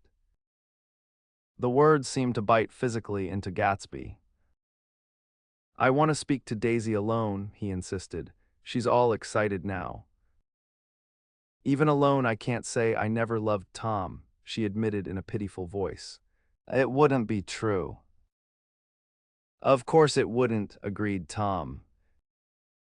She turned to her husband. As if it mattered to you, she said. Of course it matters. I'm going to take better care of you from now on. You don't understand, said Gatsby with a touch of panic. You're not going to take care of her anymore. I'm not. Tom opened his eyes wide and laughed. He could afford to control himself now. Why's that? Daisy's loving you. Nonsense. I am, though, she said with a visible effort. She's not leaving me, Tom's words suddenly leaned down over Gatsby. Certainly not for a common swindler who'd have to steal the ring he put on her finger. I won't stand this, cried Daisy. Oh, please let's get out. Who are you anyhow? Broke out Tom. You're one of that bunch that hangs around with Mayor Wolfsham, that much I happen to know. I've made a little investigation into your affairs and I'll carry it further tomorrow. You can suit yourself about that, old sport, said Gatsby steadily. I found out what your drugstores were. He turned to us and spoke rapidly. He and this Wolfsham bought up a lot of side street drugstores here and in Chicago and sold grain alcohol over the counter. That's one of his little stunts. I picked him for a bootlegger the first time I saw him. And I wasn't far wrong. What about it? Said Gatsby politely. I guess your friend Walter Chase wasn't too proud to come in on it. And you left him in the lurch, didn't you? You let him go to jail for a month over in New Jersey. God, you ought to hear Walter on the subject of you. He came to us dead broke. He was very glad to pick up some money, old sport. Don't you call me old sport, cried Tom. Gatsby said nothing. Walter could have you up on the betting laws too, but Wolfsham scared him into shutting his mouth. That unfamiliar yet recognizable look was back again in Gatsby's face. That drugstore business was just small change, continued Tom slowly, but you've got something on now that Walter's afraid to tell me about. I glanced at Daisy, who was staring terrified between Gatsby and her husband, and at Jordan, who had begun to balance an invisible but absorbing object on the tip of her chin. Then I turned back to Gatsby and was startled at his expression. He looked, and this is said in all contempt for the babbled slander of his garden, as if he had killed a man. For a moment the set of his face could be described in just that fantastic way. It passed, and he began to talk excitedly to Daisy, denying everything, defending his name against accusations that had not been made. But with every word she was drawing further and further into herself. So he gave that up, and only the dead dream fought on as the afternoon slipped away, trying to touch what was no longer tangible, struggling unhappily, undespairingly, toward that lost voice across the room. The voice begged again to go. "Please, Tom. I can't stand this anymore." Her frightened eyes told that whatever intentions, whatever courage she had had, were definitely gone. "You two start on home, Daisy," said Tom, in Mr. Gatsby's car. She looked at Tom, alarmed now, but he insisted with magnanimous scorn. "Go on, he won't annoy you. I think he realizes that his presumptuous little flirtation is over." They were gone without a word snapped out, made accidental, isolated like ghosts, even from our pity. After a moment, Tom got up and began wrapping the unopened bottle of whiskey in the towel. "Want any of this stuff, Jordan, Nick?" I didn't answer. "Nick," he asked again. "What?" "Want any?" "No, I just remembered that today's my birthday." I was 30, before me stretched the portentous, menacing road of a new decade. It was 7 o'clock when we got into the coupe with him and started for Long Island. Tom talked incessantly, exulting and laughing, but his voice was as remote from Jordan and me as the foreign clamor on the sidewalk or the tumult of the elevated overhead. Human sympathy has its limits, and we were content to let all their tragic arguments fade with the city lights behind. 30, the promise of a decade of loneliness, a thinning list of single men to know. A thinning briefcase of enthusiasm, thinning hair. But there was Jordan beside me, who, unlike Daisy, was too wise ever to carry well-forgotten dreams from age to age. As we passed over the dark bridge, her wan face fell lazily against my coat's shoulder, and the formidable stroke of 30 died away with the reassuring pressure of her hand. So we drove on toward death through the cooling twilight. The young Greek, Michaelis, who ran the coffee joint beside the ash heaps, was the principal witness at the inquest. He had slept through the heat until after 5, when he strolled over to the garage, and found George Wilson sick in his office, really sick, pale as his own pale hair and shaking all over. Michaelis advised him to go to bed, but Wilson refused, saying that he'd miss a lot of business if he did. While his neighbor was trying to persuade him, a violent racket broke out overhead. "I've got my wife locked in up there," explained Wilson calmly. "She's going to stay there till the day after tomorrow, and then we're going to move away." Michaelis was astonished. They had been neighbors for 4 years, and Wilson had never seemed faintly capable of such a statement. Generally, he was one of these worn-out men. When he wasn't working, he sat on a chair in the doorway and stared at the people and the cars that passed along the road. When anyone spoke to him, he invariably laughed in an agreeable, colorless way. He was his wife's man and not his own. So naturally Michaelis tried to find out what had happened, but Wilson wouldn't say a word. Instead, he began to throw curious, suspicious glances at his visitor and ask him what he'd been doing at certain times on certain days. Just as the latter was getting uneasy, some workmen came past the door bound for his restaurant, and Michaelis took the opportunity to get away, intending to come back later. But he didn't. He supposed he forgot to, that's all. When he came outside again, a little after 7, he was reminded of the conversation because he heard Mrs. Wilson's voice, loud and scolding, downstairs in the garage. "Beat me," he heard her cry. "Throw me down and beat me, you dirty little coward." A moment later she rushed out into the dusk, waving her hands and shouting. Before he could move from his door, the business was over. The death car, as the newspapers called it, didn't stop. It came out of the gathering darkness, wavered tragically for a moment, and then disappeared around the next bend. Mavro Michaelis wasn't even sure of its color. He told the first policeman that it was light green.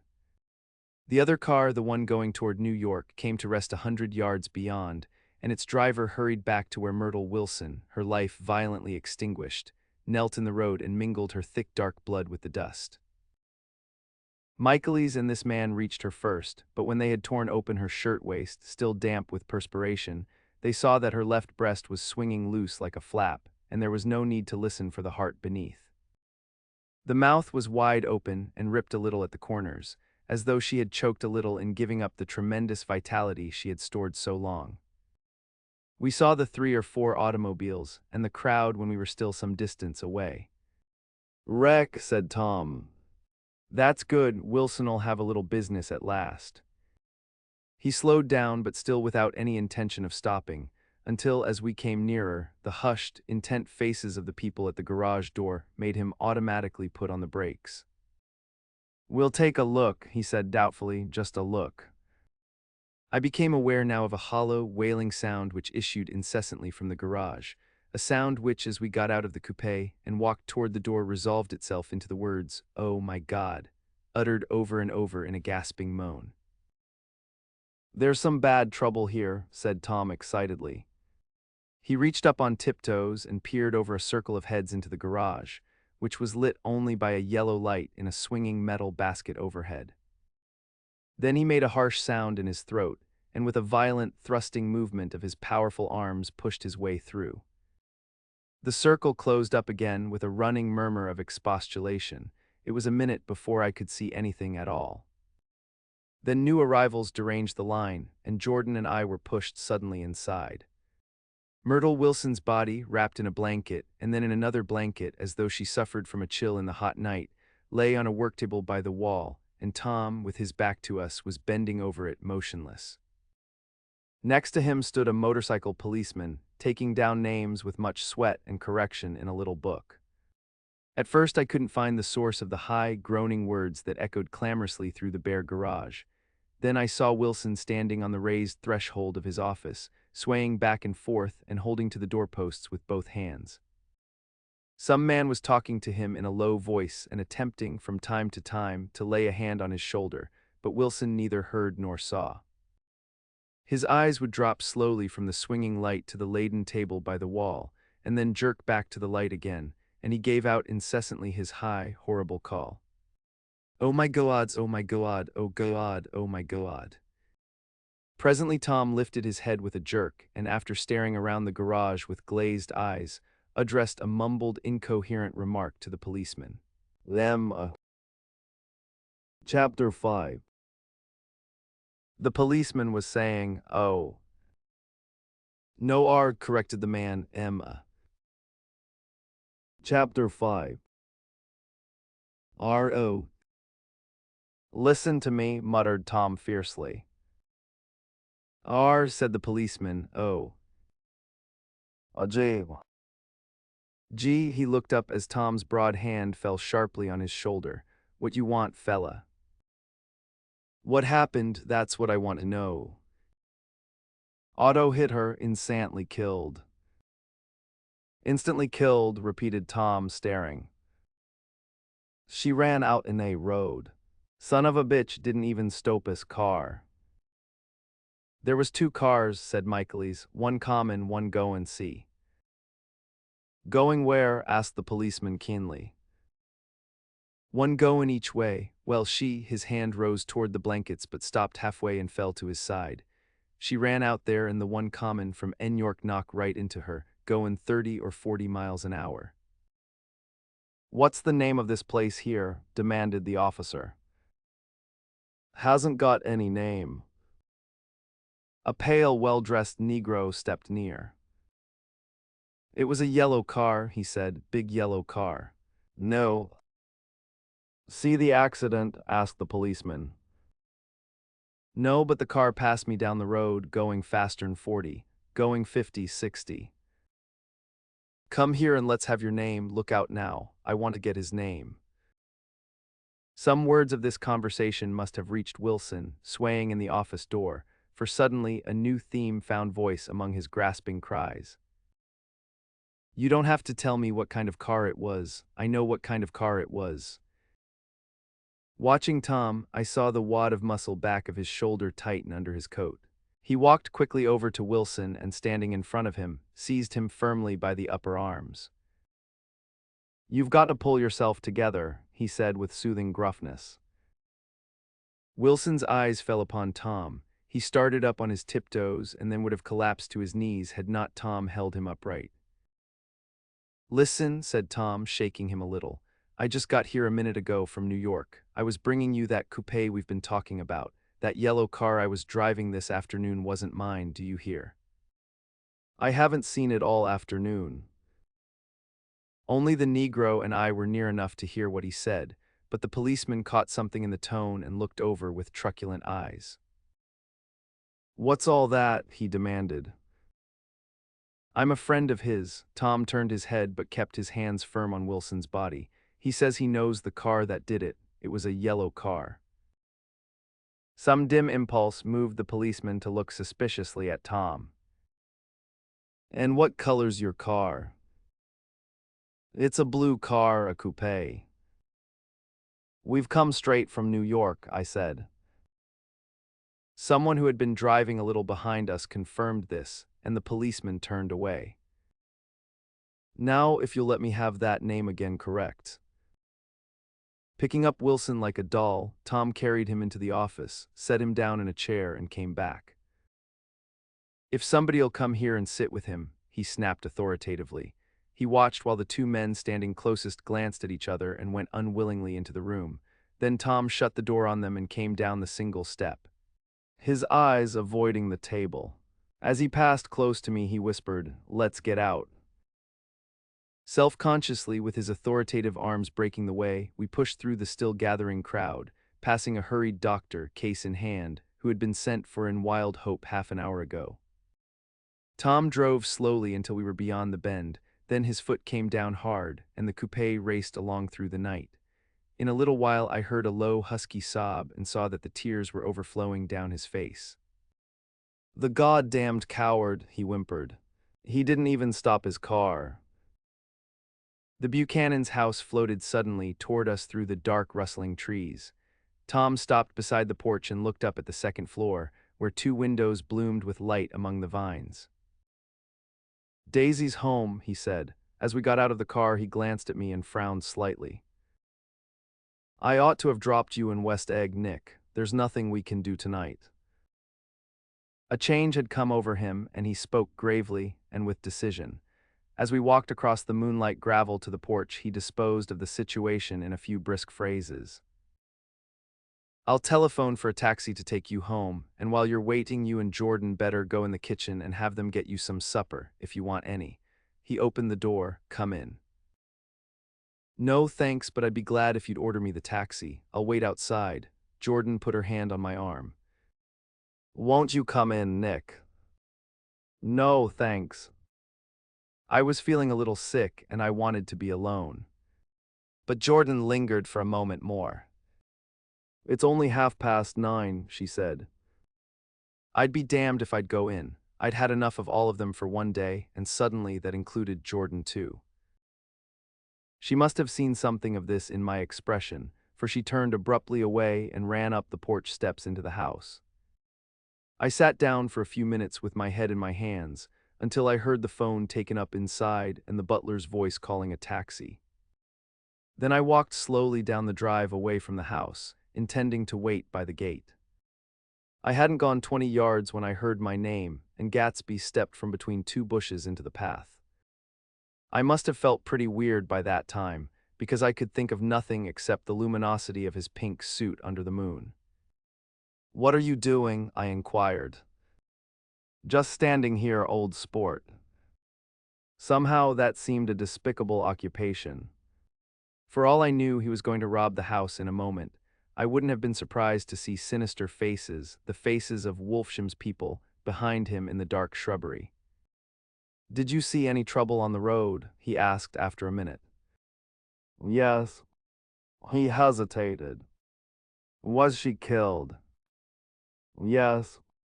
I thought so, I told Daisy I thought so. It's better that the shock should all come at once. She stood it pretty well. He spoke as if Daisy's reaction was the only thing that mattered. I got to West Egg by a side road, he went on, and left the car in my garage. I don't think anybody saw us, but of course I can't be sure. I disliked him so much by this time that I didn't find it necessary to tell him he was wrong. Who was the woman? He inquired. Her name was Wilson. Her husband owns the garage. How the devil did it happen? Well, I tried to swing the wheel, he broke off, and suddenly I guessed at the truth. Was Daisy driving? Yes, he said after a moment, but of course I'll say I was. You see, when we left New York she was very nervous and she thought it would steady her to drive, and this woman rushed out at us just as we were passing a car coming the other way. It all happened in a minute, but it seemed to me that she wanted to speak to us, thought we were somebody she knew. Well, first Daisy turned away from the woman toward the other car, and then she lost her nerve and turned back. The second my hand reached the wheel, I felt the shock. It must have killed her instantly. It ripped her open. Don't tell me, old sport, he winced. Anyhow, Daisy stepped on it. I tried to make her stop, but she couldn't, so I pulled on the emergency brake. Then she fell over into my lap and I drove on. She'll be all right tomorrow, he said presently. I'm just going to wait here and see if he tries to bother her about that unpleasantness this afternoon. She's locked herself into her room, and if he tries any brutality, she's going to turn the light out and on again. He won't touch her, I said. He's not thinking about her. I don't trust him, old sport. How long are you going to wait? All night if necessary, anyhow till they all go to bed. A new point of view occurred to me. Suppose Tom found out that Daisy had been driving. He might think he saw a connection in it. He might think anything. I looked at the house. There were 2 or 3 bright windows downstairs and the pink glow from Daisy's room on the ground floor. You wait here, I said. I'll see if there's any sign of a commotion. I walked back along the border of the lawn, traversed the gravel softly, and tiptoed up the veranda steps. The drawing room curtains were open, and I saw that the room was empty. Crossing the porch where we had dined that June night 3 months before, I came to a small rectangle of light which I guessed was the pantry window. The blind was drawn, but I found a rift at the sill. Daisy and Tom were sitting opposite each other at the kitchen table, with a plate of cold fried chicken between them and 2 bottles of ale. He was talking intently across the table at her, and in his earnestness his hand had fallen upon and covered her own. Once in a while she looked up at him and nodded in agreement. They weren't happy, and neither of them had touched the chicken or the ale, and yet they weren't unhappy either. There was an unmistakable air of natural intimacy about the picture, and anybody would have said that they were conspiring together. As I tiptoed from the porch, I heard my taxi feeling its way along the dark road toward the house. Gatsby was waiting where I had left him in the drive. Is it all quiet up there? He asked anxiously. Yes, it's all quiet, I hesitated. You'd better come home and get some sleep, he shook his head. I want to wait here till Daisy goes to bed. Good night, old sport. He put his hands in his coat pockets and turned back eagerly to his scrutiny of the house, as though my presence marred the sacredness of the vigil. So I walked away and left him standing there in the moonlight, watching over nothing. I couldn't sleep all night. A foghorn was groaning incessantly on the sound, and I tossed half-sick between grotesque reality and savage, frightening dreams. Toward dawn, I heard a taxi go up Gatsby's drive, and immediately I jumped out of bed and began to dress. I felt that I had something to tell him, something to warn him about, and morning would be too late. Crossing his lawn, I saw that his front door was still open, and he was leaning against a table in the hall, heavy with dejection or sleep. Nothing happened, he said wanly. I waited, and about 4 o'clock she came to the window and stood there for a minute, and then turned out the light. His house had never seemed so enormous to me as it did that night when we hunted through the great rooms for cigarettes. We pushed aside curtains that were like pavilions, and felt over innumerable feet of dark wall for electric light switches. Once I tumbled with a sort of splash upon the keys of a ghostly piano. There was an inexplicable amount of dust everywhere, and the rooms were musty, as though they hadn't been aired for many days. I found the humidor on an unfamiliar table, with 2 stale, dry cigarettes inside. Throwing open the French windows of the drawing room, we sat smoking out into the darkness. "You ought to go away," I said. "It's pretty certain they'll trace your car. Go away now, old sport. Go to Atlantic City for a week or up to Montreal." He wouldn't consider it. He couldn't possibly leave Daisy until he knew what she was going to do. He was clutching at some last hope, and I couldn't bear to shake him free. It was this night that he told me the strange story of his youth with Dan Cody. Told it to me because Jay Gatsby had broken up like glass against Tom's hard malice, and the long secret extravaganza was played out. I think that he would have acknowledged anything now without reserve, but he wanted to talk about Daisy. She was the first nice girl he had ever known. In various unrevealed capacities, he had come in contact with such people, but always with indiscernible barbed wire between. He found her excitingly desirable. He went to her house, at first with other officers from Camp Taylor, then alone. It amazed him. He had never been in such a beautiful house before. But what gave it an air of breathless intensity was that Daisy lived there. It was as casual a thing to her as his tent out at camp was to him. There was a ripe mystery about it, a hint of bedrooms upstairs more beautiful and cool than other bedrooms, of gay and radiant activities taking place through its corridors, and of romances that were not musty and laid away already in lavender but fresh and breathing and redolent of this year's shining motor cars, and of dances whose flowers were scarcely withered. It excited him, too, that many men had already loved Daisy. It increased her value in his eyes.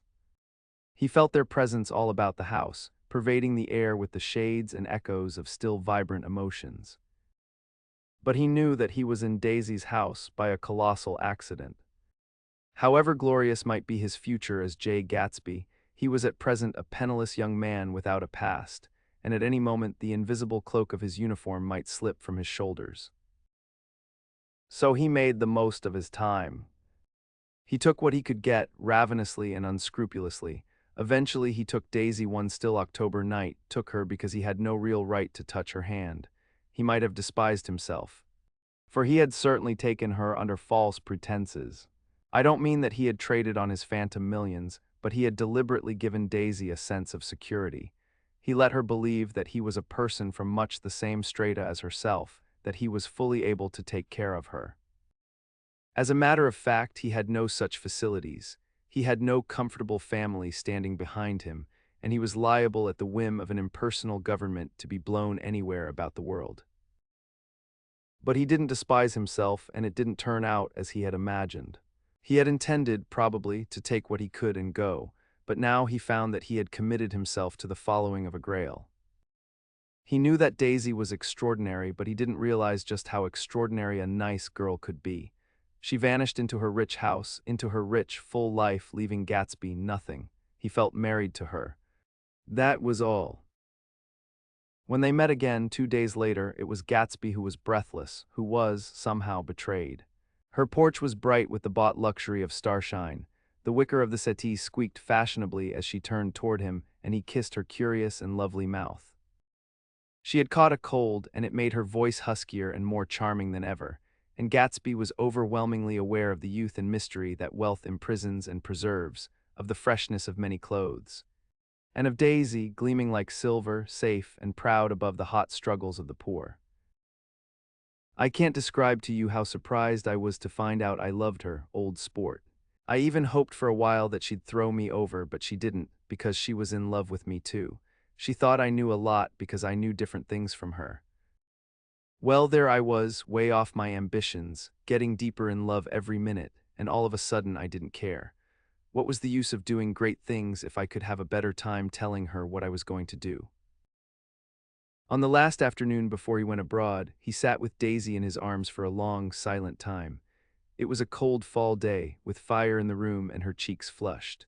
Now and then she moved, and he changed his arm a little. And once he kissed her dark, shining hair. The afternoon had made them tranquil for a while, as if to give them a deep memory for the long parting the next day promised. They had never been closer in their month of love, nor communicated more profoundly one with another than when she brushed silent lips against his coat's shoulder or when he touched the end of her fingers, gently as though she were asleep. He did extraordinarily well in the war. He was a captain before he went to the front, and following the Argonne battles, he got his majority and the command of the divisional machine guns. After the armistice, he tried frantically to get home, but some complication or misunderstanding sent him to Oxford instead. He was worried now. There was a quality of nervous despair in Daisy's letters. She didn't see why he couldn't come.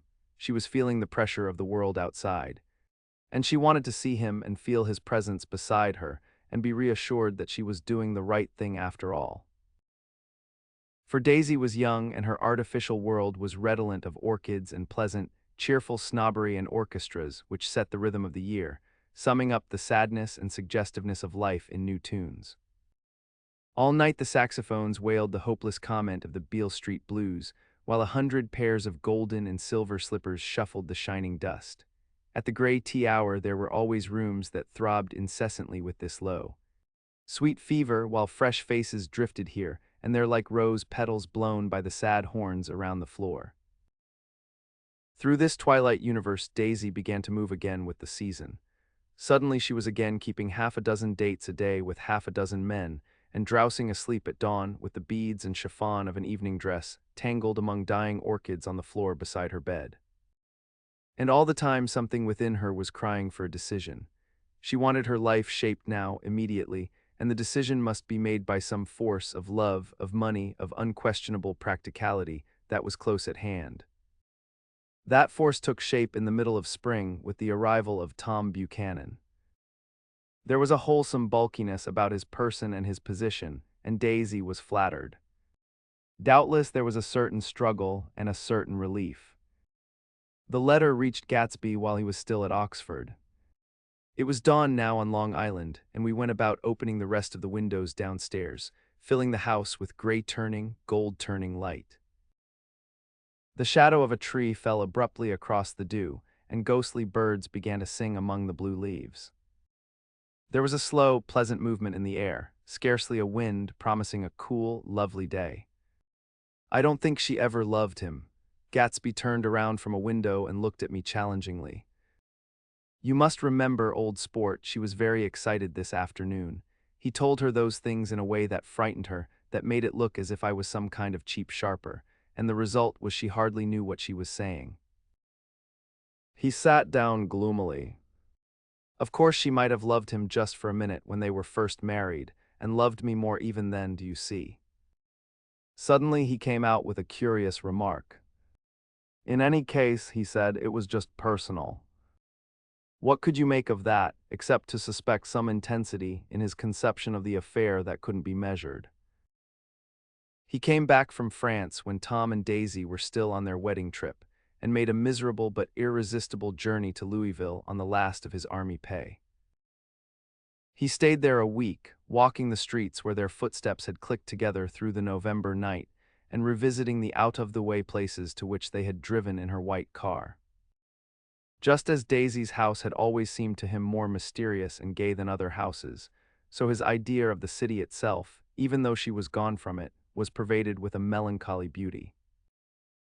He left feeling that if he had searched harder, he might have found her, that he was leaving her behind. The day coach, he was penniless now, was hot. He went out to the open vestibule and sat down on a folding chair, and the station slid away and the backs of unfamiliar buildings moved by. Then out into the spring fields, where a yellow trolley raced them for a minute with people in it who might once have seen the pale magic of her face along the casual street. The track curved, and now it was going away from the sun, which, as it sank lower, seemed to spread itself in benediction over the vanishing city where she had drawn her breath. He stretched out his hand desperately as if to snatch only a wisp of air, to save a fragment of the spot that she had made lovely for him. But it was all going by too fast now for his blurred eyes, and he knew that he had lost that part of it, the freshest and the best, forever. It was 9 o'clock when we finished breakfast and went out on the porch. The night had made a sharp difference in the weather, and there was an autumn flavor in the air. The gardener, the last one of Gatsby's former servants, came to the foot of the steps. "I'm going to drain the pool today, Mr. Gatsby. Leaves'll start falling pretty soon, and then there's always trouble with the pipes." "Don't do it today," Gatsby answered. He turned to me apologetically. "You know, old sport, I've never used that pool all summer." I looked at my watch and stood up. 12 minutes to my train. I didn't want to go to the city. I wasn't worth a decent stroke of work, but it was more than that. I didn't want to leave Gatsby. I missed that train and then another before I could get myself away. "I'll call you up," I said finally. "Do, old sport. I'll call you about noon." We walked slowly down the steps. "I suppose Daisy'll call too." He looked at me anxiously as if he hoped I'd corroborate this. "I suppose so." "Well, goodbye." We shook hands and I started away. Just before I reached the hedge, I remembered something and turned around. "They're a rotten crowd," I shouted across the lawn. "You're worth the whole damn bunch put together." I've always been glad I said that. It was the only compliment I ever gave him, because I disapproved of him from beginning to end. First he nodded politely, and then his face broke into that radiant and understanding smile, as if we'd been in ecstatic cahoots on that fact all the time. His gorgeous pink rag of a suit made a bright spot of color against the white steps, and I thought of the night when I first came to his ancestral home, 3 months before. The lawn and drive had been crowded with the faces of those who guessed at his corruption, and he had stood on those steps, concealing his incorruptible dream as he waved them goodbye. I thanked him for his hospitality. We were always thanking him for that, I and the others. "Goodbye," I called. "I enjoyed breakfast, Gatsby." Up in the city, I tried for a while to list the quotations on an interminable amount of stock, then I fell asleep in my swivel chair. Just before noon the phone woke me, and I started up with sweat breaking out on my forehead. It was Jordan Baker. She often called me up at this hour because the uncertainty of her own movements between hotels and clubs and private houses made her hard to find in any other way. Usually her voice came over the wire as something fresh and cool, as if a divot from a green golf links had come sailing in at the office window, but this morning it seemed harsh and dry. "I've left Daisy's house," she said. "I'm at Hempstead and I'm going down to Southampton this afternoon." Probably it had been tactful to leave Daisy's house, but the act annoyed me, and her next remark made me rigid. "You weren't so nice to me last night." "How could it have mattered then?" Silence for a moment. Then, "However, I want to see you." "I want to see you too. Suppose I don't go to Southampton and come into town this afternoon." "No, I don't think this afternoon." "Very well. It's impossible this afternoon, Various." We talked like that for a while, and then abruptly we weren't talking any longer. I don't know which of us hung up with a sharp click, but I know I didn't care. I couldn't have talked to her across a tea table that day if I never talked to her again in this world. I called Gatsby's house a few minutes later, but the line was busy. I tried 4 times. Finally, an exasperated central told me the wire was being kept open for long distance from Detroit. Taking out my timetable, I drew a small circle around the 3:50 train. Then I leaned back in my chair and tried to think. It was just noon. When I passed the ash heaps on the train that morning, I had crossed deliberately to the other side of the car. I supposed there'd be a curious crowd around there all day with little boys searching for dark spots in the dust, and some garrulous man telling over and over what had happened, until it became less and less real even to him, and he could tell it no longer, and Myrtle Wilson's tragic achievement was forgotten. Now I want to go back a little and tell what happened at the garage after we left there the night before. They had difficulty in locating the sister, Catherine. She must have broken her rule against drinking that night, for when she arrived she was stupid with liquor and unable to understand that the ambulance had already gone to Flushing. When they convinced her of this, she immediately fainted, as if that was the intolerable part of the affair. Someone kind or curious took her in his car and drove her in the wake of her sister's body. Until long after midnight, a changing crowd lapped up against the front of the garage, while George Wilson rocked himself back and forth on the couch inside. For a while, the door of the office was open, and everyone who came into the garage glanced irresistibly through it. Finally, someone said it was a shame and closed the door. Michaelis and several other men were with him, first 4 or 5 men, later 2 or 3 men. Still later, Michaelis had to ask the last stranger to wait there 15 minutes longer, while he went back to his own place and made a pot of coffee. After that, he stayed there alone with Wilson until dawn. About 3 o'clock, the quality of Wilson's incoherent muttering changed. He grew quieter and began to talk about the yellow car. He announced that he had a way of finding out whom the yellow car belonged to, and then he blurted out that a couple of months ago his wife had come from the city with her face bruised and her nose swollen. But when he heard himself say this, he flinched and began to cry, "Oh my God," again in his groaning voice.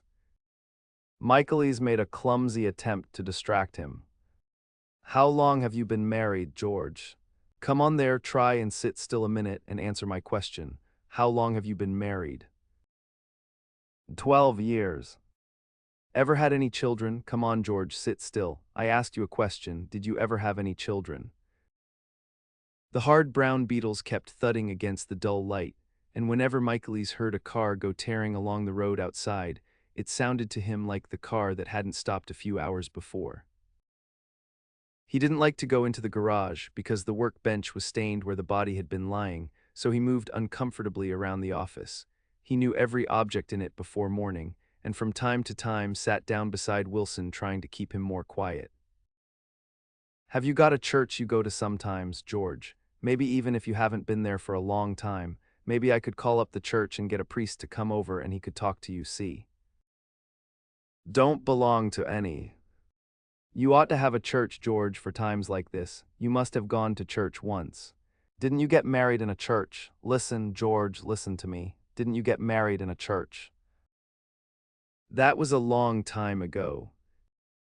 The effort of answering broke the rhythm of his rocking. For a moment he was silent. Then the same half-knowing, half-bewildered look came back into his faded eyes.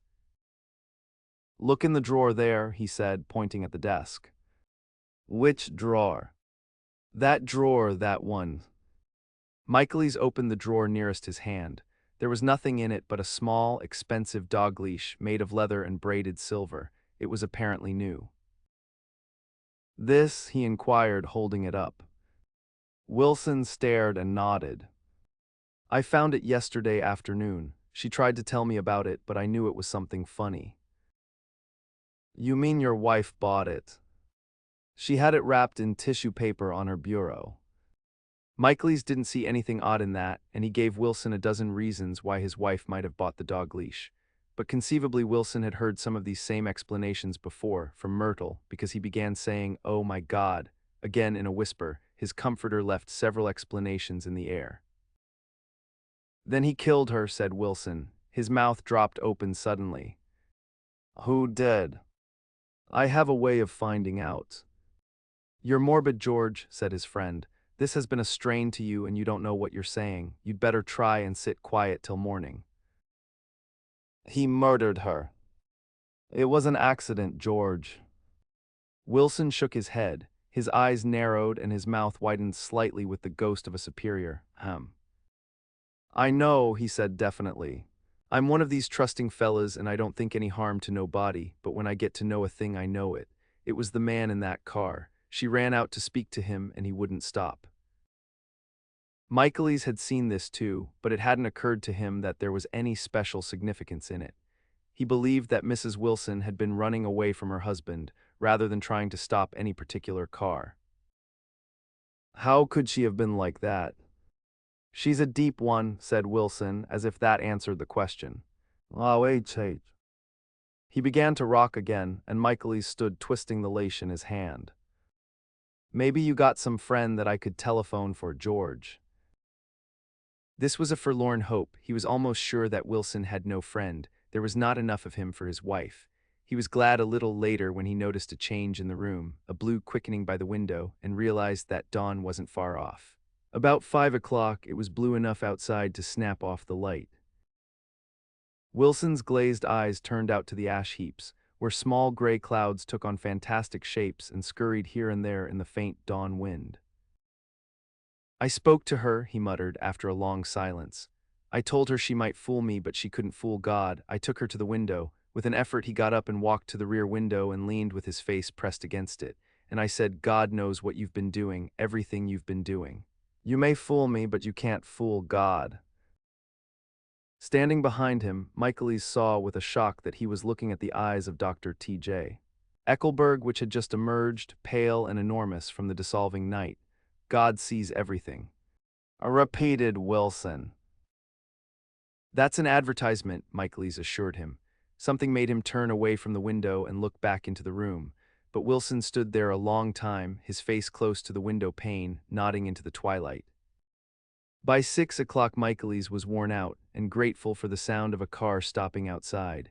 It was one of the watchers of the night before who had promised to come back, so he cooked breakfast for 3, which he and the other man ate together. Wilson was quieter now, and Michaelis went home to sleep. When he awoke 4 hours later and hurried back to the garage, Wilson was gone.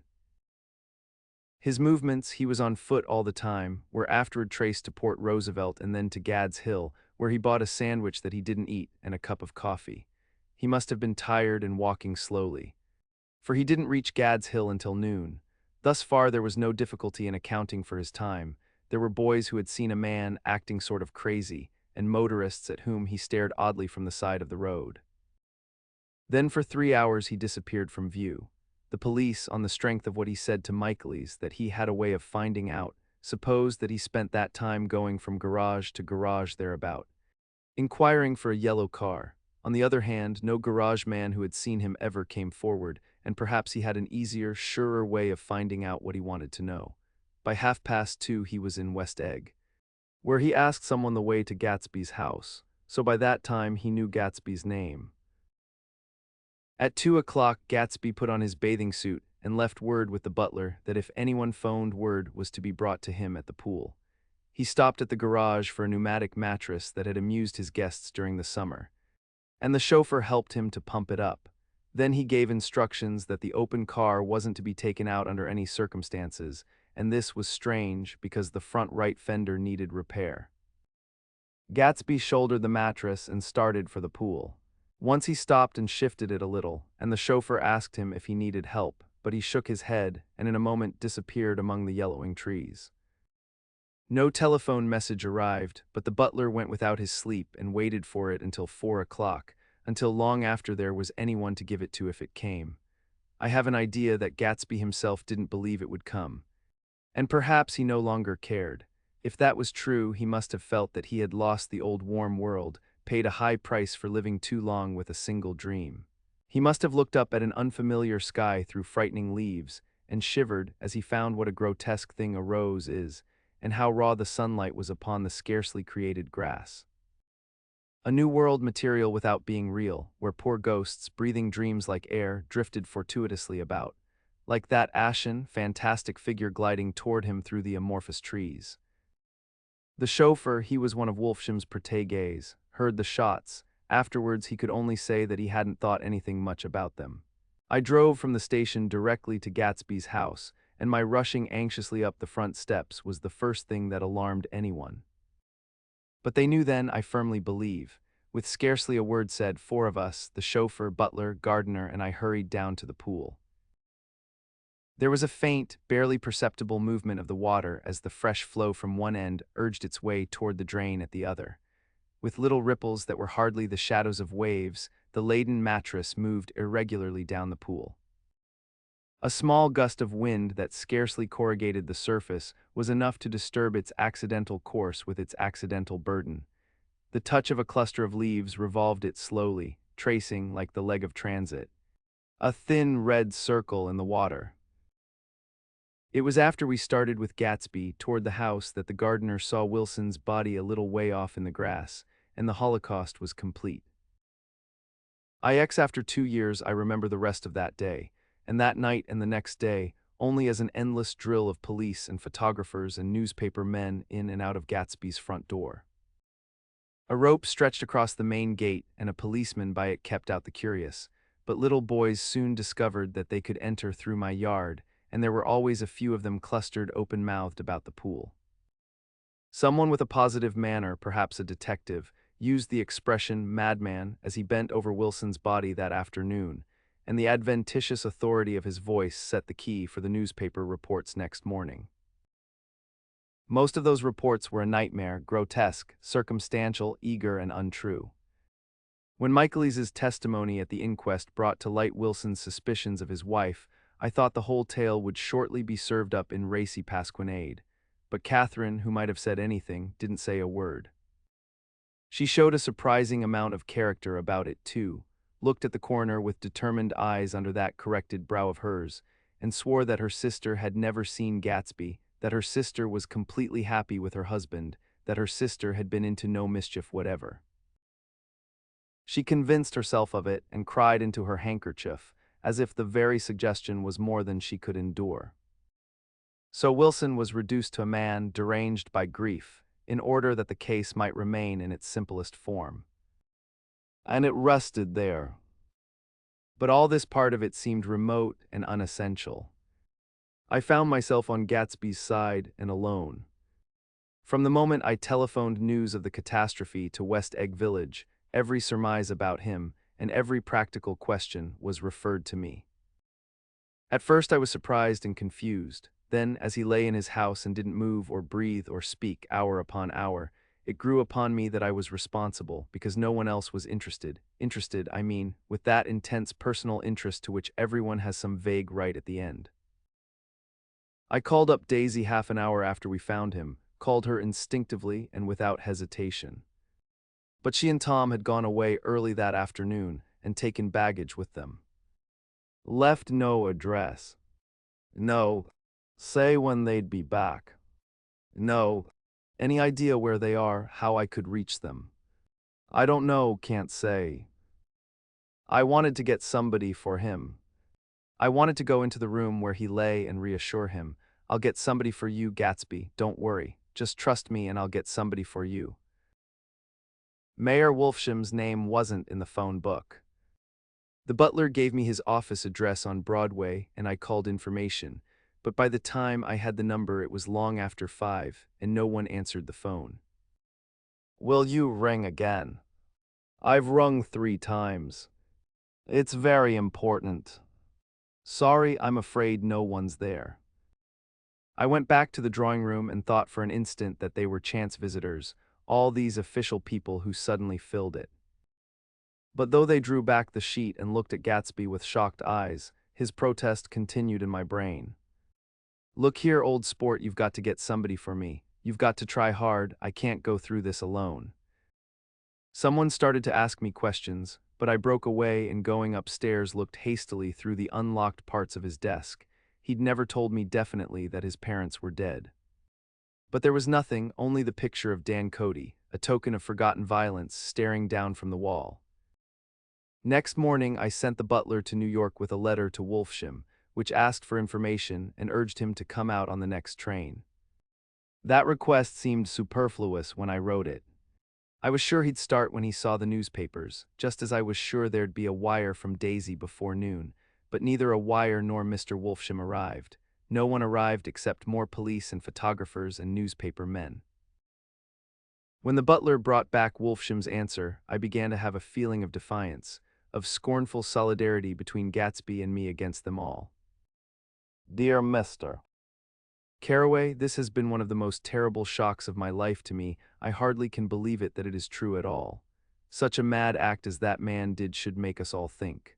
I cannot come down now as I am tied up in some very important business, and cannot get mixed up in this thing now. If there is anything I can do a little later, let me know in a letter by Edgar. I hardly know where I am when I hear about a thing like this, and am completely knocked down and out. Yours truly, Mayor Wolfsham. And then hasty addenda beneath.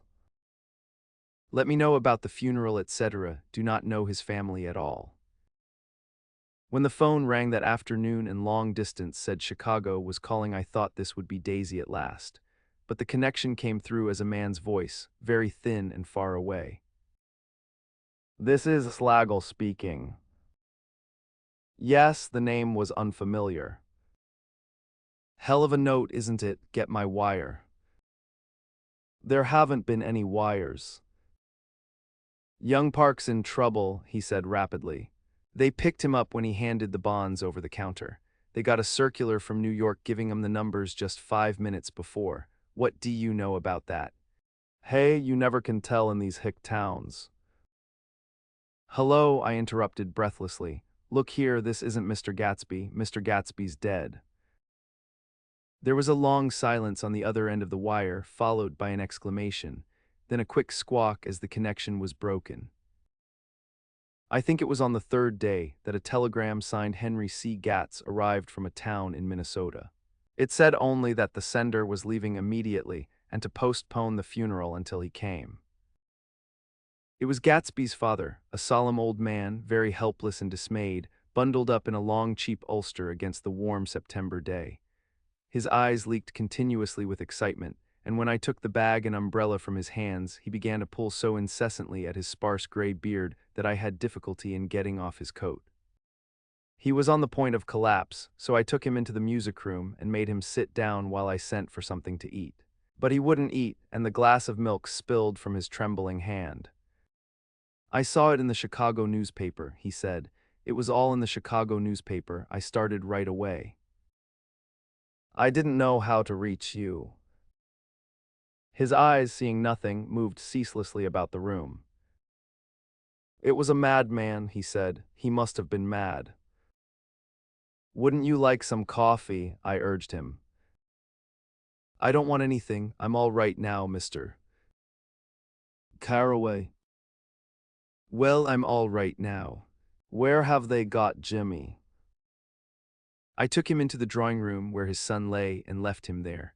Some little boys had come up on the steps and were looking into the hall. When I told them who had arrived, they went reluctantly away. After a little while, Mr. Gatz opened the door and came out, his mouth ajar, his face flushed slightly, his eyes leaking isolated and unpunctual tears.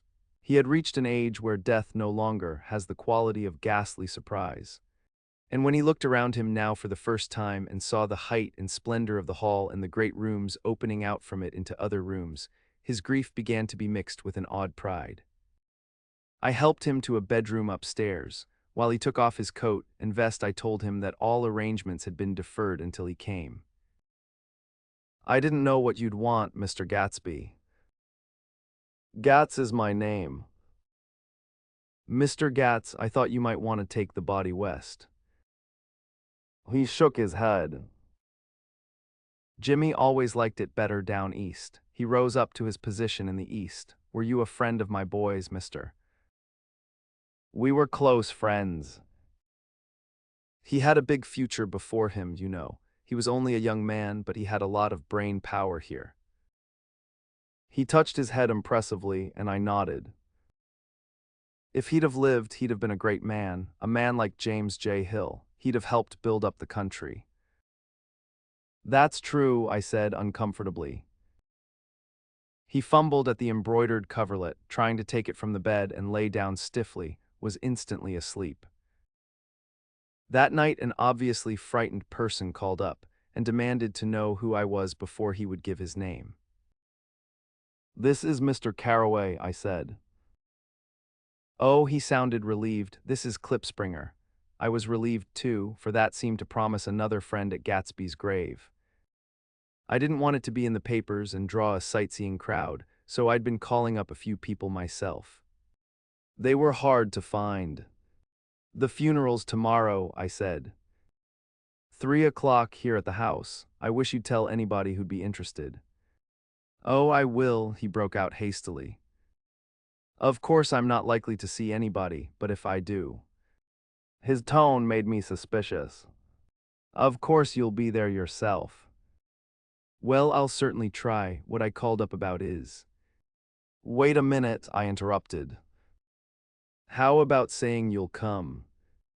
Well, the fact is, the truth of the matter is that I'm staying with some people up here in Greenwich, and they rather expect me to be with them tomorrow. In fact, there's a sort of picnic or something. Of course, I'll do my best to get away. I ejaculated an unrestrained huh, and he must have heard me, for he went on nervously. What I called up about was a pair of shoes I left there. I wonder if it'd be too much trouble to have the butler send them on. You see, they're tennis shoes, and I'm sort of helpless without them. My address is care of B. Leffel. I didn't hear the rest of the name because I hung up the receiver. After that, I felt a certain shame for Gatsby. One gentleman to whom I telephoned implied that he had got what he deserved. However, that was my fault, for he was one of those who used to sneer most bitterly at Gatsby on the courage of Gatsby's liquor, and I should have known better than to call him. The morning of the funeral, I went up to New York to see Mayor Wolfsham. I couldn't seem to reach him any other way. The door that I pushed open, on the advice of an elevator boy, was marked the Swastika Holding Company, and at first there didn't seem to be anyone inside. But when I'd shouted hello several times in vain, an argument broke out behind a partition, and presently a lovely Jewess appeared at an interior door and scrutinized me with black hostile eyes. "Nobody's in," she said. "Mr. Wolfsham's gone to Chicago."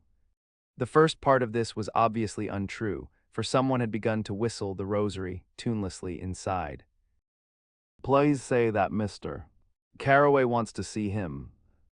I can't get him back from Chicago, can I?"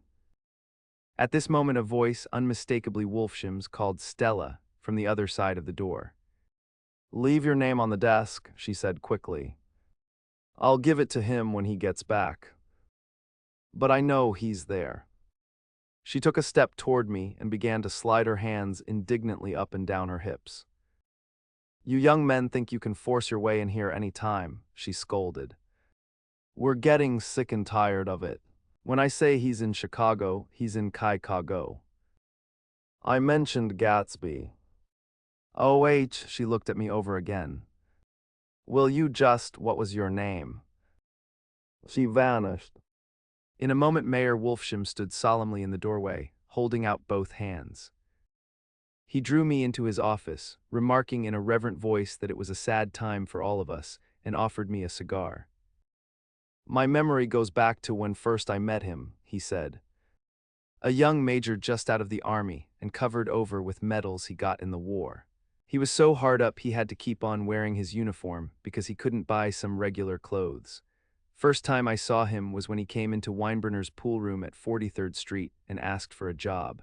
He hadn't eaten anything for a couple of days. 'Come on, have some lunch with me,' I said. He ate more than $4 worth of food in half an hour. 'Did you start him in business?' I inquired. 'Start him, I made him.' Oh, I raised him up out of nothing, right out of the gutter. I saw right away he was a fine-appearing, gentlemanly young man, and when he told me he was at Oxford, I knew I could use him good.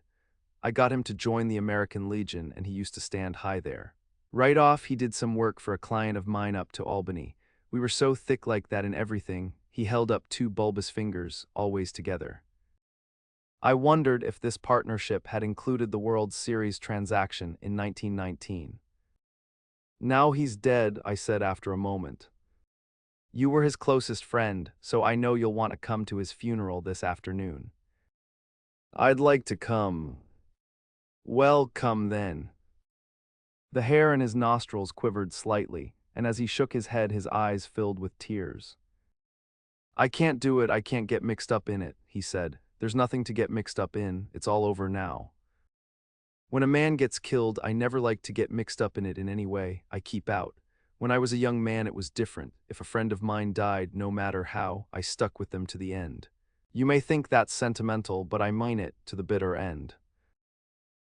I saw that for some reason of his own he was determined not to come, so I stood up. "Are you a college man?" he inquired suddenly. For a moment I thought he was going to suggest a connection, but he only nodded and shook my hand. "Let us learn to show our friendship for a man when he is alive and not after he is dead," he suggested. "After that, my own rule is to let everything alone." When I left his office, the sky had turned dark, and I got back to West Egg in a drizzle. After changing my clothes, I went next door and found Mr. Gatz walking up and down excitedly in the hall. His pride in his son and in his son's possessions was continually increasing, and now he had something to show me. Jimmy sent me this picture. He took out his wallet with trembling fingers. Look there. It was a photograph of the house, cracked in the corners and dirty with many hands. He pointed out every detail to me eagerly. Look there, and then sought admiration from my eyes. He had shown it so often that I think it was more real to him now than the house itself. Jimmy sent it to me. I think it's a very pretty picture. It shows up well. Very well. Had you seen him lately? He come out to see me 2 years ago and bought me the house I live in now. Of course we was broke up when he run off from home, but I see now there was a reason for it. He knew he had a big future in front of him. And ever since he made a success, he was very generous with me. He seemed reluctant to put away the picture, held it for another minute, lingeringly, before my eyes. Then he returned the wallet and pulled from his pocket a ragged old copy of a book called Hopalong Cassidy. Look here, this is a book he had when he was a boy. It just shows you. He opened it at the back cover and turned it around for me to see. On the last flyleaf was printed the word schedule and the date September 12, 1906, and underneath, rise from bed 6 o'clock m. Dumbbell exercise and wall scaling 6:15, 6:30. Study electricity, etc. 7:15, 8:15. Work 8:30, 4:30 p.m. Baseball and sports 4:30, 5 o'clock. Practice elocution, poise and how to attain it 5 o'clock, 6 o'clock. Study needed inventions 7 o'clock, 9 o'clock. General resolve. No wasting time at shafters or a name, indecipherable. No more smoking or chewing. Bath every other day. Read one improving book or magazine per week. Save $5 crossed out, $3 per week. Be better to parents. I came across this book by accident, said the old man. It just shows you, don't it? It just shows you. Jimmy was bound to get ahead. He always had some resolves like this or something. Do you notice what he's got about improving his mind? He was always great for that. He told me I ate like a hog once, and I beat him for it. He was reluctant to close the book, reading each item aloud and then looking eagerly at me. I think he rather expected me to copy down the list for my own use. A little before 3, the Lutheran minister arrived from Flushing, and I began to look involuntarily out the windows for other cars. So did Gatsby's father. And as the time passed and the servants came in and stood waiting in the hall, his eyes began to blink anxiously, and he spoke of the rain in a worried, uncertain way. The minister glanced several times at his watch, so I took him aside and asked him to wait for half an hour. But it wasn't any use, nobody came. About 5 o'clock our procession of 3 cars reached the cemetery and stopped in a thick drizzle beside the gate. First a motor hearse, horribly black and wet, then Mr. Gatz and the minister and me in the limousine, and a little later 4 or 5 servants and the postman from West Egg, in Gatsby's station wagon, all wet to the skin. As we started through the gate into the cemetery, I heard a car stop, and then the sound of someone splashing after us over the soggy ground. I looked around. It was the man with owl-eyed glasses whom I had found marveling over Gatsby's books in the library one night 3 months before. I'd never seen him since then. I don't know how he knew about the funeral or even his name. The rain poured down his thick glasses, and he took them off and wiped them to see the protecting canvas unrolled from Gatsby's grave.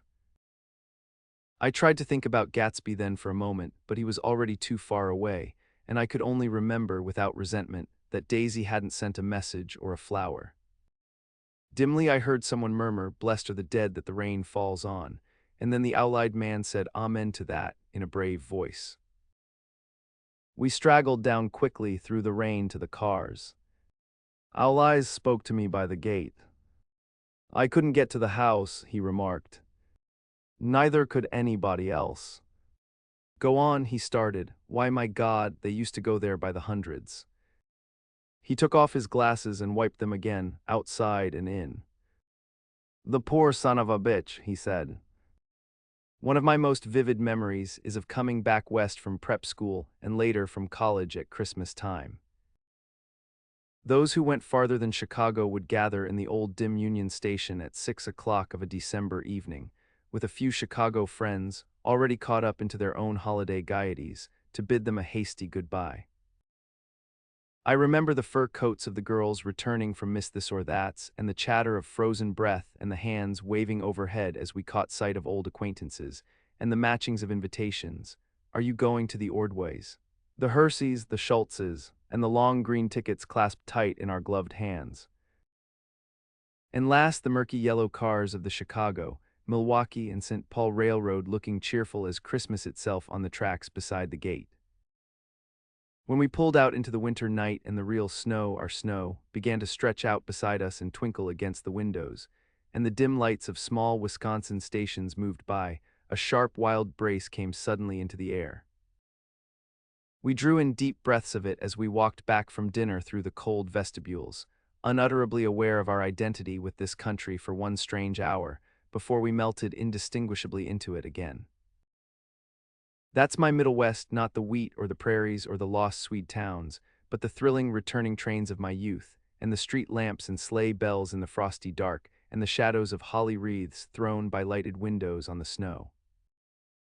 I am part of that, a little solemn with the feel of those long winters, a little complacent from growing up in the Caraway house, in a city where dwellings are still called through decades by a family's name.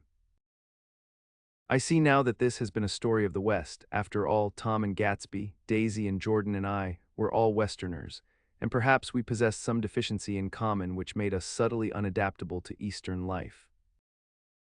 Even when the East excited me most, even when I was most keenly aware of its superiority to the bored, sprawling, swollen towns beyond the Ohio, with their interminable inquisitions which spared only the children and the very old, even then it had always for me a quality of distortion. West Egg especially still figures in my more fantastic dreams.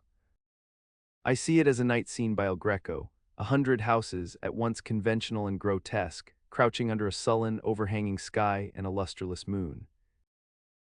In the foreground, 4 solemn men in dress suits are walking along the sidewalk with a stretcher on which lies a drunken woman in a white evening dress. Her hand, which dangles over the side, sparkles cold with jewels. Gravely the men turn in at a house, the wrong house. But no one knows the woman's name, and no one cares. After Gatsby's death, the East was haunted for me like that, distorted beyond my eyes' power of correction. So when the blue smoke of brittle leaves was in the air, and the wind blew the wet laundry stiff on the line, I decided to come back home. There was one thing to be done before I left, an awkward, unpleasant thing that perhaps had better have been let alone. But I wanted to leave things in order, and not just trust that obliging and indifferent sea to sweep my refuse away. I saw Jordan Baker and talked over and around what had happened to us together, and what had happened afterward to me, and she lay perfectly still, listening in a big chair. She was dressed to play golf. And I remember thinking she looked like a good illustration, her chin raised a little jauntily, her hair the color of an autumn leaf, her face the same brown tint as the fingerless glove on her knee. When I had finished, she told me without comment that she was engaged to another man. I doubted that, though there were several she could have married at a nod of her head, but I pretended to be surprised. For just a minute I wondered if I wasn't making a mistake, then I thought it all over again quickly and got up to say goodbye. "Nevertheless, you did throw me over," said Jordan suddenly. "You threw me over on the telephone. I don't give a damn about you now, but it was a new experience for me, and I felt a little dizzy for a while." We shook hands. "Oh, and do you remember," she added, "a conversation we had once about driving a car?" "Why, not exactly." "You said a bad driver was only safe until she met another bad driver." "Well, I met another bad driver, didn't I? I mean, it was careless of me to make such a wrong guess. I thought you were rather an honest, straightforward person. I thought it was your secret pride." "I'm 30, I said. "I'm 5 years too old to lie to myself and call it honor." She didn't answer. Angry and half in love with her and tremendously sorry, I turned away. One afternoon late in October, I saw Tom Buchanan. He was walking ahead of me along Fifth Avenue in his alert, aggressive way, his hands out a little from his body as if to fight off interference, his head moving sharply here and there, adapting itself to his restless eyes. Just as I slowed up to avoid overtaking him, he stopped and began frowning into the windows of a jewelry store. Suddenly he saw me and walked back, holding out his hand. "What's the matter, Nick? Do you object to shaking hands with me?" "Yes, you know what I think of you." "You're crazy, Nick," he said quickly. "Crazy as hell. I don't know what's the matter with you." "Tom," I inquired, "what did you say to Wilson that afternoon?" He stared at me without a word, and I knew I had guessed right about those missing hours. I started to turn away, but he took a step after me and grabbed my arm. "I told him the truth," he said. "He came to the door while we were getting ready to leave, and when I sent down word that we weren't in, he tried to force his way upstairs. He was crazy enough to kill me if I hadn't told him who owned the car." His hand was on a revolver in his pocket every minute he was in the house. He broke off defiantly. "What if I did tell him? That fellow had it coming to him. He threw dust into your eyes just like he did in Daisy's. But he was a tough one. He ran over Myrtle like you'd run over a dog and never even stopped his car." There was nothing I could say, except the one unutterable fact that it wasn't true. And if you think I didn't have my share of suffering, look here, when I went to give up that flat and saw that damn box of dog biscuits sitting there on the sideboard, I sat down and cried like a baby. By God, it was awful. I couldn't forgive him or like him, but I saw that what he had done was, to him, entirely justified. It was all very careless and confused. They were careless people, Tom and Daisy. They smashed up things and creatures and then retreated back into their money or their vast carelessness, or whatever it was that kept them together, and let other people clean up the mess they had made. I shook hands with him. It seemed silly not to, for I felt suddenly as though I were talking to a child. Then he went into the jewelry store to buy a pearl necklace, or perhaps only a pair of cuff buttons, rid of my provincial squeamishness forever. Gatsby's house was still empty when I left. The grass on his lawn had grown as long as mine. One of the taxi drivers in the village never took a fare past the entrance gate without stopping for a minute and pointing inside. Perhaps it was he who drove Daisy and Gatsby over to East Egg the night of the accident, and perhaps he had made a story about it all his own. I didn't want to hear it, and I avoided him when I got off the train. I spent my Saturday nights in New York because those gleaming, dazzling parties of his were with me so vividly that I could still hear the music and the laughter, faint and incessant, from his garden, and the cars going up and down his drive. One night I did hear a material car there, and saw its lights stop at his front steps, but I didn't investigate. Probably it was some final guest who had been away at the ends of the earth and didn't know that the party was over. On the last night, with my trunk packed and my car sold to the grocer, I went over and looked at that huge, incoherent failure of a house once more.